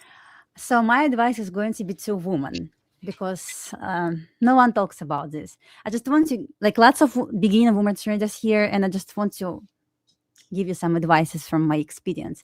Girls, not guys, just start. You don't need to feel ready. You don't need to know everything. All you need to do, just open Sim account this week and take few trades. That's it. This space really looks scary outside. But once you're in it, you realize that most people are figuring out this as well. So you belong here just as much as anyone, guys. Girls, not guys. It's gender neutral. Don't worry. Okay, thank you so much, Miriam, Lumi, and Salma. We were throw it to Boris for the giveaways. Yeah, no, ladies, amazing show. I want to thank every one of you. One of the more interesting things I think to take away from all of this is there is nothing more meritocratic, nothing less discriminatory than the futures markets. It's exactly as they were saying. You don't have to be, you can be anybody and succeed as long as you're doing the right thing. So anyways, the 5 winners for this panel that are going to Tradeify, Tatiana DGT. Let me just start my little thing. Tatiana DGT, William Beckham 33, Abedi 01, my favorite handle of all this today, Fish on Trade On, and PBus 7909. Everybody gets a Tradeify account. Sign up for more. We still have tons more of prop accounts to give away. So hang out with us. As I said, $2.5 million worth of prop coming out your way. And now we're going to change tacks a little bit and bring in an old grizzled guy to talk to you. But this guy is super special. He's laughing. He's super special. I'm going to let Kathy introduce him to you. And I'm going to have a really nice chat with our special guest. Go ahead, Kate. Yes, so we now have Rob Hoffman, a trader who has won not 1, not 2, not even 10, but 37 trading championships, including his 2 most recent wins just this spring. What makes Rob stand out is not just his past success, but his ability to stay on top of his game. He wasn't a great trader 15 years ago. He's still one of the best today. And that speaks to the strength of his strategy and the discipline behind it. At the core of his approach is simple but powerful, taking the right trade at the right time for the right reasons, always knowing the where, how, and why behind every trade. And Rob truly understands what traders need, and he's distilled decades of experience into Wealth Charts, an award-winning platform many of you are already familiar with today. And if you're not, all our ladies talked about trying a free SIM account first. They've got free SIM accounts that you can test out. Today, Rob will be sharing his setups, his strategies, and his trading insights built over a lifetime in the markets. This session is sponsored by Wealth Charts, an 8-time award-winning trading platform featuring powerful indicators, advanced algorithmic research tools, free trade copying, and unique educational content. We'll also be giving away 2 institutional trader packages, which is valued at $8,000. And the lucky winners will be announced at the end of the session. So this is an incredible offering from Rob and Wealth Charts. So now I'll throw it over to Boris and Rob. What will they need to do to be able to? Oh yes, I apologize. You guys should know by now. All you need to do is follow Prop Trader Edge and Prop Firm Match on X. We just have a Wealth Charts post that went up. Type Prop Rocks under the Wealth Charts post, and we will select 2 lucky winners at the end of the session. It's a mass giveaway. This is thousands of dollars. Hello, everybody. Hello, Rob. How are you, my friend? Hey, great to see you, my friend. Great to see you. So I hope you're enjoying the show as much as I am. Such a cool show. Yeah, it's been a great show. I've actually watched this morning while I was at the office getting ready. Did a little work this morning. My son's got a lacrosse game this morning. My daughter's in the Little Mermaid play at school tonight. And last night. So it's a big family weekend here, and of course Mother's Day tomorrow, which will be awesome. Yeah, I know. It's Mother's Day. You don't let me forget it. Oh my God. I'm not letting you. Don't everybody on this stream. Don't forget it's Mother's Day tomorrow. Of course, I forgot to make reservations. Yes. Anyways. Rob, you are so many different things, but first and foremost, you are a trader. And of course, we have a room full of traders here. You're not just a trader, you are a 37-time winning champion. And that's just an astounding figure. I think it's almost impossible to get your head around that, because the probability of that being lucky is, I think, 1 in a trillion. The key thing I think that I think people want to know is, what is the mindset? Like, is it a very different mindset from trading competition than versus trading your own account? Or do you approach everything with the same clean approach? Yeah, well, and I don't think audience can see our screen. These are all the real money competitions I've won around the world. So Rob, Rob wants to share his screen, so let's take a look at all his screens here, because we're gonna share things around. But yeah, he has, as you can see, yes, it looks like a Palme d'Or at Cannes Festival competition. And these are the two over in Italy. I just won back about a month and a half ago. So, but the thing is, you still keep going to these, despite you being so busy with wall charts and everything else. You still keep going to this. So, first of all, why do you keep going to these things? What drives you now, having won so many of them? Keep my skills as sharp as back when I was a young guy getting into this. And to go out there against the best, it's like. For instance, I always try to encourage people to be around, whether it's in business, whether it's in trading, whether it's in life, be around 5 other people who are where you want to be, right? And lift you up to those next levels, and then take 5 people below you and try to help them to the level that you're at, right? And so, for me to go out and trade against in these competitions where people are recognized, for being, top professionals in their space, and that to go ahead and continue to trade keeps me, sharp. Can you give me an idea of how these competitions are structured? Is it sort of like a one day? Is it a multi-day structure? How does it generally work in these competitions?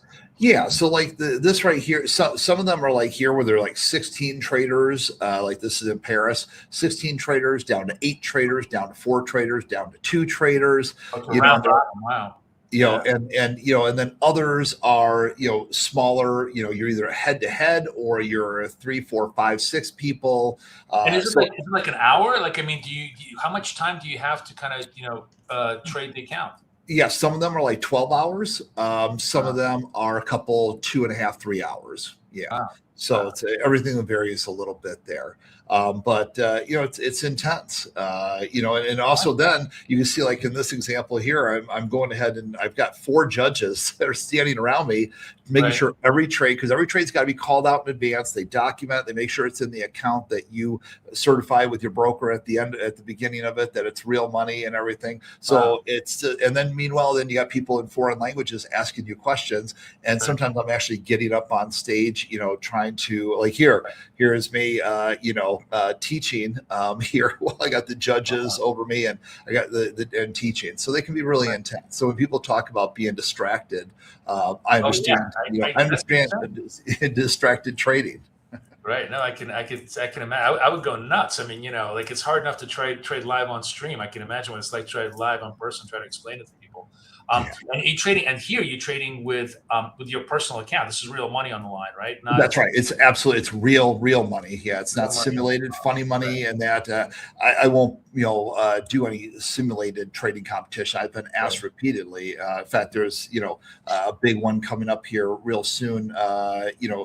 That I said I can't do it, even though it'd be great for publicity. It's like, but it's simulated. It's just my brand is real money. There's no substitute for real money, real results. Now, you yell at me, all the time for this, and I actually appreciate it.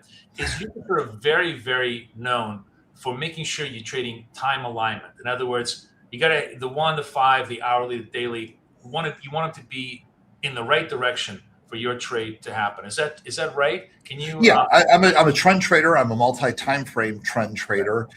So we certainly try to stack all the probabilities in our success. Like right now, we got the daily charts, the hourly charts. And when you got the 5-minute, 1-minute charts, all in alignment, that's a really strong, high probability trade. And we've seen the results of that, in the market just the last several days. I mean, look at this. I mean, for the last few weeks, the market always climbs the wall of worry. Boris, you and I got enough gray hair to know what that means.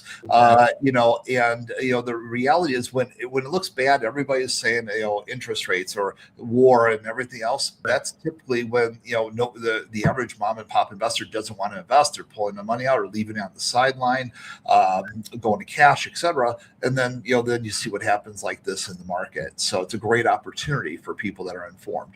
Yeah.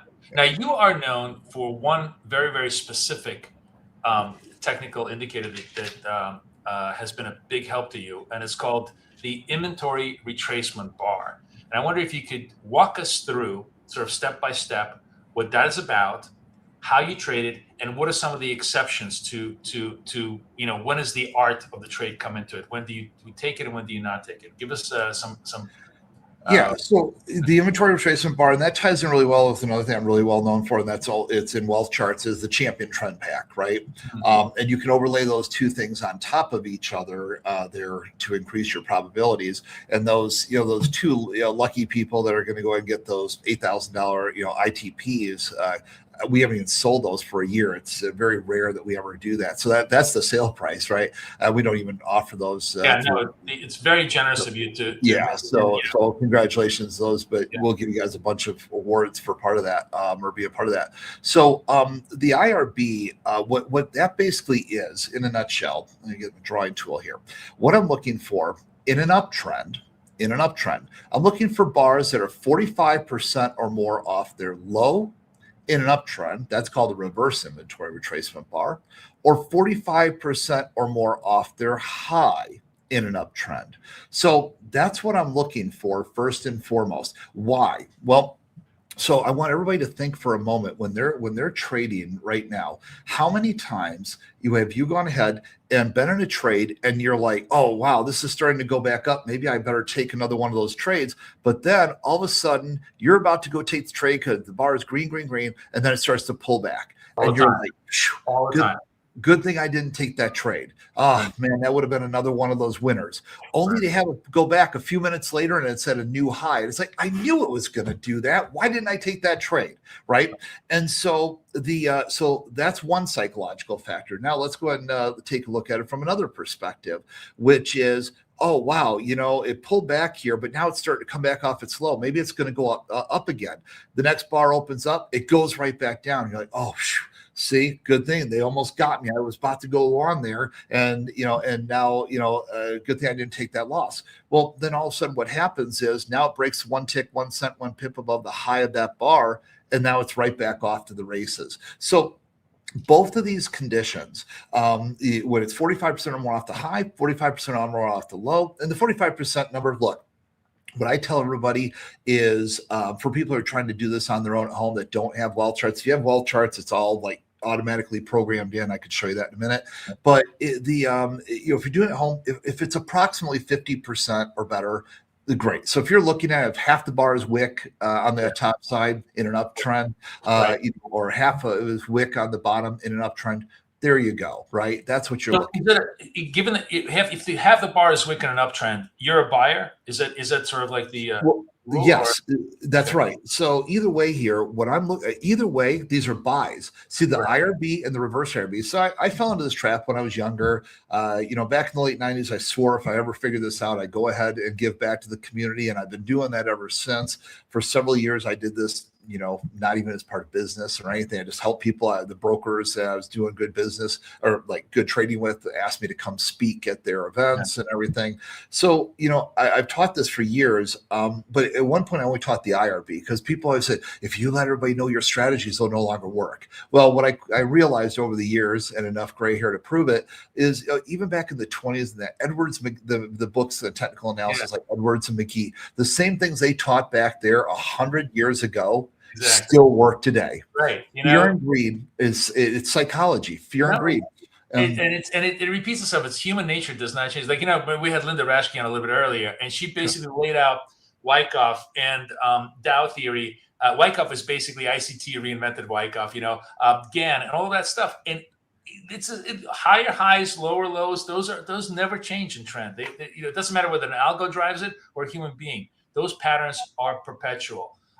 So that's fascinating. The most important part here is that obviously you are staying true to trend. And what the IRB does is it gives you the best possible entry within that condition, sort of like the least minimum slippage against you. Are you trying to time it as well as you can, right?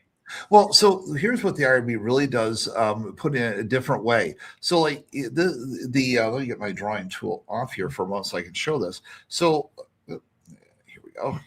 So as we look, like this is my champion trend indicator. Okay, very clear. If it's green, green champion trend, green champion cross, I got these other wonderful signals here. Like I said, these are some of the other tools I'm very well known for, and they come in with side well charts here. But the point is, okay, what about all this space here? What about all this right here? Yeah. What about here? What do I do in there? See, that's the thing. What do I do in there? There's no wonderful signals, right? And so what IRB and reverse IRB are is not meant to be a beginning of a move or end of a move. It's a continuation move. You've got kids. Kathy. We've all got families, and so what happens is, what happens if you miss it? You're taking the kids to school. I have a conference call. I have a meeting. Somebody comes into my offices here. Whatever it may be. You miss a trade, and then all of a sudden it's like, oh, I missed it, and next thing you know, you find it taken off without you. Well, the thing is, then of course that's where it leads to those FOMOs type trades, right? And of course, typically bad things will happen. This gives you a second chance. This basically gives you a second chance to get into exactly. These are continuation trades. So let me show you this a different way, because I think this will really make an impact for you. So we talked about basic chart. Okay, so now look at these. These are all that setup bar, the classic IRB. They're either IRBs or reverse IRBs. Oh, wow. So this is really cool. So within well charts, this will actually mark every IRB bar. That's right.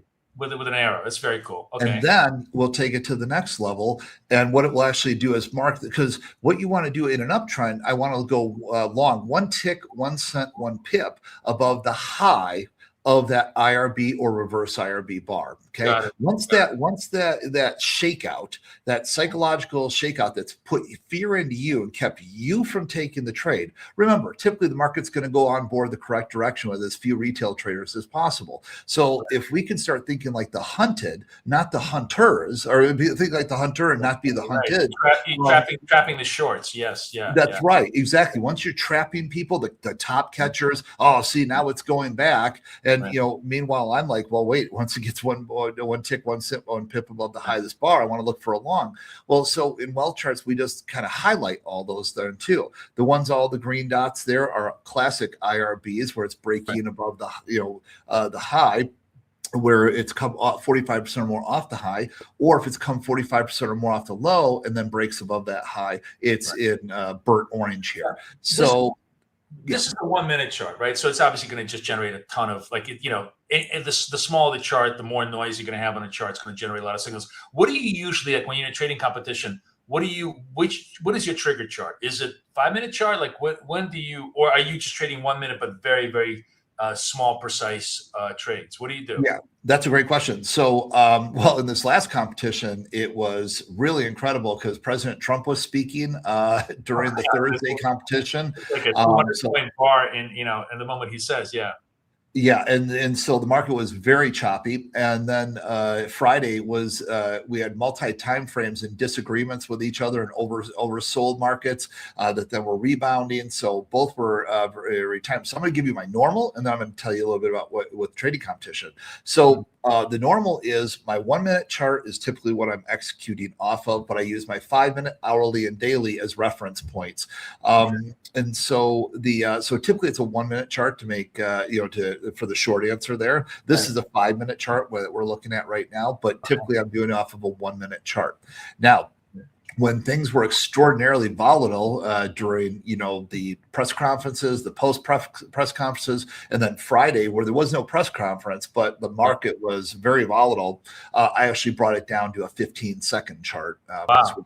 So it sounds like you give yourself. Is it the low or the high, depending on whether you're long or short? Is it just the low or the high of that bar is your risk? What's your risk on all of these things? Yes, that's a great question. So what I encourage new traders to do with this is keep their stops and their risk tight. So basically, when they get into one of these trades, basically what's happening. So let me highlight where like an entry is, for instance. So this is the bar. This is 45% off the low. This is 45% off the high. The entry is 1 tick, 1 cent, 1 pip above the high of that bar. The In there. stop loss would be 1 tick, 1 cent, 1 pip right below the low of that bar Right. if they're just getting started and they don't have, because if they're trying to do this on their own charts, it's mentally looking Right. at it without wealth charts. Now with wealth charts here, and I'm not trying to do just a shameless promotion for that, but there is a reality to it that these are my personal tools, right? So I have to put that out there. Is when you combine those things together with the champion trend pack, now all of a sudden you actually have a little bit more visibility to maybe a little wider stop loss. And what is that? Is that some kind of a volatility channel that That's right. That's what the champion cross is. The champion cross is volatility channel, and then this is for going ahead and it's a trailing stepper, right? That's correct. But the key is I will not take a long side trade. I absolutely will not take a long side trade unless both of these things are green, the champion trend and the champion cross. Now, all those wonderful entries and re-entries that you saw in there with those IRBs, that's great. And that's wonderful. And there's a bunch that come just on the champion trend pack as well. That's all part of your basic wealth charts, prop access. So anybody that got any of those wonderful free accounts today, if you use it with your prop that has wealth charts, like Tradeify and different things like that, you can go ahead and get this and have access to this afternoon. So I want to take our time is short, so I want to take a few minutes to just showcase the wealth charts platform. But I do have one last question for you. Sure. Which is the killer question. What happens if we're in chop? Do you just sit tight? Like what happens if we don't have this? What happens if this goes red to green and we're basically what I call the lobotomy trade, where it's just basically totally flat lines and there's nothing, every breakout is a fake out. What do you do in that situation? Well, yeah. So the thing is here that let's go back to a multi-time frame chart here real fast because I want to answer that appropriately by looking at a multi-time frame. So what happens here is get this over here. So right now the daily is in a nice uptrend. Okay. But the way I rank these all, I basically, if it's in an uptrend, okay, then it's a plus. This is in an uptrend, it's a plus. Right. This right here is still technically in an uptrend on the 5 minute, so it's plus, but the hourly is down, right? So basically what I want to do with this, I mean, clearly it's bullish. So I'm looking for a resumption back up here. And I can look at that either on the 1 minute chart, or if it's real choppy and volatile, I can bring it down to like a 15-second chart, which is kind of what I did, in the trading competitions over in Italy because of the obviously that's not ideal, right? It's like that's the least favorite type of market environment to trade in because there's just so little continuity when you're in that type of structure. Well, and the worst is actually if you get your daily in an uptrend, your hourly is in a downtrend. That's what I call mom and dad fighting. And when that happens, you better expect. We don't like that. We don't like mom and dad. No, what do the kids do when mom and dad fight? Run in the other room, right? And so exactly. And so what happens is you'll see a lot of chop on the 5 minute, the 1 minute charts. God, I hate that. Right. And that's really tough. Anyways, let's take a look at, because wealth charts is not just obviously a great charting platform, great trading platform, but it is literally now one of the outstanding prop platforms. There's many prop firms on this platform, including our friends from Apex, our friends from Tradeify. And I wonder if you could just showcase to people a few of the aspects of trade charts from a prop trading point of view that's kind of really unique and interesting that you guys have introduced. Yeah, absolutely. And by the way, I know because we're going quick. I mean, I don't know. We only have 7 more minutes or something like that. Yeah. So, basically what will happen is everybody's going to get access to that IRB set up and a whole bunch of other stuff. I know Kathy said she's going to email out, because we're going to send out a link. It's like the wealthchartsadvantage.com/go. She's going to email out a link to go and give everybody access to all sorts of wonderful goodies and a follow-up class. That's, again, a non-sales class, pure education. We're probably going to do that next week. So she'll send out an email Monday or Tuesday, then I'll set up the class after she gets the link out to you. And it's just going to be another pure education class, for you as well to keep this education going. But Kat said she sent it Monday or Tuesday, so don't email everybody and blow everybody up. She said she'll get it out. Yeah, she just confirmed it. She definitely did it. And by the way, guys, I have the winners, so hang tight. I have the 2 winners for the multi-$1,000 wealth chart pack. So yeah, those are actually a culmination of my life's indicators there with the ITP. So that's worth a lot of money. So it is worth a lot of money. Congratulations to who the two winners will be. So yeah, wealth charts prop though. So here's the thing about wealth charts. It can be as simple as you want it to be or as complex as you want it to be. Like here, I've got a basic chart here. You can just come in, have a basic chart and put, you can either trade this right off the chart, or you can go ahead and have, an order dome on the top here, or you can have like this is a feature super useful. Remember, this is all browser based. I trade from the Mac, and you know how hard it is to trade from a Mac if you're a futures trader, because all the futures platforms are Windows based. So the ability to have the buy sells, the DOM, the ability to have multi factor stops and targets. So in other words, you could put a stop and then take out profit at +10, take out profit +20, take out profit +30, all with one single button. Really, really cool here, and it's all within browser. But then this is what Rob is showing you. One other aspect of this that is super unique, which is, go ahead. This is what I just want to show you is, like I said, how you can have lots of charts up. You can go ahead and have many charts up. You can go ahead and just have, again, a single chart up. Whatever you want to do. That's why some people always say, "Oh, wealth charts is really feature rich," but it was hard to get on board. Like, we can make it simple for you. Well, what is this feature that you're showing? What is this feature? That I think this is. Well, so this is OmniProp. So wealth charts has a built-in. So all of the prop firms that are integrated into wealth charts. And there's several now. We're releasing more here very shortly. We'll be making some more announcements on that. But you'll see I've got Apex here. I've got FFF here. I've got Tradeify here. So basically, you can go ahead and trade a whole bunch of accounts simultaneously all at once, internal to wealth charts. And what's important about that is, third-party platforms have, and I apologize, I've got allergies. I live on 40 acres and it's mostly wood, so it's the season. But anytime what happens is it's built in. Anytime you put your trade copier in a cloud, you can have latency. You will have latency. That's kind of by default. You have to. They've got an external platform has to make a connection out into the world to the other locations, and then bring that information back in. There's going to be inherent latency. This is all built into wealth charts, so it's all executed right on the screen, super fast. Right. And that includes also when you have bracket orders and everything else. So it's really powerful. So this will propagate from Apex to Tradeify to Funded Family to any account that you have instantaneously. And also the other cool thing is you can see the record keeping all within, because part of OmniProp is you can see the record keeping in all these accounts in one single place, right?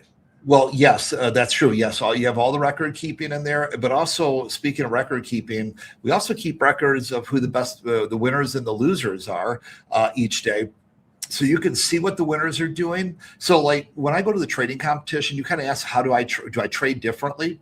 Right. Wealth Tracker was in part built for me to go and keep me humble, right? I don't care how many trading competitions I have. I can wake up on the wrong side of the bed and do something impressively stupid tomorrow morning. Human nature is human nature. Wealth Tracker here keeps me grounded. Now, we don't have time, but what I want you to understand is there's dozens and dozens and dozens of different metrics that you can track. This is all the trades that are going on. It's anonymized, so they won't see, these are Boris's trades here.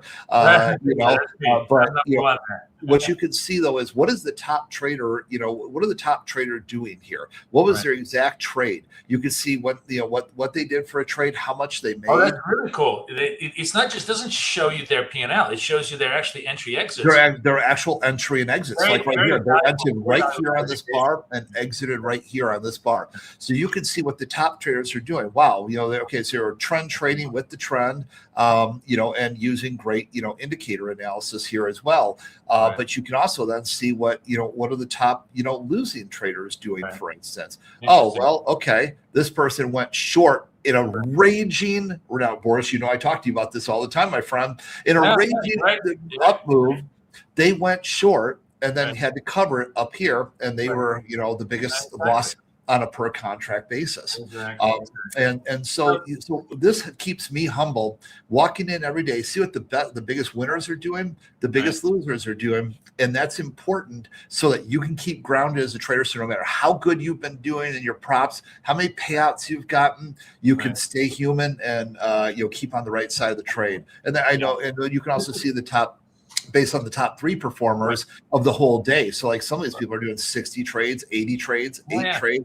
You can see their win-loss ratio. 60 trades on the platform. I mean, a guy who made a guy or woman that made $12,000 stop, a day. Because your buddy Logan is coming up. He just Logan, I love Logan. You guys are in for a treat there. Logan actually told me that he has made 6-figure payouts since Wealth Charts Trade Capper came out. We're going to talk a lot about that. But anyways, Wealth Charts, of course, Wealth Charts Prop, amazing feature set, great opportunities. I'm going to read out the 2 wealth winners. You guys really hit the jackpot today. ZZ Zenny and May Trades 32.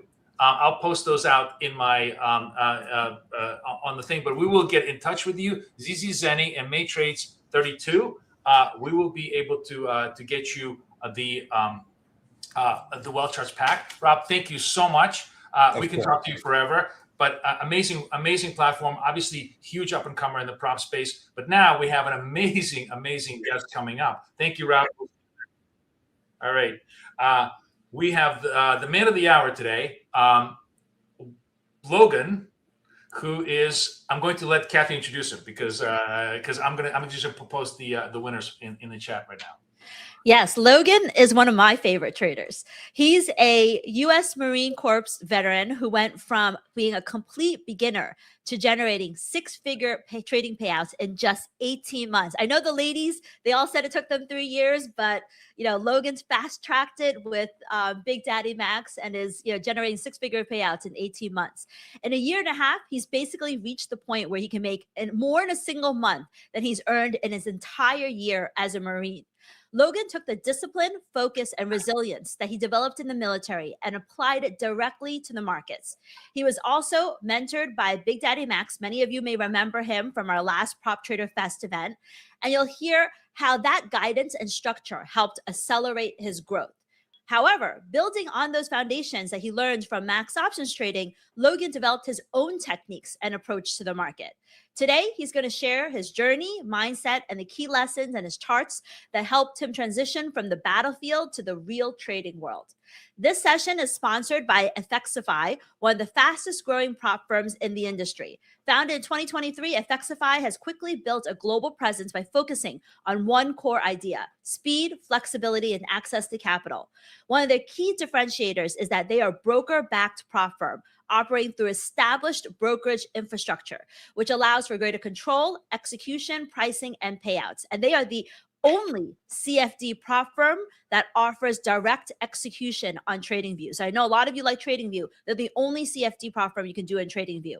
We will be giving out 3 50,000 Effexify CFD prop trading challenges at the end of Logan's session, and then some more of that later today. So here's what you need to do. You should know it by now.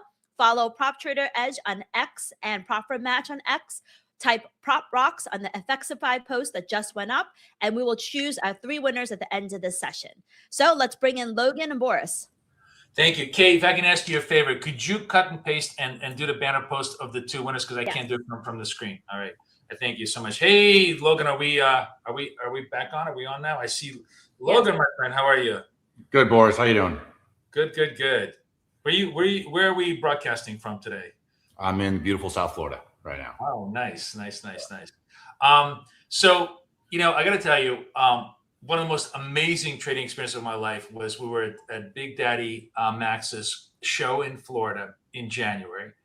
And Logan went up in front of, I think, 1,000 people live.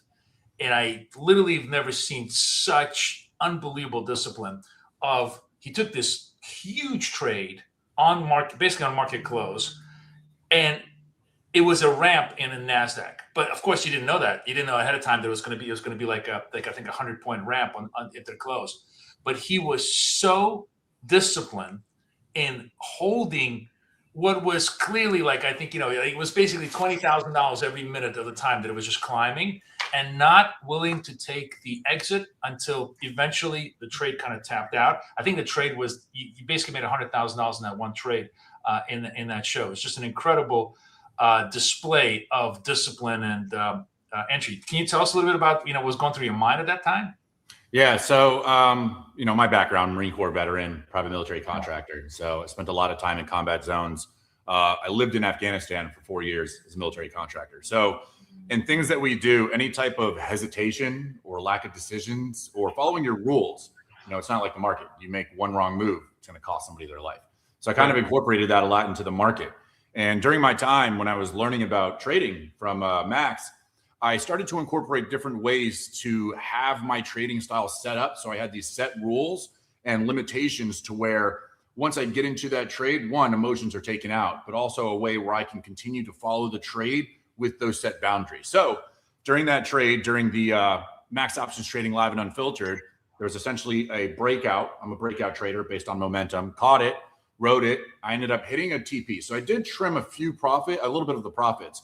But the way that I do my trade setups is I like to let them run with certain trail setups, ATM settings, and that help manage the trade for me while having that much risk still involved to maximize profits. And that's what I did. Ended up cashing that long, and it ripped and ripped and ripped. And I had my trail set up in an appropriate distance to cash out. I think it was $110,000 during that power hour. Yeah, that was insane. I actually meant to ask you about that because I want to talk about the trade, but really the Marine background. I've met a lot of Marines in my life. Every person has just been an amazing individual, but I've also met a lot of Marine traders.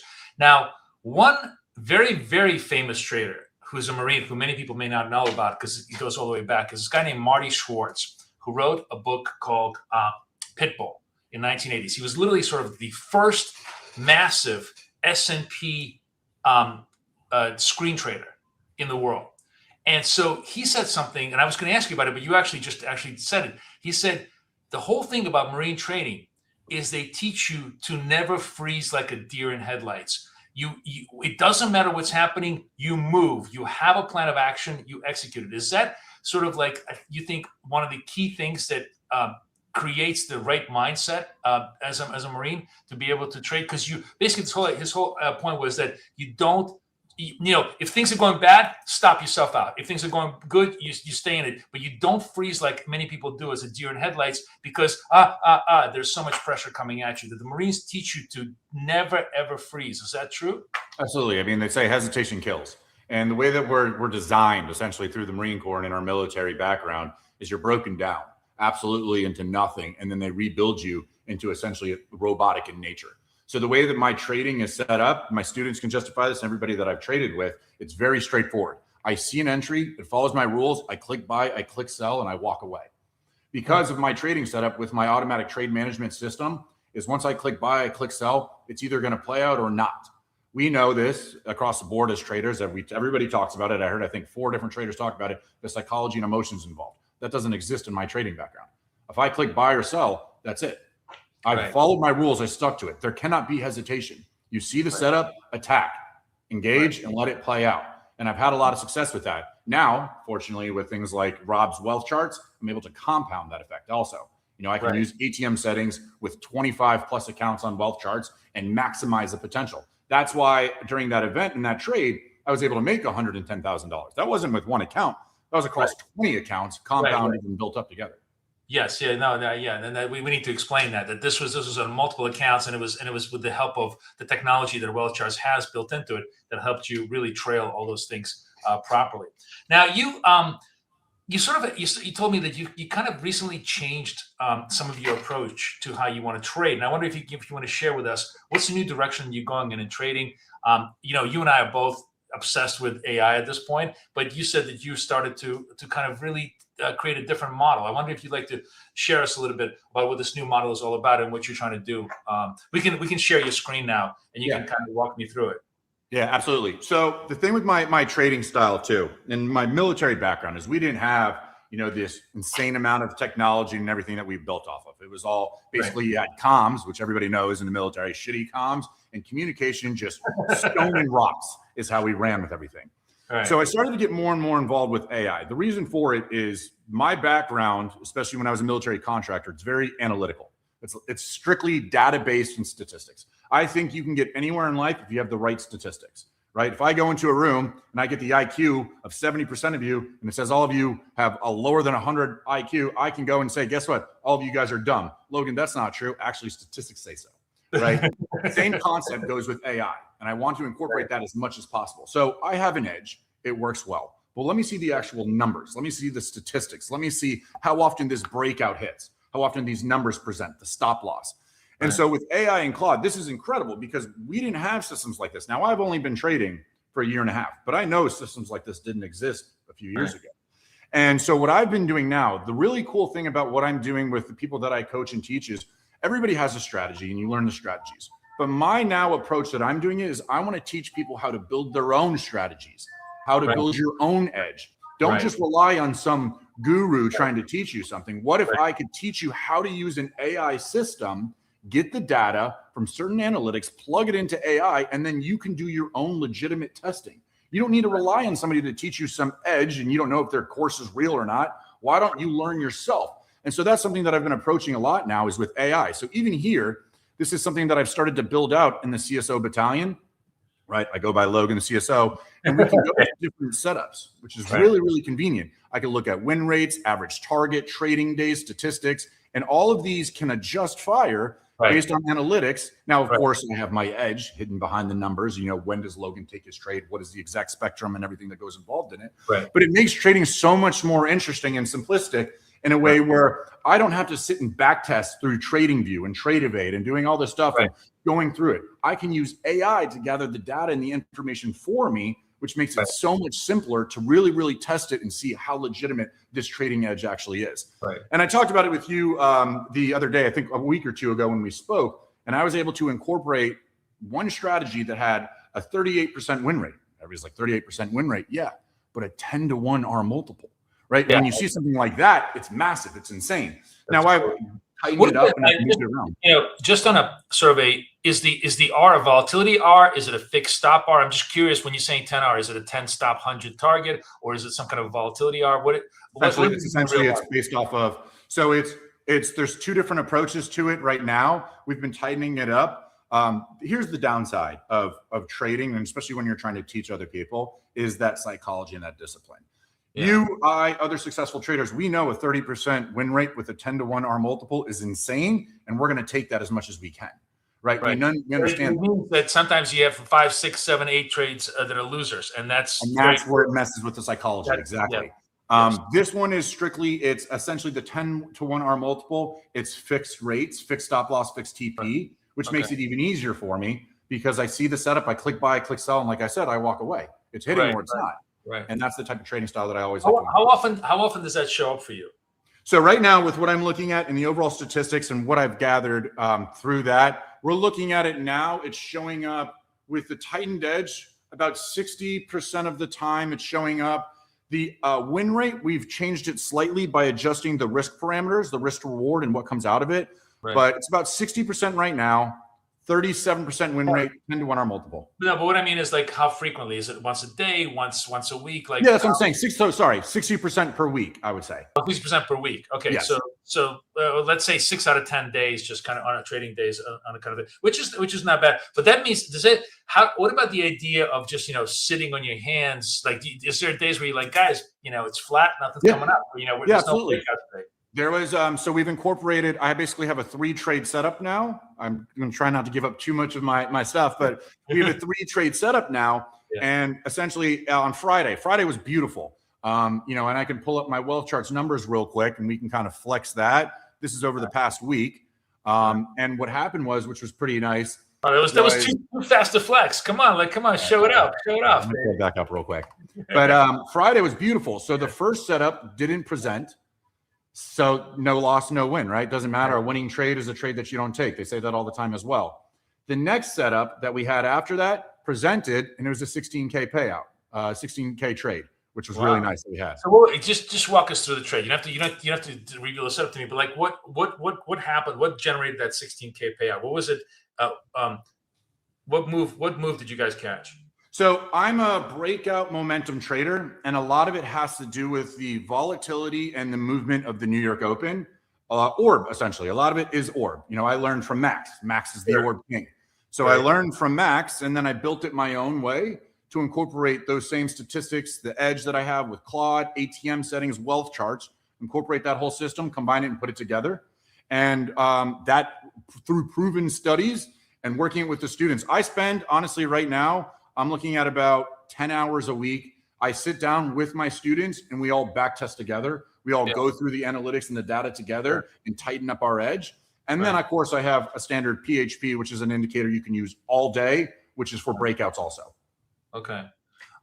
So like in this particular trade, when did it trigger? After 10 o'clock? No, my trades, all of my trades happen within the first 5 to 10 minutes of the market. And then after that, I try and close out and be done no later than 10 a.m. in the morning. Well, you know what? That's, first of all, that's very unusual. But secondly, literally the worst time to trade statistically. Like I have no idea how you make money. It is literally the graveyard, because it's just two-way markets, massive volatility. Everybody's trying to pre-position. The actual trend almost always actually develops after 10 o'clock when they stop everybody out up and down. You know, so I have no idea how you manage to do 9:30, 10 o'clock. It's truly a magic trick you're pulling out of your hat. It's the way that I also know this is you hear it. It's funny because you see all these traders and everybody online and they're like, oh, the market conditions right now, it's just blah, blah, blah, whatever. It's not working. I'm obviously new to trading. I've only been trading for a year and a half, but fortunately I've had a lot of success very early on. The thing that I've quickly realized, and we learned this in the military, is the saying is adapt and overcome. The market's going to constantly change. I don't know when another war is going to happen. I don't know when a tweet is going to happen. So what do I need to do? I need to adjust to these market conditions. I looked at the data when I go through my data analytics, and I did 5 years of data, and it's completely different, right? Because you're going to look at 2022, which is a bearish market, to compare to right now, where we've shot up 6,000 points in a few amount of weeks. And a lot of people don't think about them. They're saying my edge this time, my edge this time. You have to adjust to the market. You have to. The edge is completely contingent on the background of the market. It's always that way. Always have to adjust. And so the thing is that people keep trying to do this one thing. The way that I am, the way that I'm trading, I will constantly, I'm not going to stick with one edge that I suppose is going to work all the time.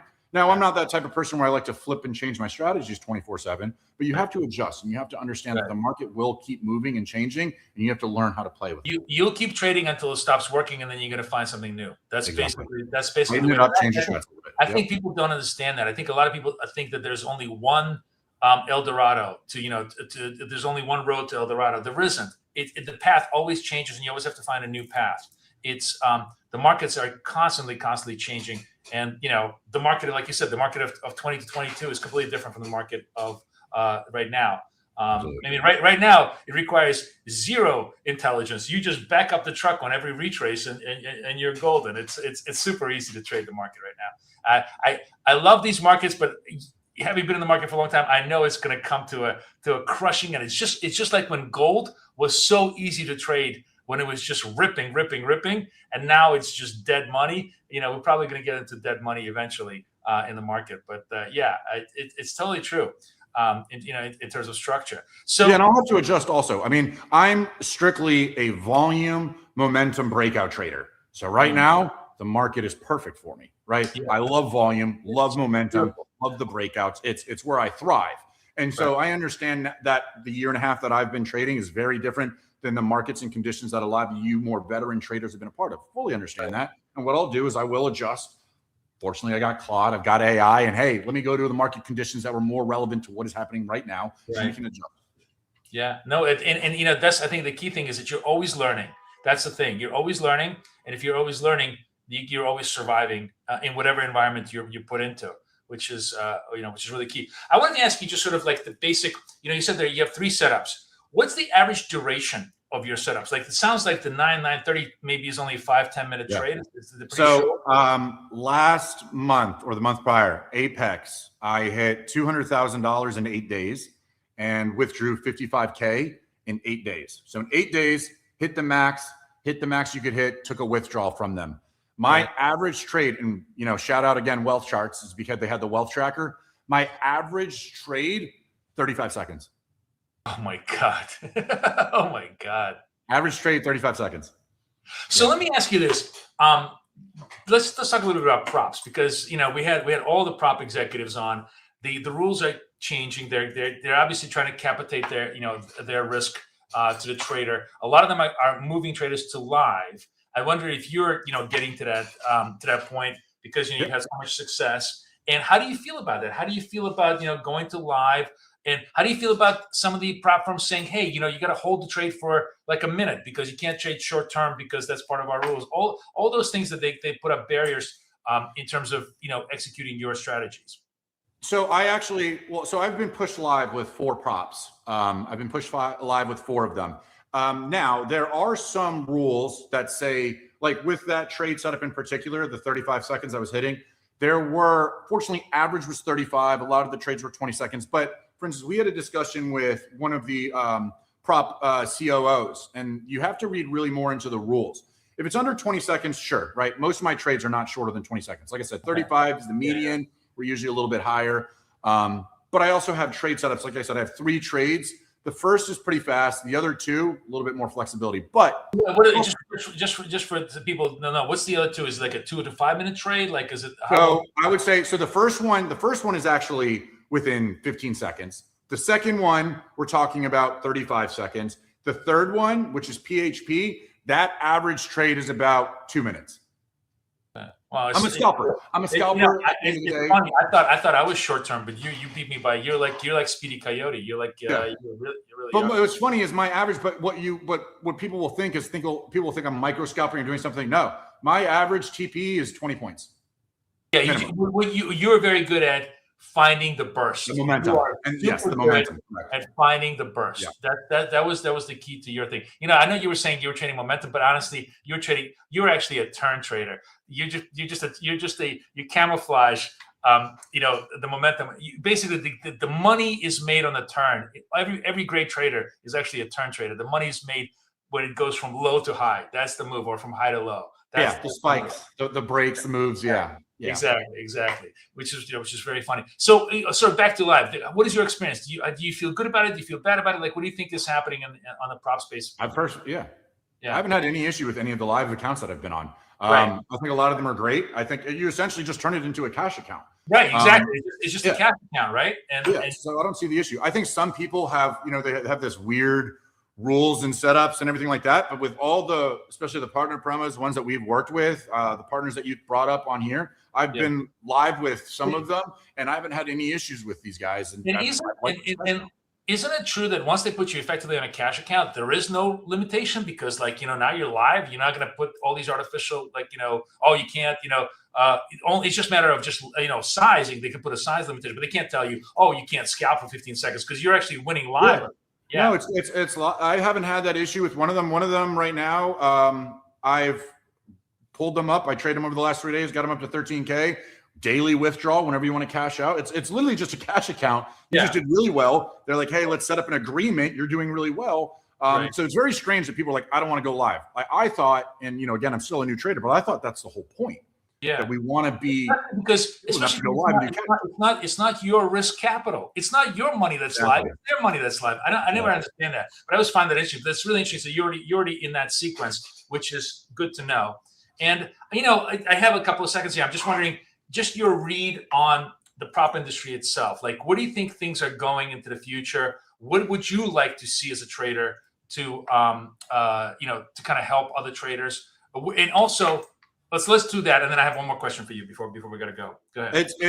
So as somebody who's only ever done prop firms, I jumped into it. I went right into prop firms because I came out of the military. I didn't have a lot of money, and I went right into props. The prop firm industry, it's kind of cool because even in just the year and a half that I've been with it, I have noticed, people might disagree, but I've actually watched the prop firm industry go more and more catering toward the trader. Think about how many props have been removing intraday drawdown, or have been removing certain daily loss limits, or have been making it set up so you can get earlier payouts. It's been a lot more convenient for traders in that retrospect, and I think it's just getting better and better overall. I think the prop firm industry is a great aspect for a lot of people to get involved in. And it's funny because I even still have people who will DM me and trying to talk smack, oh, Logan, you're not using a cash account. I will use a cash account once I do well enough with a prop firm and they push me there. Doesn't make sense for me to risk this much capital. And the thing that people don't realize, when you go into a live account with these prop firms, you still have the leverage as if it's simulated and being able to make so much money. You can't go into a normal market with $3,000 and be able to go in with because right? FCM margins are much stricter. You're absolutely right. So question I have for you is, you are a big money trader. Like you obviously leverage your size by doing multiple accounts. Right. But starting traders, I always find the single greatest sin of every starting trader is that they actually trade way too large. Like I always tell everybody, you need to start with 1 MNQ. That's what you need to do. You need to be on 1 MNQ for a long, like 100, 200, 300 trades to get the rhythm, man. It's like playing tennis. You got to learn slow on how to hit the stroke. Would you agree? Like, and how do you, when you're mentoring people, how do you sort of meet that challenge? I am very guilty for almost my first entire year of trading of going too heavy. And it worked out in my favor for a while, where I was going in with minis and heavy size, very guilty of it. And it worked out for a period of time. But the problem is it's not sustainable long period. I think even if you become a long-term trader and everything like that, you need to downsize and go at an appropriate level, right? And so now for me, I go through this with my students. I use 25 accounts through Wealth Charts, through a lot of the partners that they have. I don't even go for over a mini now. I'll go for 10 micros or less. And you do that across 25 accounts, compound $250. You're looking at 6, 7, 8, 9, 10K a day minimum by just keeping your size small. What's the face value of those accounts? Those are 50,000 accounts or I actually do a whole statistical edge and understanding, and I'm not trying to have any props be mad at me, but the best edge across the board for anybody is 50Ks. If you look into the actual numbers, they won't argue with you. I've talked to Apex, they'll tell you that's the best edge. 50Ks are the best overall if you look at the statistics on it, based on the edge and passing and payouts and leverage on certain rules. 50K is always because people love the 150, the 200 because they're super greedy, but the risk reward there is like you got to make 3 times the amount of money. Against a very, very tight risk. And I used to only do 150Ks, and then I realized this doesn't make sense long term. I trade 25, so I'm perfectly happy. I say 10 25 is better than 1 250 because of the risk rewards. Anyways, our time is up. I could talk to you forever. It's just so interesting. Guys, if you have any interesting question, everybody's going LFG to you. They're all doing. Thank you so much. So. Bottom line is hesitation kills. That I think is a big takeaway from the Marine training, and that Logan brings to all of his trading. Get in, get out, don't worry about it, right? Do not hesitate. That's kind of, I think, the big takeaway from a lot of your trading, and one of the key foundations for what you did as far as success go. And then, of course, the second thing is adaptability. You're always looking for new edges, always trying to understand how the market is changing, always trying to find better ideas. You said you spent all your time now with all your students just actually backtesting new ideas and trying to see what can we do better, right? Absolutely. I think at the end of the day, you guys need to realize this. Let me point this out too, is stop trying to rely so much on other stuff, right? Do the work yourself. Right. Don't be lazy, right? Either invest in your education or find ways to gather your data yourself. The problem with this world that we're in is a lot of people are looking for the handouts, the easy route, thinking that trading is quick money. That is not what's happening. Trading will not make you quick money. You trying to get a handout from somebody is not going to happen. Put in the work, put in the effort, invest in your education, or do the work yourself. Stop hesitating, pull the trigger. Life is short. Do what you can. Semper Fi, my friend. Thank you so much. Appreciate it, Boris. Thank you so much. Take care. Love having you on the show. Let's do the giveaway, the FX I-Fi winners now. Some cool winners. I got 1, 2, 3, 4, 5 winners. Navid Ahmad, FVG Profit. Oh, fair value gap. This is very appropriate for Logan Trading and Big Daddy Trading. Tip Vanam, JQR Quarles, and FX Golfer. All of you guys are getting the FX I-Fi winners, which, as Kathy was saying, one of the few CFD firms, in fact, maybe the only CFD firms on TradingView, which is really, really cool to be the ability to trade directly from the charts. I've been doing that a lot with them. All right, Kate, I'm going to leave it to you. You got a great lineup now, because we're going to be talking platforms, which is the next hottest thing in the business. And I'm going to let you introduce this segment. Right. Thank you so much, Boris. Thank you, Logan. The demand from traders for better technology has never been higher. Faster execution, cleaner interfaces, smarter analytics. Traders today expect more from the platforms than ever, and that's driving a major shift behind the scenes.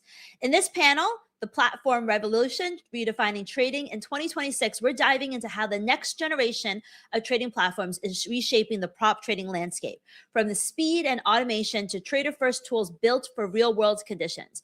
Because the reality is, the platform is no longer just a tool; it's part of your edge. Logan talked about it. We had many other traders talk about how the platform and the tools and the copying that they allow really makes a very big difference. Joining us today are two companies at the forefront of that shift: TickBlaze and TradeC, both building the infrastructure that could define the next era of trading. TradeC is one of the fastest rising platforms in the prop trading space. Built for active futures traders, TradeC is designed around one core idea: speed, simplicity, and smarter decision making. You can trade instantly and seamlessly across the web, mobile, and desktop. Many of the traders today trade only on mobile. It combines fast execution with built-in journaling, performance tracking, and AI-powered tools. For prop traders managing multiple accounts and tight risk rules, that combination of execution and insight is a big deal. They have grown so fast since their launch in February. They have over 40,000 users, and they recently launched some really cool innovations that Bruno, the head of growth, will be sharing with us today. We also have TickBlaze. While many new platforms are just emerging, TickBlaze's roots go back to 2018, and that experience shows how comprehensive the ecosystem has become. TickBlaze is not just a charting or execution tool. It's a full multi-asset trading environment for stocks, futures, forex, crypto, and options that you can access on the desktop, web, and mobile. One of the coolest things for traders is that they have a trading view style experience built in directly into the platform, but they also allow you to build and code your own indicators and strategies, which I know a lot of traders felt like we're missing from a lot of the other platforms.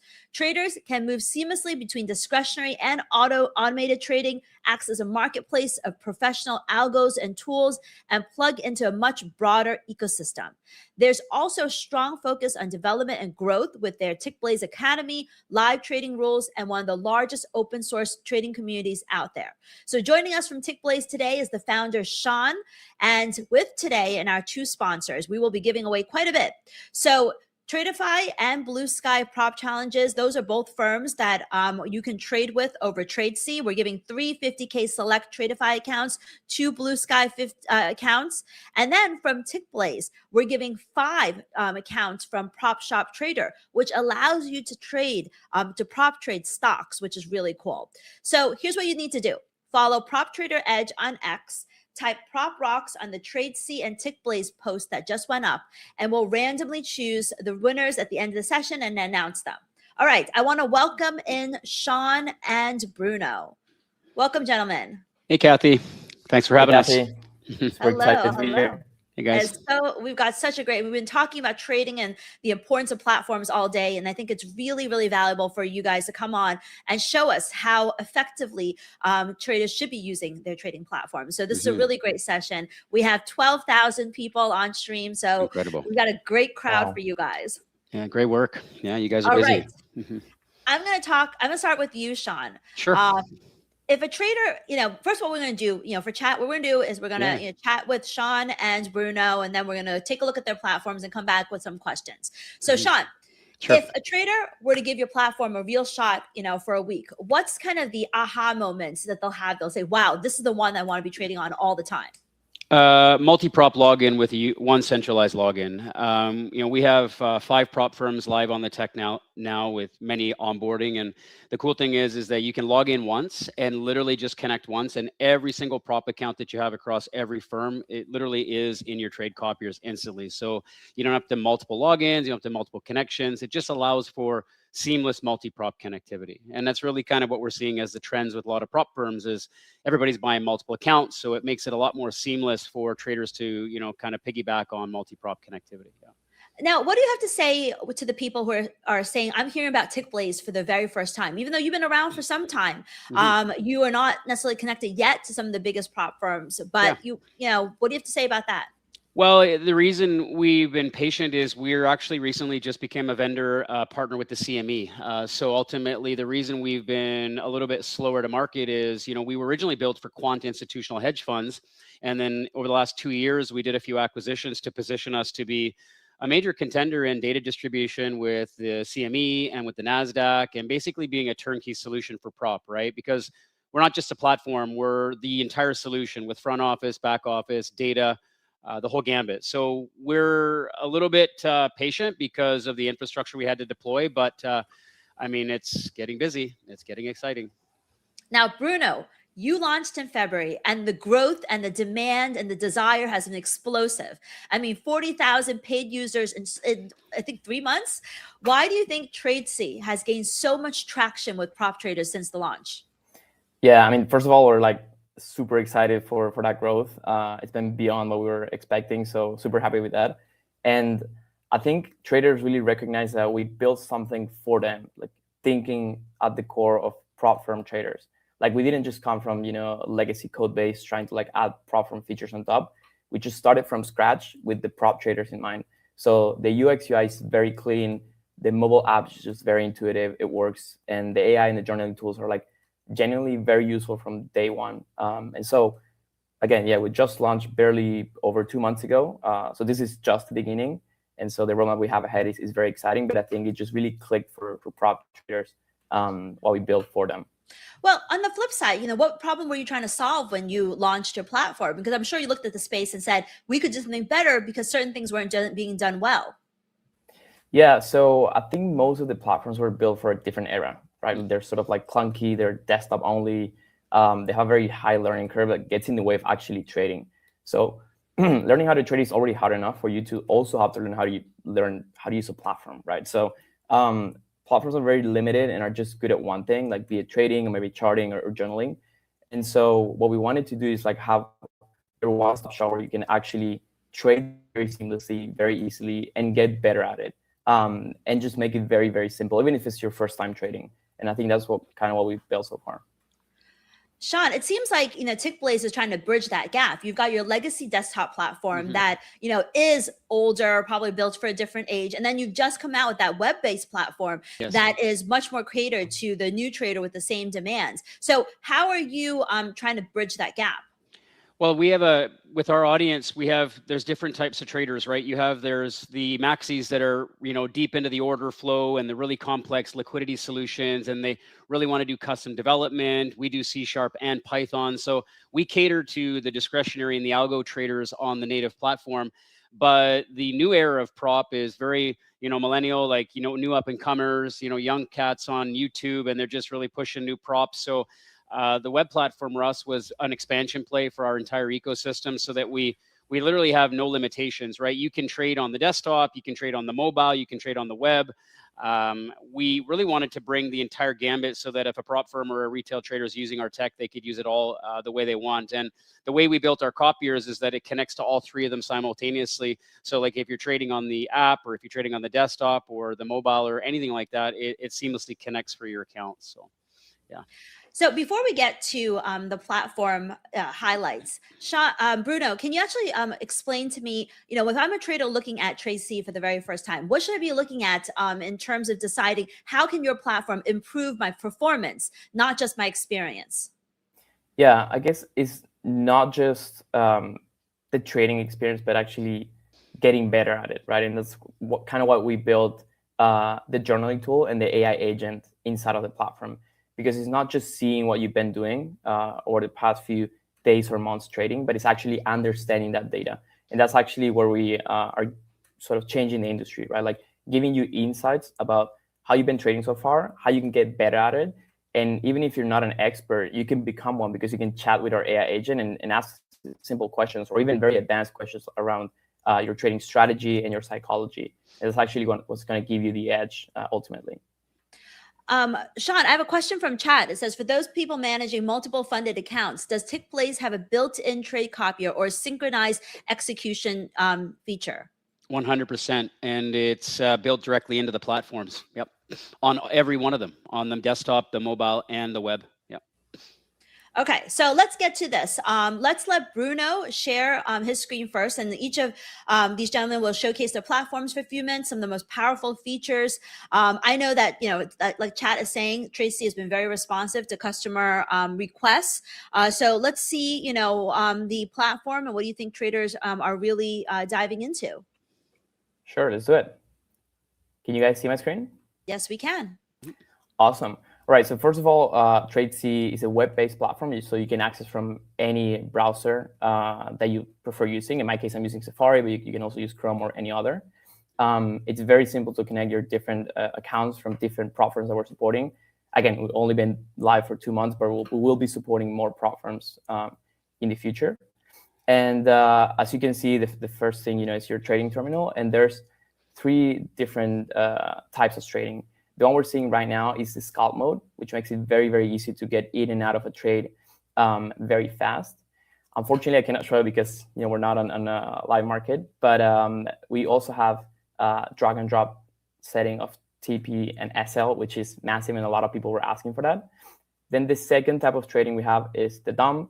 This is updating on a live basis, and it's like very, very easy and intuitive to use. And then lastly, we have the order mode, where you can set your market limit and stop orders, choose the quantity of contracts you want to trade, set your TP and SL again. And so that goes for trading, right? But then you can also customize everything you're seeing here. So you can choose how many charts you want to see on the screen.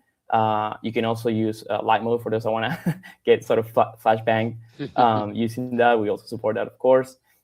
You can set all of your risk settings. We do also support copy trading. This is something that was requested from day one, and we added, of course. We recently also included the data speed that you're going to receive on your charts, your privacy setting, and your hotkeys for those of you that like to press keys and make it like much, much more fast. And then you can also save your different custom layouts. And again, all of this is customizable. But a very big thing that we have here when we go on the right-hand side is our AI agent. So I can actually ask it, like, what can you do for me, right? And this is live. So it has awareness of what are you trading at the moment and the live market data. And so it can give you a market, snapshot and analysis. It can give you analysis of the news and current economic events that are happening. It can give you insights from your previous trades for you to take action on your future trades. It can also guide you for trading. It can also be a tool assistant. So like, let's say you want to add an RSI to my chart, but you don't want to go to like the indicators and all of that. So you can just do it, at a click of a button, or even speak into the agent. Just makes it very, very easy. And also something huge that we have is that you can build your custom indicators. Even if you don't know how to code, you can just like write it in plain English. And when you access here, you will have all of your custom indicators that you can add here to the chart, for instance. And then you will see how it's adding my custom indicators here in the chart. Also, something very, very, very cool that we have, which for me has been like massive, is the study. So you can actually build your own strategies.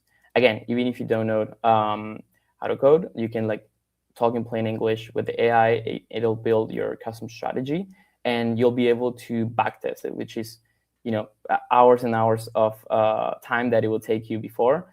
Now you can do it at a click of a button, and you can see all of your backtests and decide, okay, do I want to go along with the strategy or not?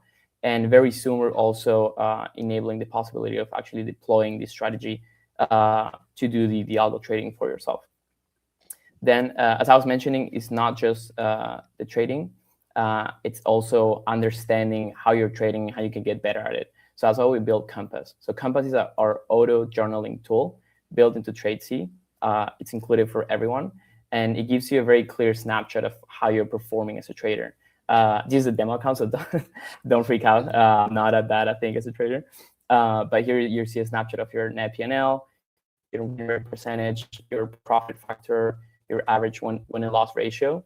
And with all of these and more factors, we combine what's called a Compass score, which you can very easily share on social media. We've seen people love doing that to, brag with your friends when you are actually being a very good trader. Not in my case this past week, but that's good. Then again, you can see your P&L performance. And something that's very, very cool is you can enter a specific day, see all of your specific trades, and you can see here on the chart where you got in, where you got out of the trade. You can leave some notes, and then you can also tag the trade. So let's say I want to tag this particular trade to my ICT strategy. I can save it right here. Then I can go back to my Compass dashboard and filter only by that particular strategy. So that way I can only see very easily, okay, how is my strategy performing, or also how are my particular trading instruments performing as well. Moving on, we also have Polaris, which is our AI companion. And it does a lot of things, but more importantly, again, it has like awareness of live market data and how you are as a trader and how you behave. So it learns about your psychology and learns about your trading style. And everything that it comes back with will be having that awareness in mind, right? So you can ask it about, what's the latest new updates in the market. You can ask it to analyze a specific trade that maybe you wanna take. You can ask it to analyze your portfolio in the past week.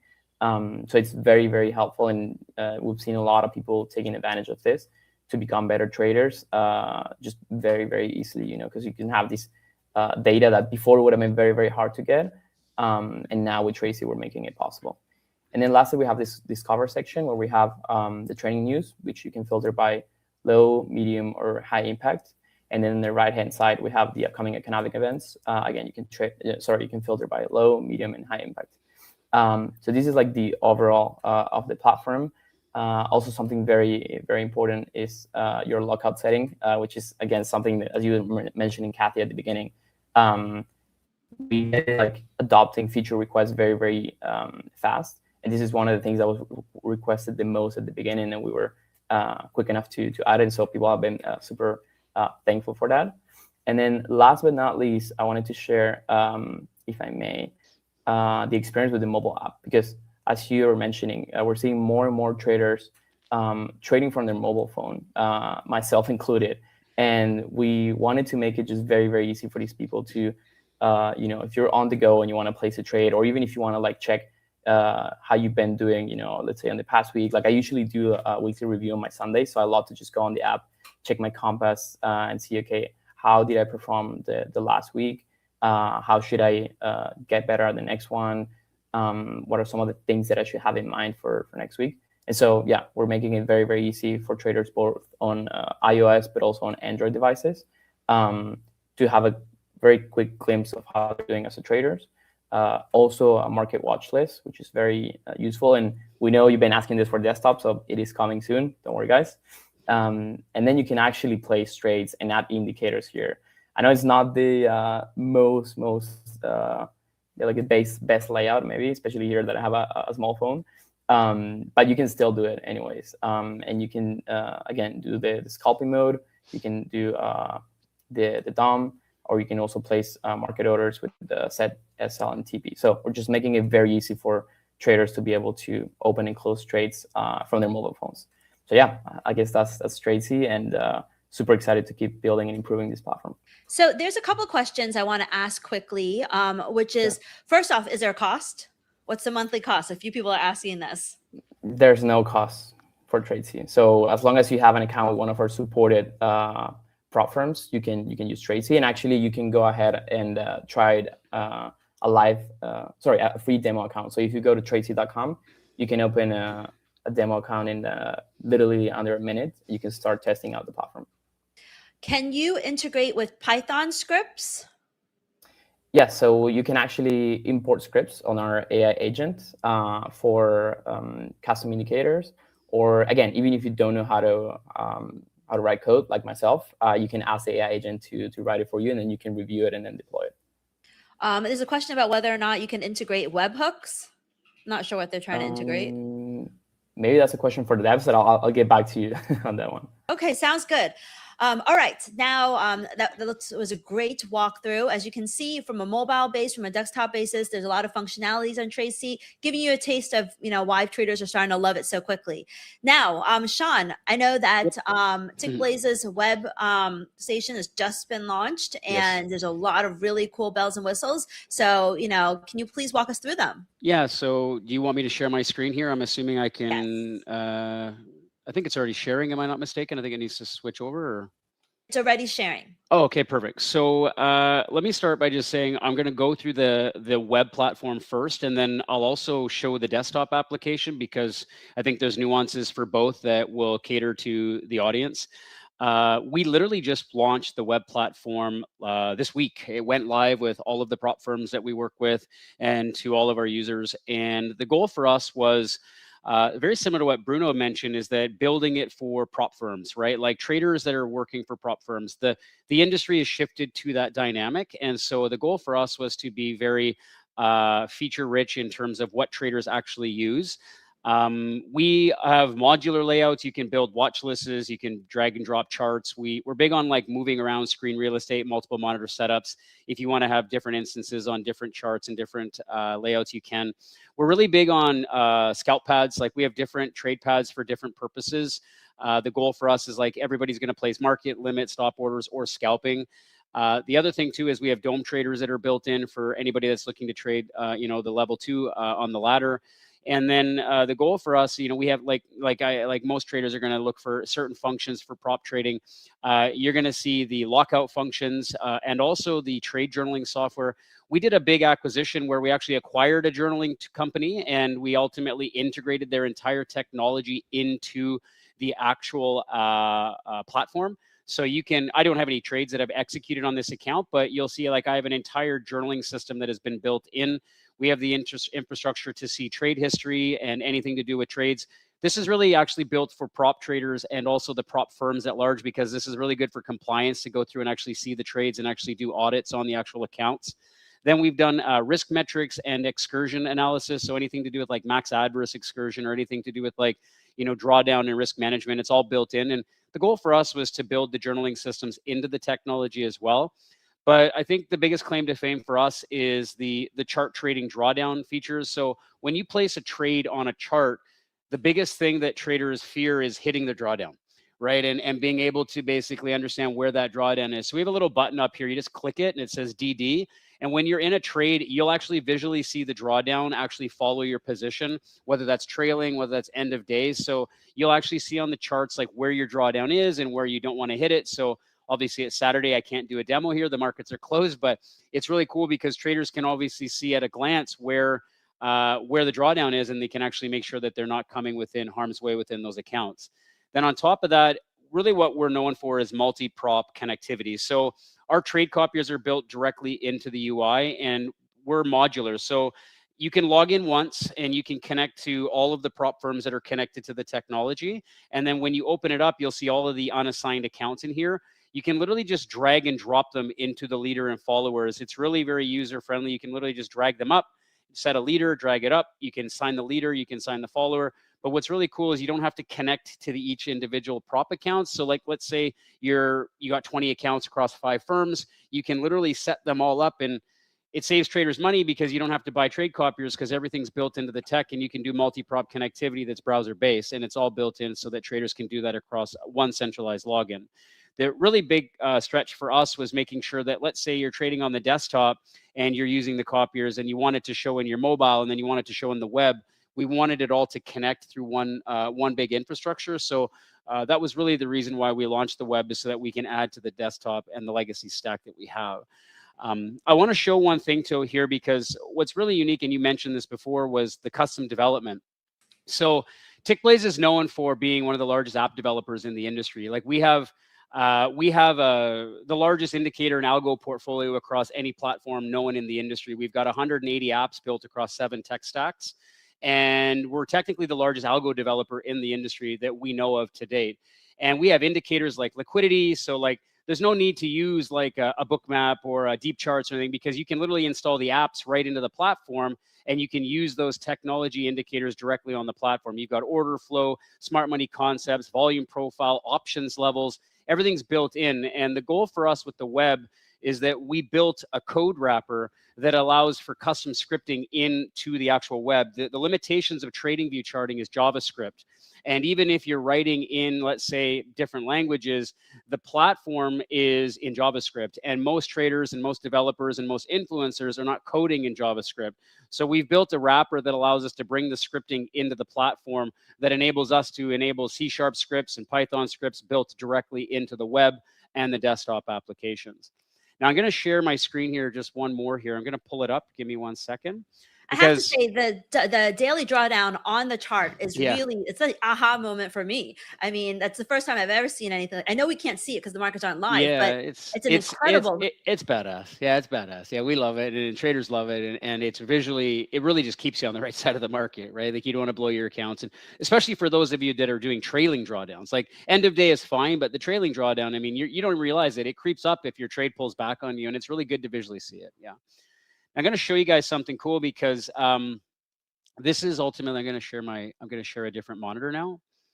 Let's grab this. So this is actually the other platform. So as you know, like I said, we have desktop applications, web applications.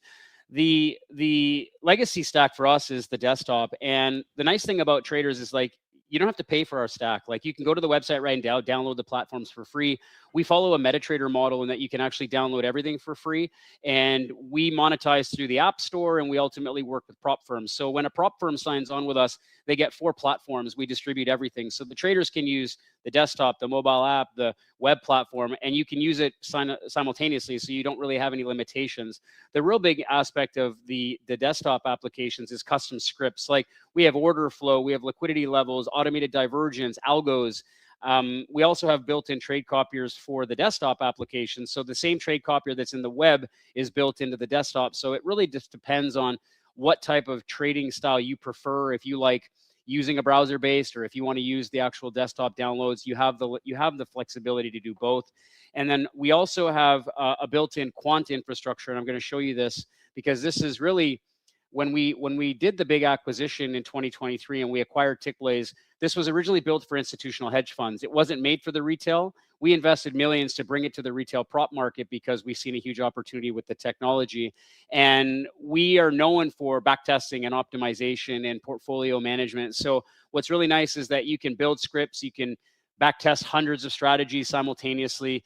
You can trade them, you can download them, you can do multi-prop automation. I mean, whatever you can literally think, it can be done inside of Tickblaze. And it just depends on you as a trader and what you're trying to accomplish. So when you think about, as a trader, the goal for us in the Tickblaze ecosystem is no limitations. If you want it, we have it, and we basically thrive in that environment. Yeah. Incredible. All right. I think it's actually making it harder for traders to choose because there's so many great features in both of your platforms. But Bruno, if you could give traders one piece of advice about choosing the right platform, what would it be? That's a great question. I would say don't just look at the features on a list, right? Like I would ask myself, does this platform actually make me a better trader or just a more equipped one? Right? Like, is it like, do I want to have the fancy one, but then I'm not going to end up like using it? Or do I have the platform that's actually better fit for me and that the friction of using it is going to be as low as possible? Because like trading is already really hard, right? So if there's even friction when it comes to choosing your platform, that's even worse. So it should be very, very easy to just like hop in and start doing your thing, which is actually trading. And Sean, what would be your advice for traders choosing the platforms? The tutorials are there for you. I think, every trader is going to go down a rabbit hole of learning the technology, but I think the company's job is to ensure that the users have a seamless experience. I think a lot of times developers and builders build great tech, but the gap I see in the industry is training. And I see that, traders want to learn, they want to understand things, and they don't want to do it watching 30-minute videos, right? And we have a big policy across the company is that you can watch a feature in 3 minutes or less. If it takes more than 3 minutes to explain something, you're doing something wrong, right? So if you can't learn the platform in less than 30 minutes, there's really something going wrong here, right? So like to Bruno's point, I love what he said about, that the industry is already hard. Trading is super difficult. We should not be fighting with the tech at all. So I second his comment because I think we're very much aligned in that. Yeah. Absolutely. I think the big takeaway here is that the platforms are no longer just tools. They're becoming a core part of your trader edge. And it's important to find the right platform that can help you trade better and give you a better edge in trading. And thankfully, we're in a market where, it's become very competitive, and every platform trying to give you better tools and better access and better information. So I encourage all of you to test out Tracy and TickBlaze. They both have free demos, and give those platforms a test drive and see which ones are right for you. Thank you, Sean and Bruno, for both of your insights. Now we're going to throw it to Boris for the giveaways. Hi guys. Really, really good giveaways. We have Tradeify giveaways to Kirtan tanks. Here, hang on. Let me just put this into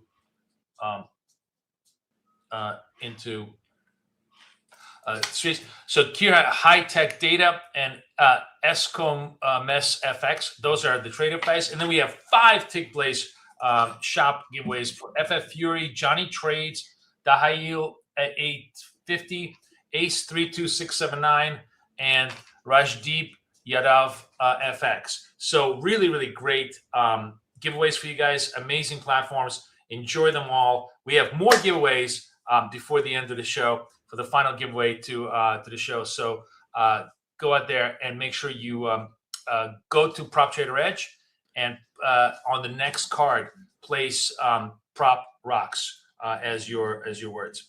Kay, you're going to talk now to 2 very interesting CFD traders. We've been doing futures all day long, and now it's time to change our perspective to people who trade CFDs, a whole basically different domain of trading, and one that I think a lot of people are going to find very, very interesting. And of course, Kathy herself is a Forex trader, so this is very much in her bailiwick. Go ahead, Kate. Let introduce the guys. Absolutely. For our final session on the secret of consistent CFD prop swing trading, I want to welcome Tomas and Bennie. Tomas is a systematic trader from Spain who has done what most prop traders only talk about. He turned a small starting stake into serious capital allocation. He started with just $3,500 of his own capital and now is trading $1 million in real and not sim capital. We've had so much talk with traders who trade sim, but Tomas trades real capital, and he's able to deploy in the market with the same type of discipline that every other trader only strives to be. Bennie is known to his over 80,000 followers as Trader Bennie. He's a Forex trader, which is near and dear to my heart, with a humble background, who managed to scale $50 into $200,000 in real capital. He's built one of the most engaged trading communities in Africa, and he's known for one core message, which is to help traders withdraw from Forex, not deposit into it. Like Tomas, Bennie trades a broker and a funded account. So this is really unique. This is the next evolution, I think, for a lot of traders, which is a broker and a funded account. But his edge isn't a secret indicator. It's risk management and mindset. Both traders will share their journey, their strategies, and their secret to consistency. Now, this session and the giveaways for this session are sponsored by Effexify and Axie Select. Founded in 2023, Effexify has quickly built a global presence by focusing on one core idea: speed, flexibility, and access to capital. One of their key differentiators is that they are a broker-backed prop firm operating through established brokerage infrastructure, which allows for greater control over execution, pricing, and payouts. Axie Select is a very unique funded trader model, unlike any of the other firms that we've talked to you today. It is 100% free. There are no challenge fees whatsoever, ever. And all of the funds that you trade are real capital, not simulated, from day one. It takes a $500 deposit, which is yours to trade, and you can withdraw it at any time. It's in your broker account. It's designed for serious traders who want to trade their broker account, get access up to $1 million in real capital. And it is powered by Axie, an established global broker that's been in the business since 2007. So for non-US traders, this is a very real option to consider. We'll be giving away Effexify challenges at the end of the session. Unfortunately, Axie Select is completely free, so there's nothing for me to give you away because it doesn't cost any money at all. So instead, we'll be offering futures prop challenges with Blue Sky, our final futures prop sponsor. So what you need to do is follow Prop Trader Edge on X, Type prop rocks on the FXify Axis Select post that just went up, and we'll randomly choose winners at the end of the session. So let me welcome in Bennie and Tomas. Thank you. Hello, everyone. Hello, Katie. Hello, hello. It's so nice to have you guys talk to us because we have been having traders ask us about CFD trading all day. And we've had some CFD traders on, but most of our traders have been futures traders. But you two trade CFD only. Is that correct? Yeah, correct. Yep. And see, the prop market really started from the CFD space and then later on added futures. So, for a lot of traders, some of them have switched over to futures, but a lot, especially when they're not in the US, are still trading CFDs. But, they struggle. And many traders in this room have either failed a prop challenge or blown an account. So I want to ask both of you, Tomas, Bennie, when you look back at your trading journey and your early failures, what did you actually feel was broken? And what was some of the shifts that you made before really, kind of making the progress that you have now? Would you like to start, Tomas? It's fine. Thank you. One of the first things I think it's patience, because normally we want to win immediate. No? So one of the keys to get the patience ready, and then also to trust your trade book. No, and that means in my case that I'm algorithmic trading. To trust the algos and the solid data that you have behind them. What about you, Bennie? What was, kind of your setbacks in the beginning, and what were the key shifts that you made in order to move from struggling to real progress? Yeah, when I started somewhere around 2018, we didn't have a lot of access to the prop, so we had to do a lot of trading for friends and family, I personally took a lot of heat, so right now they don't have to do all that again, because of the props, right? So that was a major game changer for me, I would say, that we now have props, we have access to huge capital, and all you just have to do is to create a system that has an edge, and then build the discipline to execute that system. That's pretty much it. I mean, Bennie, you would say that this is even more important for the community that you live in and work with, because in terms of real capital, it takes there isn't a lot of income and wealth in a lot of the areas that you are in. So having access to prop and starting with a small capital is key to getting any type of wealth generation for your community. Is that correct? Yeah, very well. If you come from the third world country like myself, I didn't want to say that, but yes, you pretty much understand that you are just on your own. Basically, you have to figure it out by yourself. If you go through the education system, the job market is nothing to write home about. It can barely get you by. So you see a lot of traders from these areas flood into the CFD space, flood into the prop trading space. And if you're able to build yourself over time, eventually you break out of the circle of these guys who are not making a lot of money because of the government, because of the way the country has limited many of them. And you started from a student studying medicine to becoming a full-time trader. So you decided at some point that you didn't want to continue studying medicine, even though, it probably would have been a great career, and decided to become a trader. What gave you that conviction to make that leap? If I told you, you would really laugh, but I would just put it simply, I saw the guys who were already, I am supposed to be the breadwinner of my own family, because where I'm an African, where I come from, I'm the only son, and I come from a very humble background. Where I come from, the onus is on me to help every other person, to emancipate the family, basically. And, I thought I could do that with medicine, so I got into medicine. But then I was seeing the guys who were ahead of me in medicine working in my home country, and they were not doing so well. And I'm asking myself, I still have about 4 years and then I'll still start looking for job and all of these things. So I said, no, I have to put this thing aside. And and I also understood the importance of having a skill. So the question was, what skill could I get that could bring value to me and position me somewhere up there with the other guys? And it was trading. So I just took the leap. Family didn't like it. They still sometimes they still say, oh, we wanted you to be a doctor, but they're getting the money, so they don't bother anymore.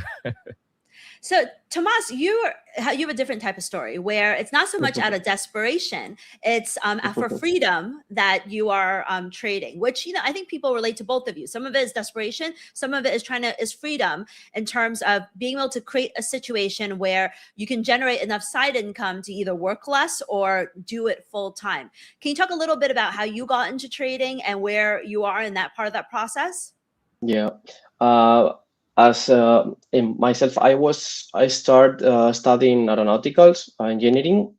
So I finished my studies and then I started working to a company. And nowadays I'm still working to that company. Probably in my case it's a bit hard to try to live just with trading nowadays. Obviously, it's one of my aims or my targets to reach, and I hope that.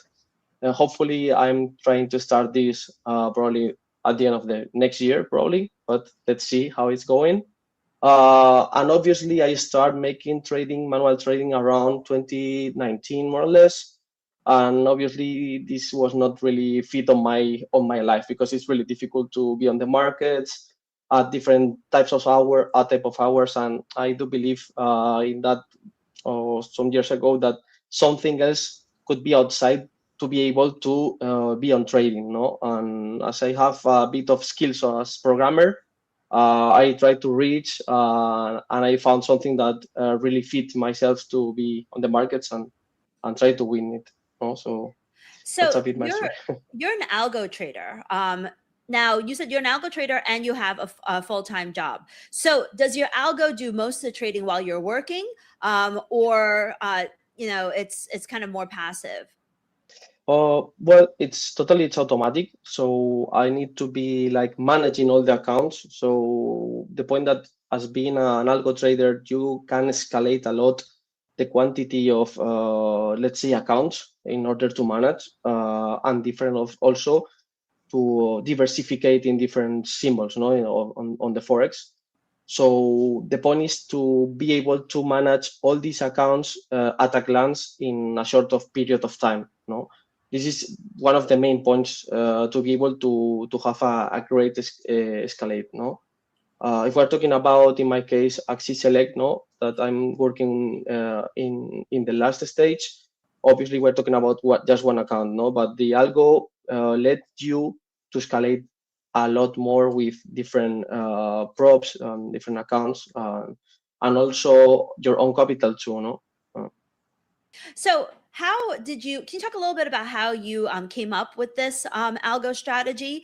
Because some traders here don't know how to code at all. Some of them know a little bit of coding. They're intrigued. Yep. What would you consider, like, how would you define a successful algo strategy, and what kind of things do you look at? I know you're going to share your charts with us in just a little bit, but can you give us a little bit of a preview?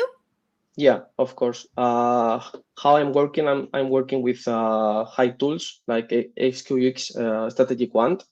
This is one of the main points or the main foot to be able to start with algo trading, to have a really good tool in order to build these systems, because in the past when I was doing manual, I tried also to do automatic systems by my own, making all the code directly by my hand, but this is not also really scalable, okay? And you cannot trust just yourself and your strategies and all the books that you need to read in order to understand all the market.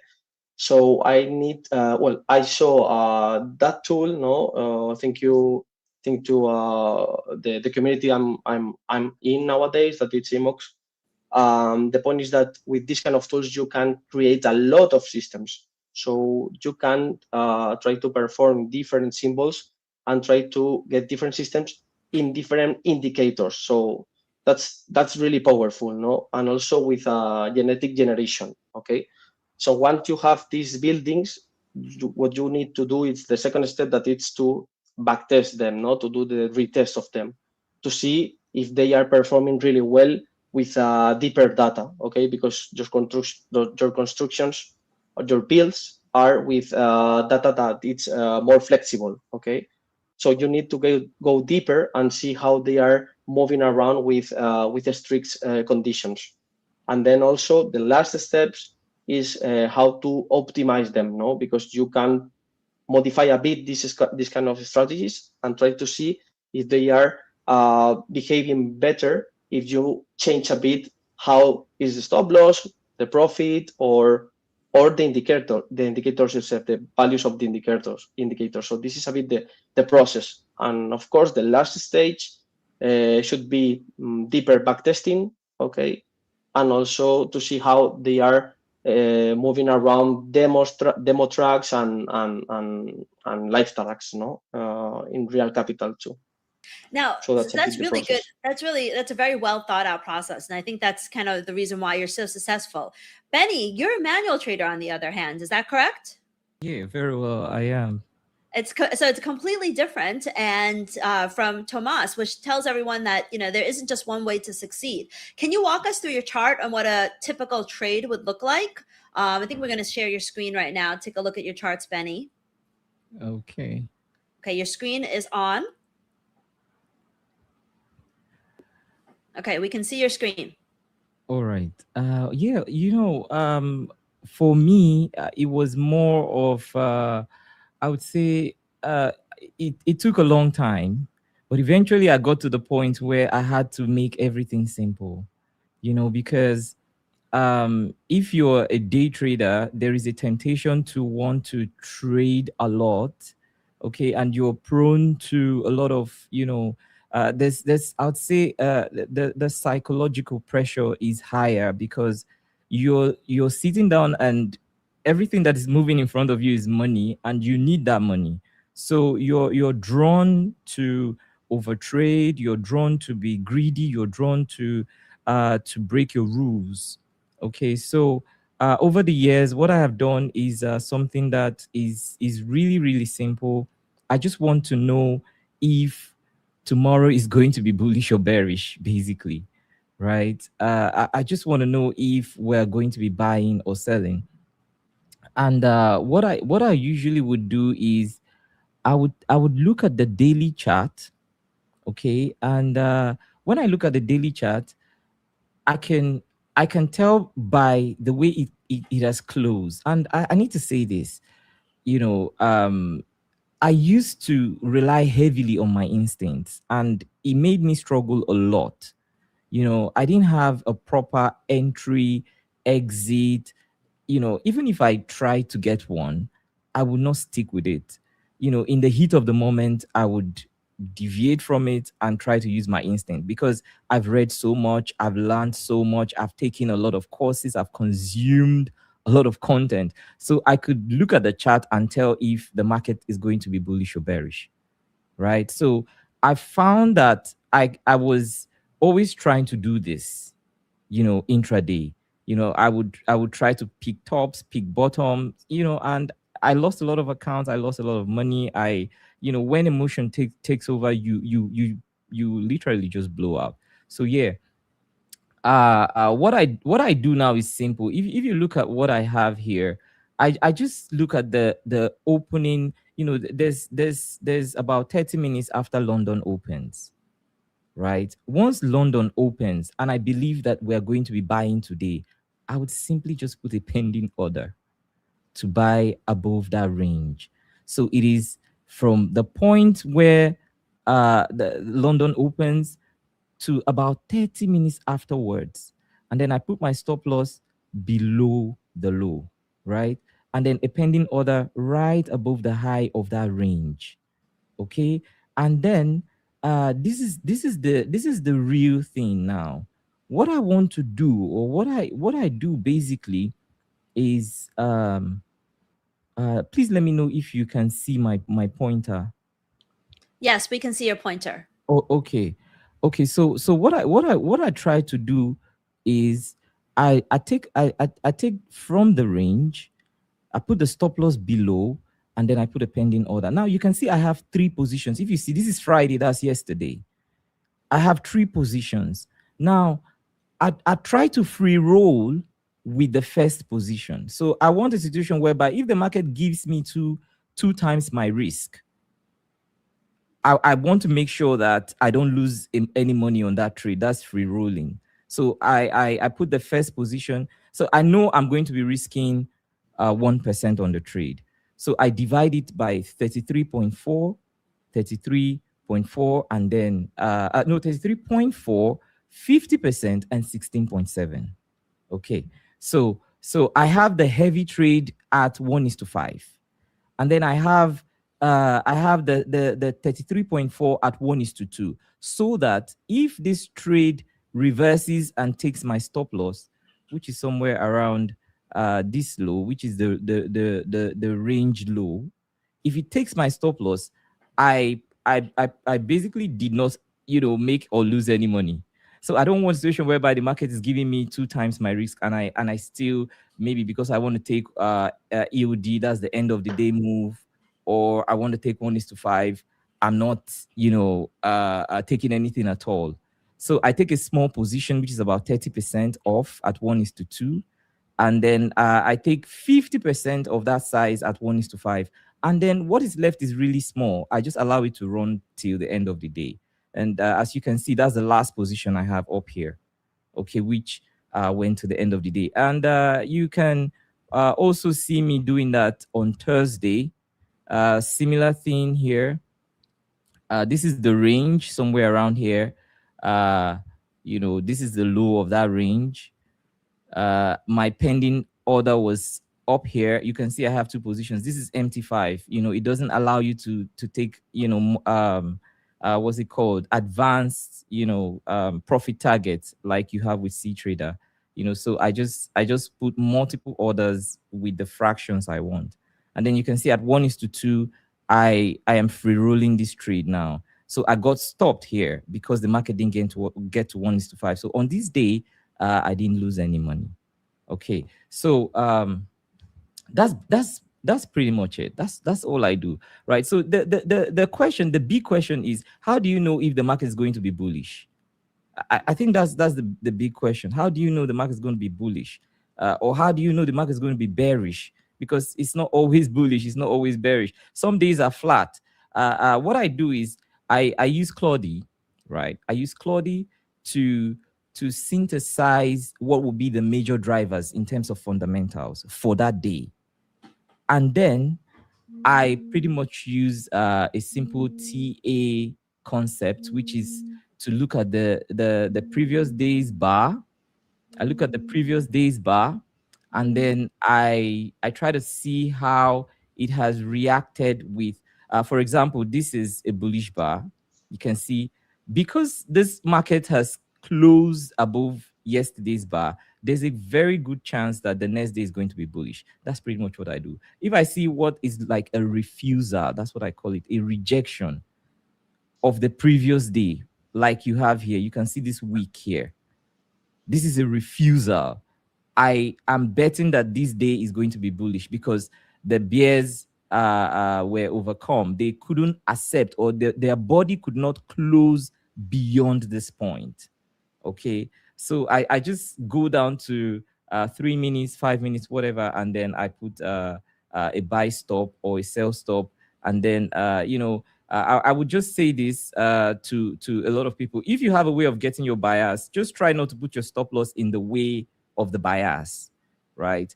Because that's what I see a lot of people do. They go to 1 minute, 5 minutes, and they're trying to be too smart, too clever. They use a very tiny stop loss because they have a bias, right? So the key here is to ensure that your stop loss is away from, is in an area where even if it gets hit, you know that your bias is wrong, and you take the loss for that day. Okay, and I will tell you, So it sounds like, it's pretty practical, where you basically trade breakouts in the direction of fundamentals based upon the previous day's trend. And it Exactly. looks like you take about one trade a day, right? Yeah, that's exactly what I do. And I you take just try, one trade a day. yeah, and you try to keep it simple, which is very, very practical. Now, Tomas, Yeah. could you share your screen and show us? Because when you're trading algos, you can trade as much as you want without having to monitor the screen, right? Yeah, I trade too many trades. Yeah. So when you share your screen, which I know you'll do, we'll put on in a second. What would be interesting for you to share also is, because a lot of people, they may or may not be trading algos, but what are some of the lessons that you learned from the successful algos that you're trading that, everyday traders can take away? Like, for example, what instruments are better, what time frames are better, what either breakouts trend? I'm working nowadays. I'm working H1 and H4. As an algo trader, we try to get away of the noise of the market, because at the end, I am an intra trader too, but also I would like to move to the swing one, okay, with H4. But I start with intra trade with H1, okay. But I do really like try to avoid this noise of the market, and probably to be in the market more time than expected, and to reduce the quantity of trades. I think the less time people could have benefit with this, but this is something that is related with yourself. If you want to be really having a lot of trades and checking this with these benefits and losses, and have this minus plus, but in my case, I prefer to not have many trades.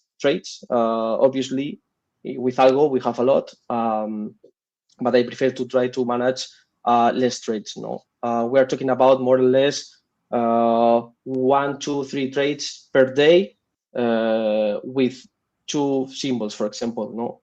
The symbols that I'm working with nowadays are gold, are also, for example, euro dollar,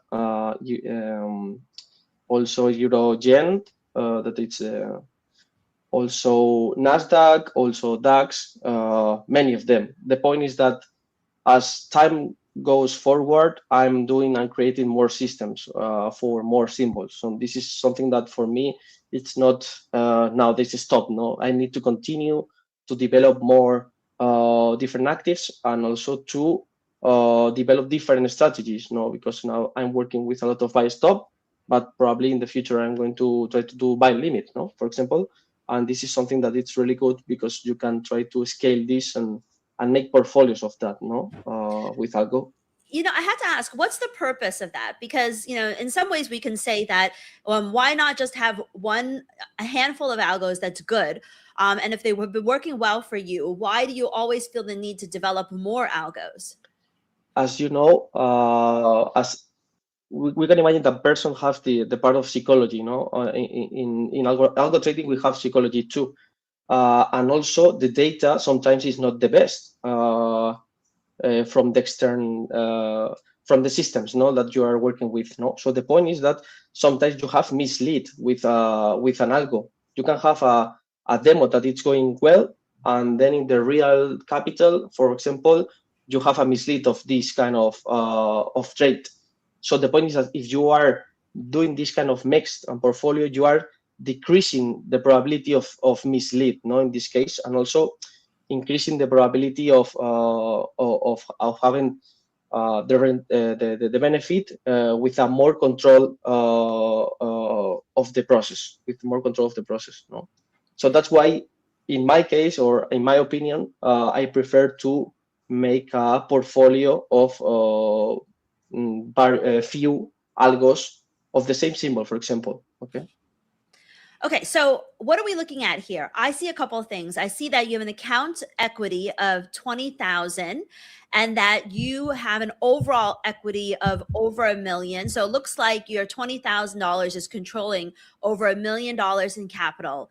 You're showing 5 months of return this year. The numbers are modest, 1.5% up, 0.5% up, but you've got a 50 times multiplier that is giving you, I guess, a projected monthly profit of $3,500 based upon $20,000 in equities. Is that correct? Correct. So as you know, as you are performing each stage, the risks should be flexible at the end, at the first stage, no? Then when you are arriving to the last stage, I was thinking with myself to try to work with Axis Select Capital as it was my own capital, no?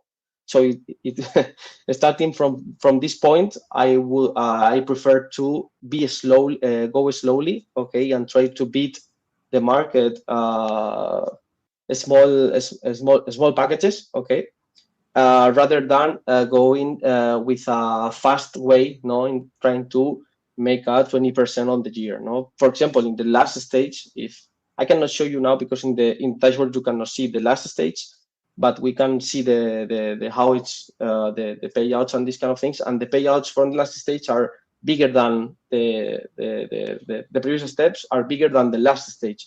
This is because I'm adapting the risks to this now this scenario, because I want to show that the performance is consistent, and even if at the year I'm doing like 6-7%, we're talking about 50 times multiplier, so it's quite good for me with this, no? Yes, I mean, it's definitely makes the thing is that it makes a big difference when you have the multiplier, because you can focus on your 1% return, 1.5% return, and not have to, obsess over triple digit returns and still get that benefit. What is this edge score? The edge score, this is the top, it's 100, and this is the value of your performance, okay? So here, what Axis Select is doing, I think the page is not really good loud, but the point is that they are evaluating your risks, your skill, and different points, no? Also the consistency and the experience, no? So the total edge is nowadays is 94. This is something that is dynamic, could go down and could go up. In previous steps, my top of edge was 96. Now it's 94.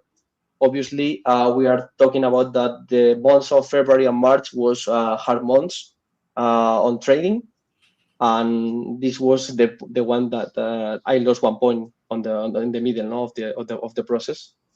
So this is the edge score. Yeah. So the edge score basically is a measurement of how well you're trading, right? So if you have a low edge score, it means you're trading poorly. If you have a high edge score, you're trading well, and it gives you details on what part that you need to improve on, either skill, skill, consistency, risk, and experience. So so that's very interesting. Now, Bennie, back to you. What do you think, as a new trader starting out, what kind of tips that can you give them? And, what kind of advice do you think, the new trader needs to hear?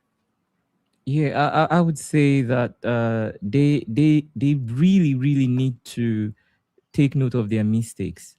Okay, this is very important. We within the space we call this journaling, but don't make it so, make it look like it's a big deal, right? Get a pen and a paper and take note of the mistakes that you make while you trade, right? If you don't know what the problem is, if you don't know the fox that's doing the havoc to your vineyard, you cannot fix anything, right? So look at your mistakes. Look at where you are going wrong. Look at what is sabotaging you and your efforts, and then get help. If you speak to a simple AI about your problem, I think you will begin to find some direction, right? Also, you can take your trade history, send it to the AI, right? It will diagnose it and it will tell you this is what you're doing wrong, okay? And you begin to get some sense of direction. And on the issue of capital, like I said earlier, go make sure you trade with the prop firms. This is a lot better.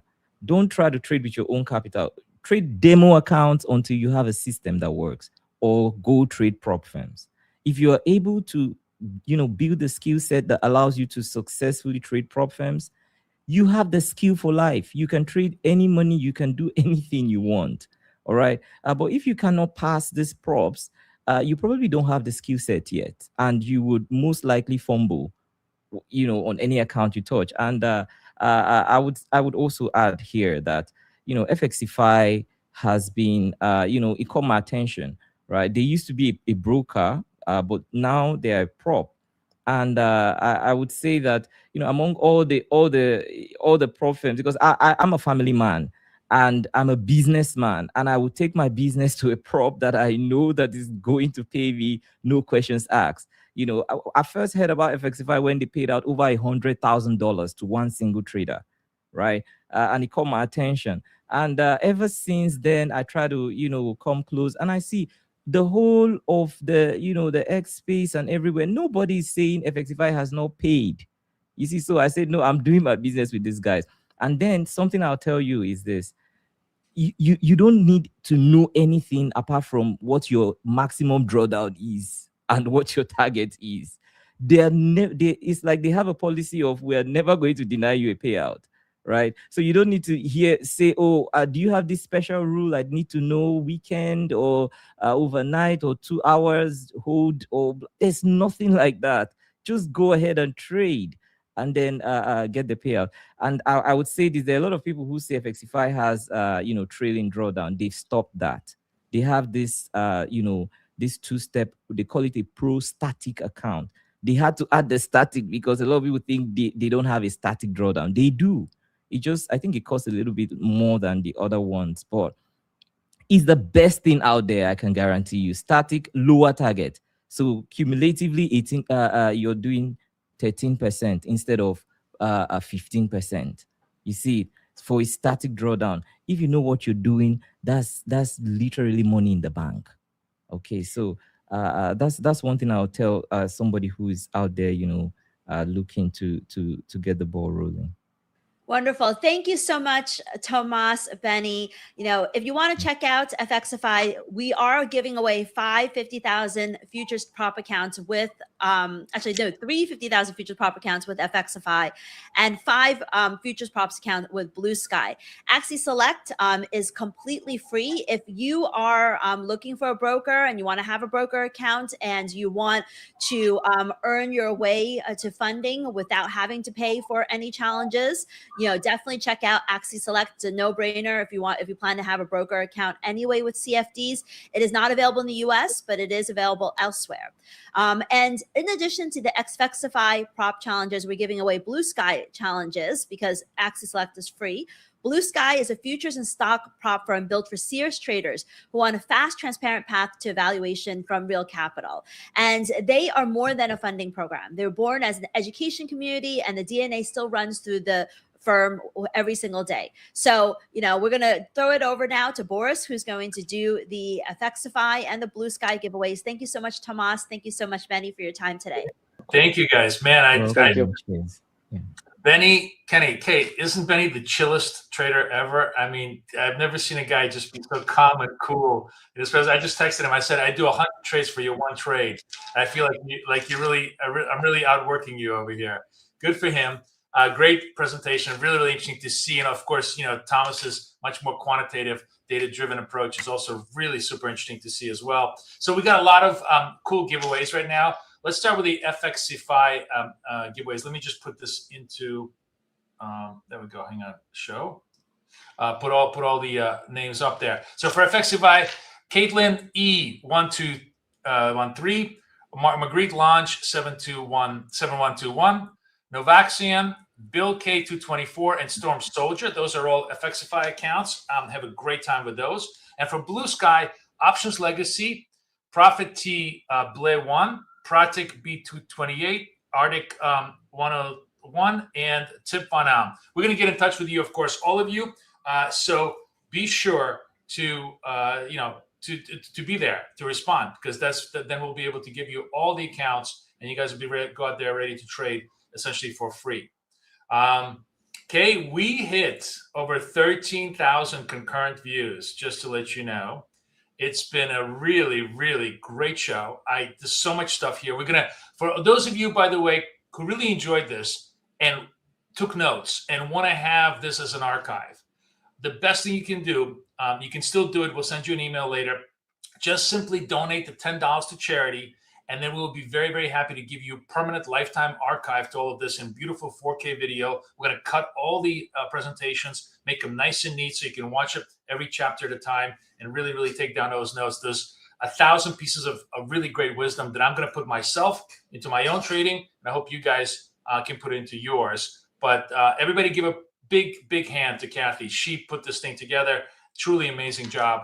I'm just a pretty face here today, but no, she really did all the bulk of this work here. Amazing, amazing show.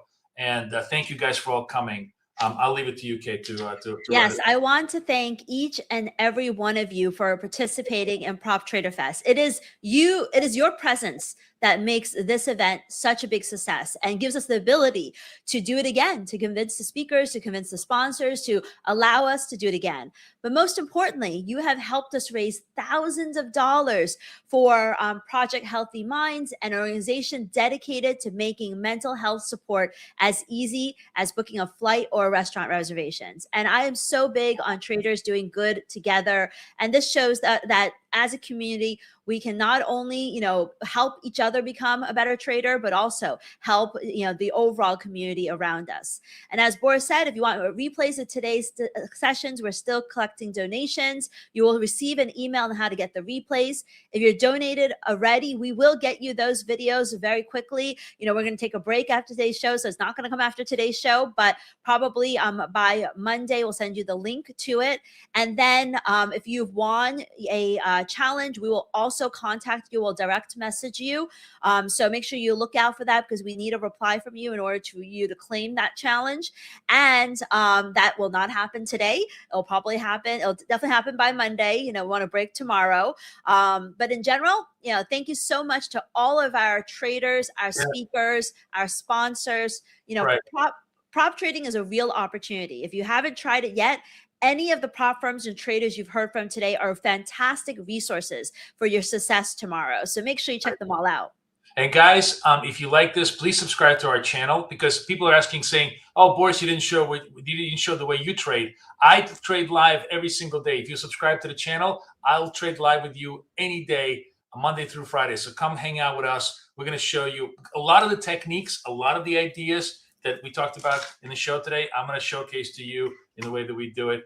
It's a lot of fun. Come hang out with us. Thank you so much to Prop for a Match for helping us coordinate this event. And, we're going to take this in person live on June 27th in London. Join us, join Prop for a Match, join some of the fantastic speakers that you have heard from today in person. Meet us, come say hello, take pictures. It costs, nothing. I think it's like $20, maybe even less to join the Prop Firm Expo. So make sure you register. It's going to be a fantastic event. Let me just make sure that I get the URL correct, but it's propfirmexpo.com on June 27th, Saturday in London. A great excuse to take that summer trip to Europe. Right. All right. Chat, if you enjoyed the session, give us a W and let us know that you've enjoyed today's Prop Trader Fest. And, Boris, if you can, Boris added the list of the winners on the Blue Sky and FXify into chat. And thank you, everyone, for such a great event. Look at all the W's. Thank you so much, guys. Do me a favor, tag Prop Trader Edge online, said you love Prop Fest or Prop Rocks, and let us know, that you love this show, because we worked very hard to bring it to you. Thank you so much. Have a great weekend. All right, guys. We'll see you in the markets on Monday. Rock and roll, okay? Come trade live with us. Have a great day, guys. Over and out. Bye-bye.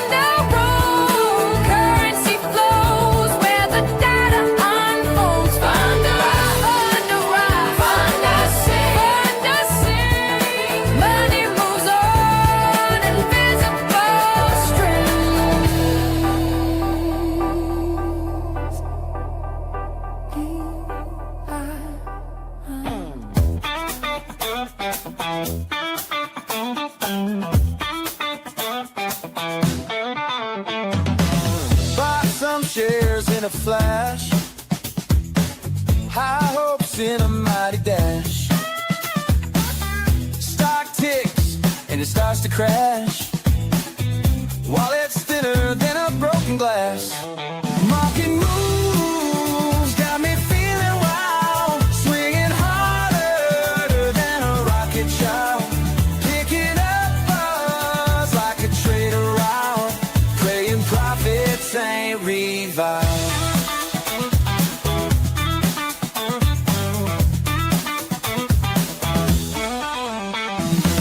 Charts like a puzzle complex, trading daily, keeping us perplexed. Riding waves like future specs. Gotta calm down, no pretext. Market moves got me feeling wild, swinging harder than a rocket child, picking up buzz like a trader out, praying profits ain't revived.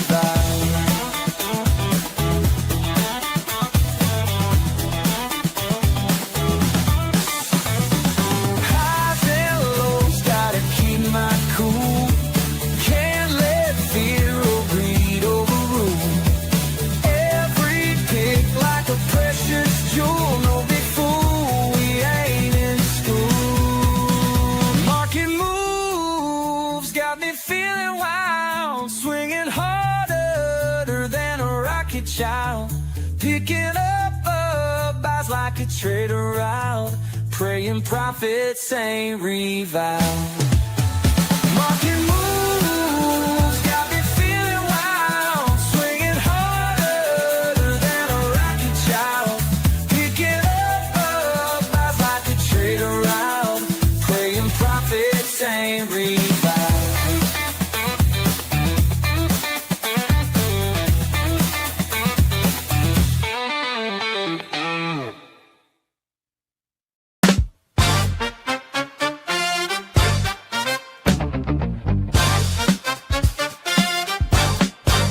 Yo.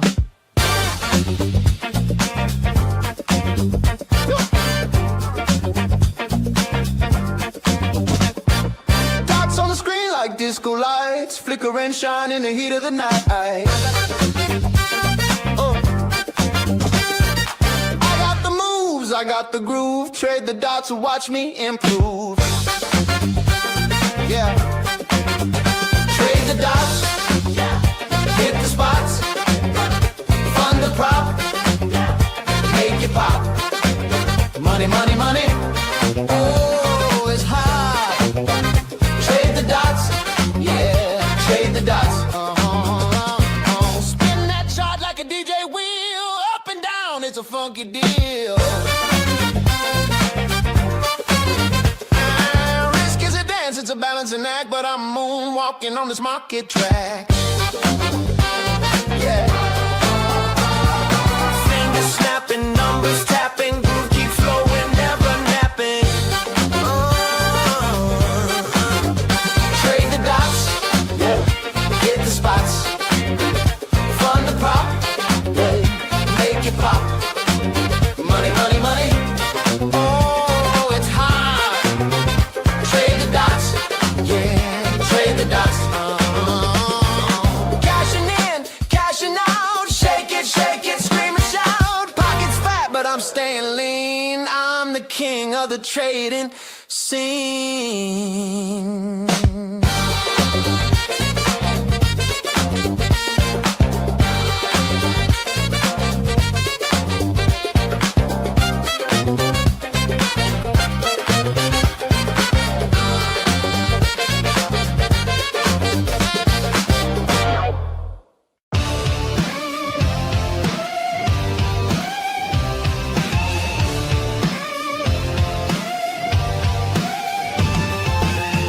On the screen, blood starts to dance. Tickers run wild like a snake in the grass. Fingers twitch fast, orders thrown in. Dreams on the line, world spinning again. Shots like a maze, my head's on fire. Failure whispers, but I aim higher. Prop test gates trying to shake my pride. Won't stay down.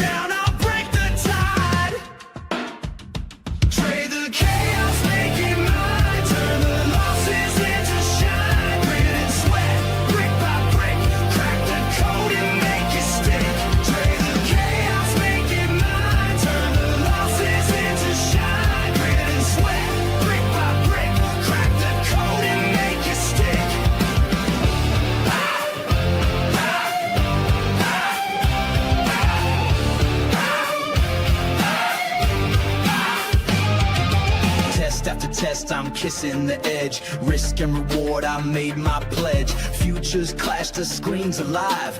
Bankroll breathing, it's how I survive. Fear and greed, they speak my name. Fight through shadows, win this game. Strategy tied, I'm locked and loaded. Profit streams, my brain's decoded. Trade the chaos, make it mine. Turn the losses into shine. Grit and sweat, brick by brick.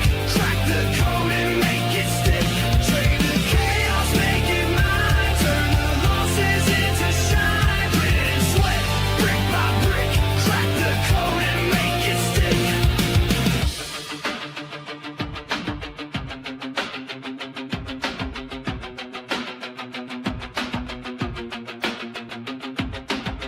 Ooh, I'm moody for the bag, man.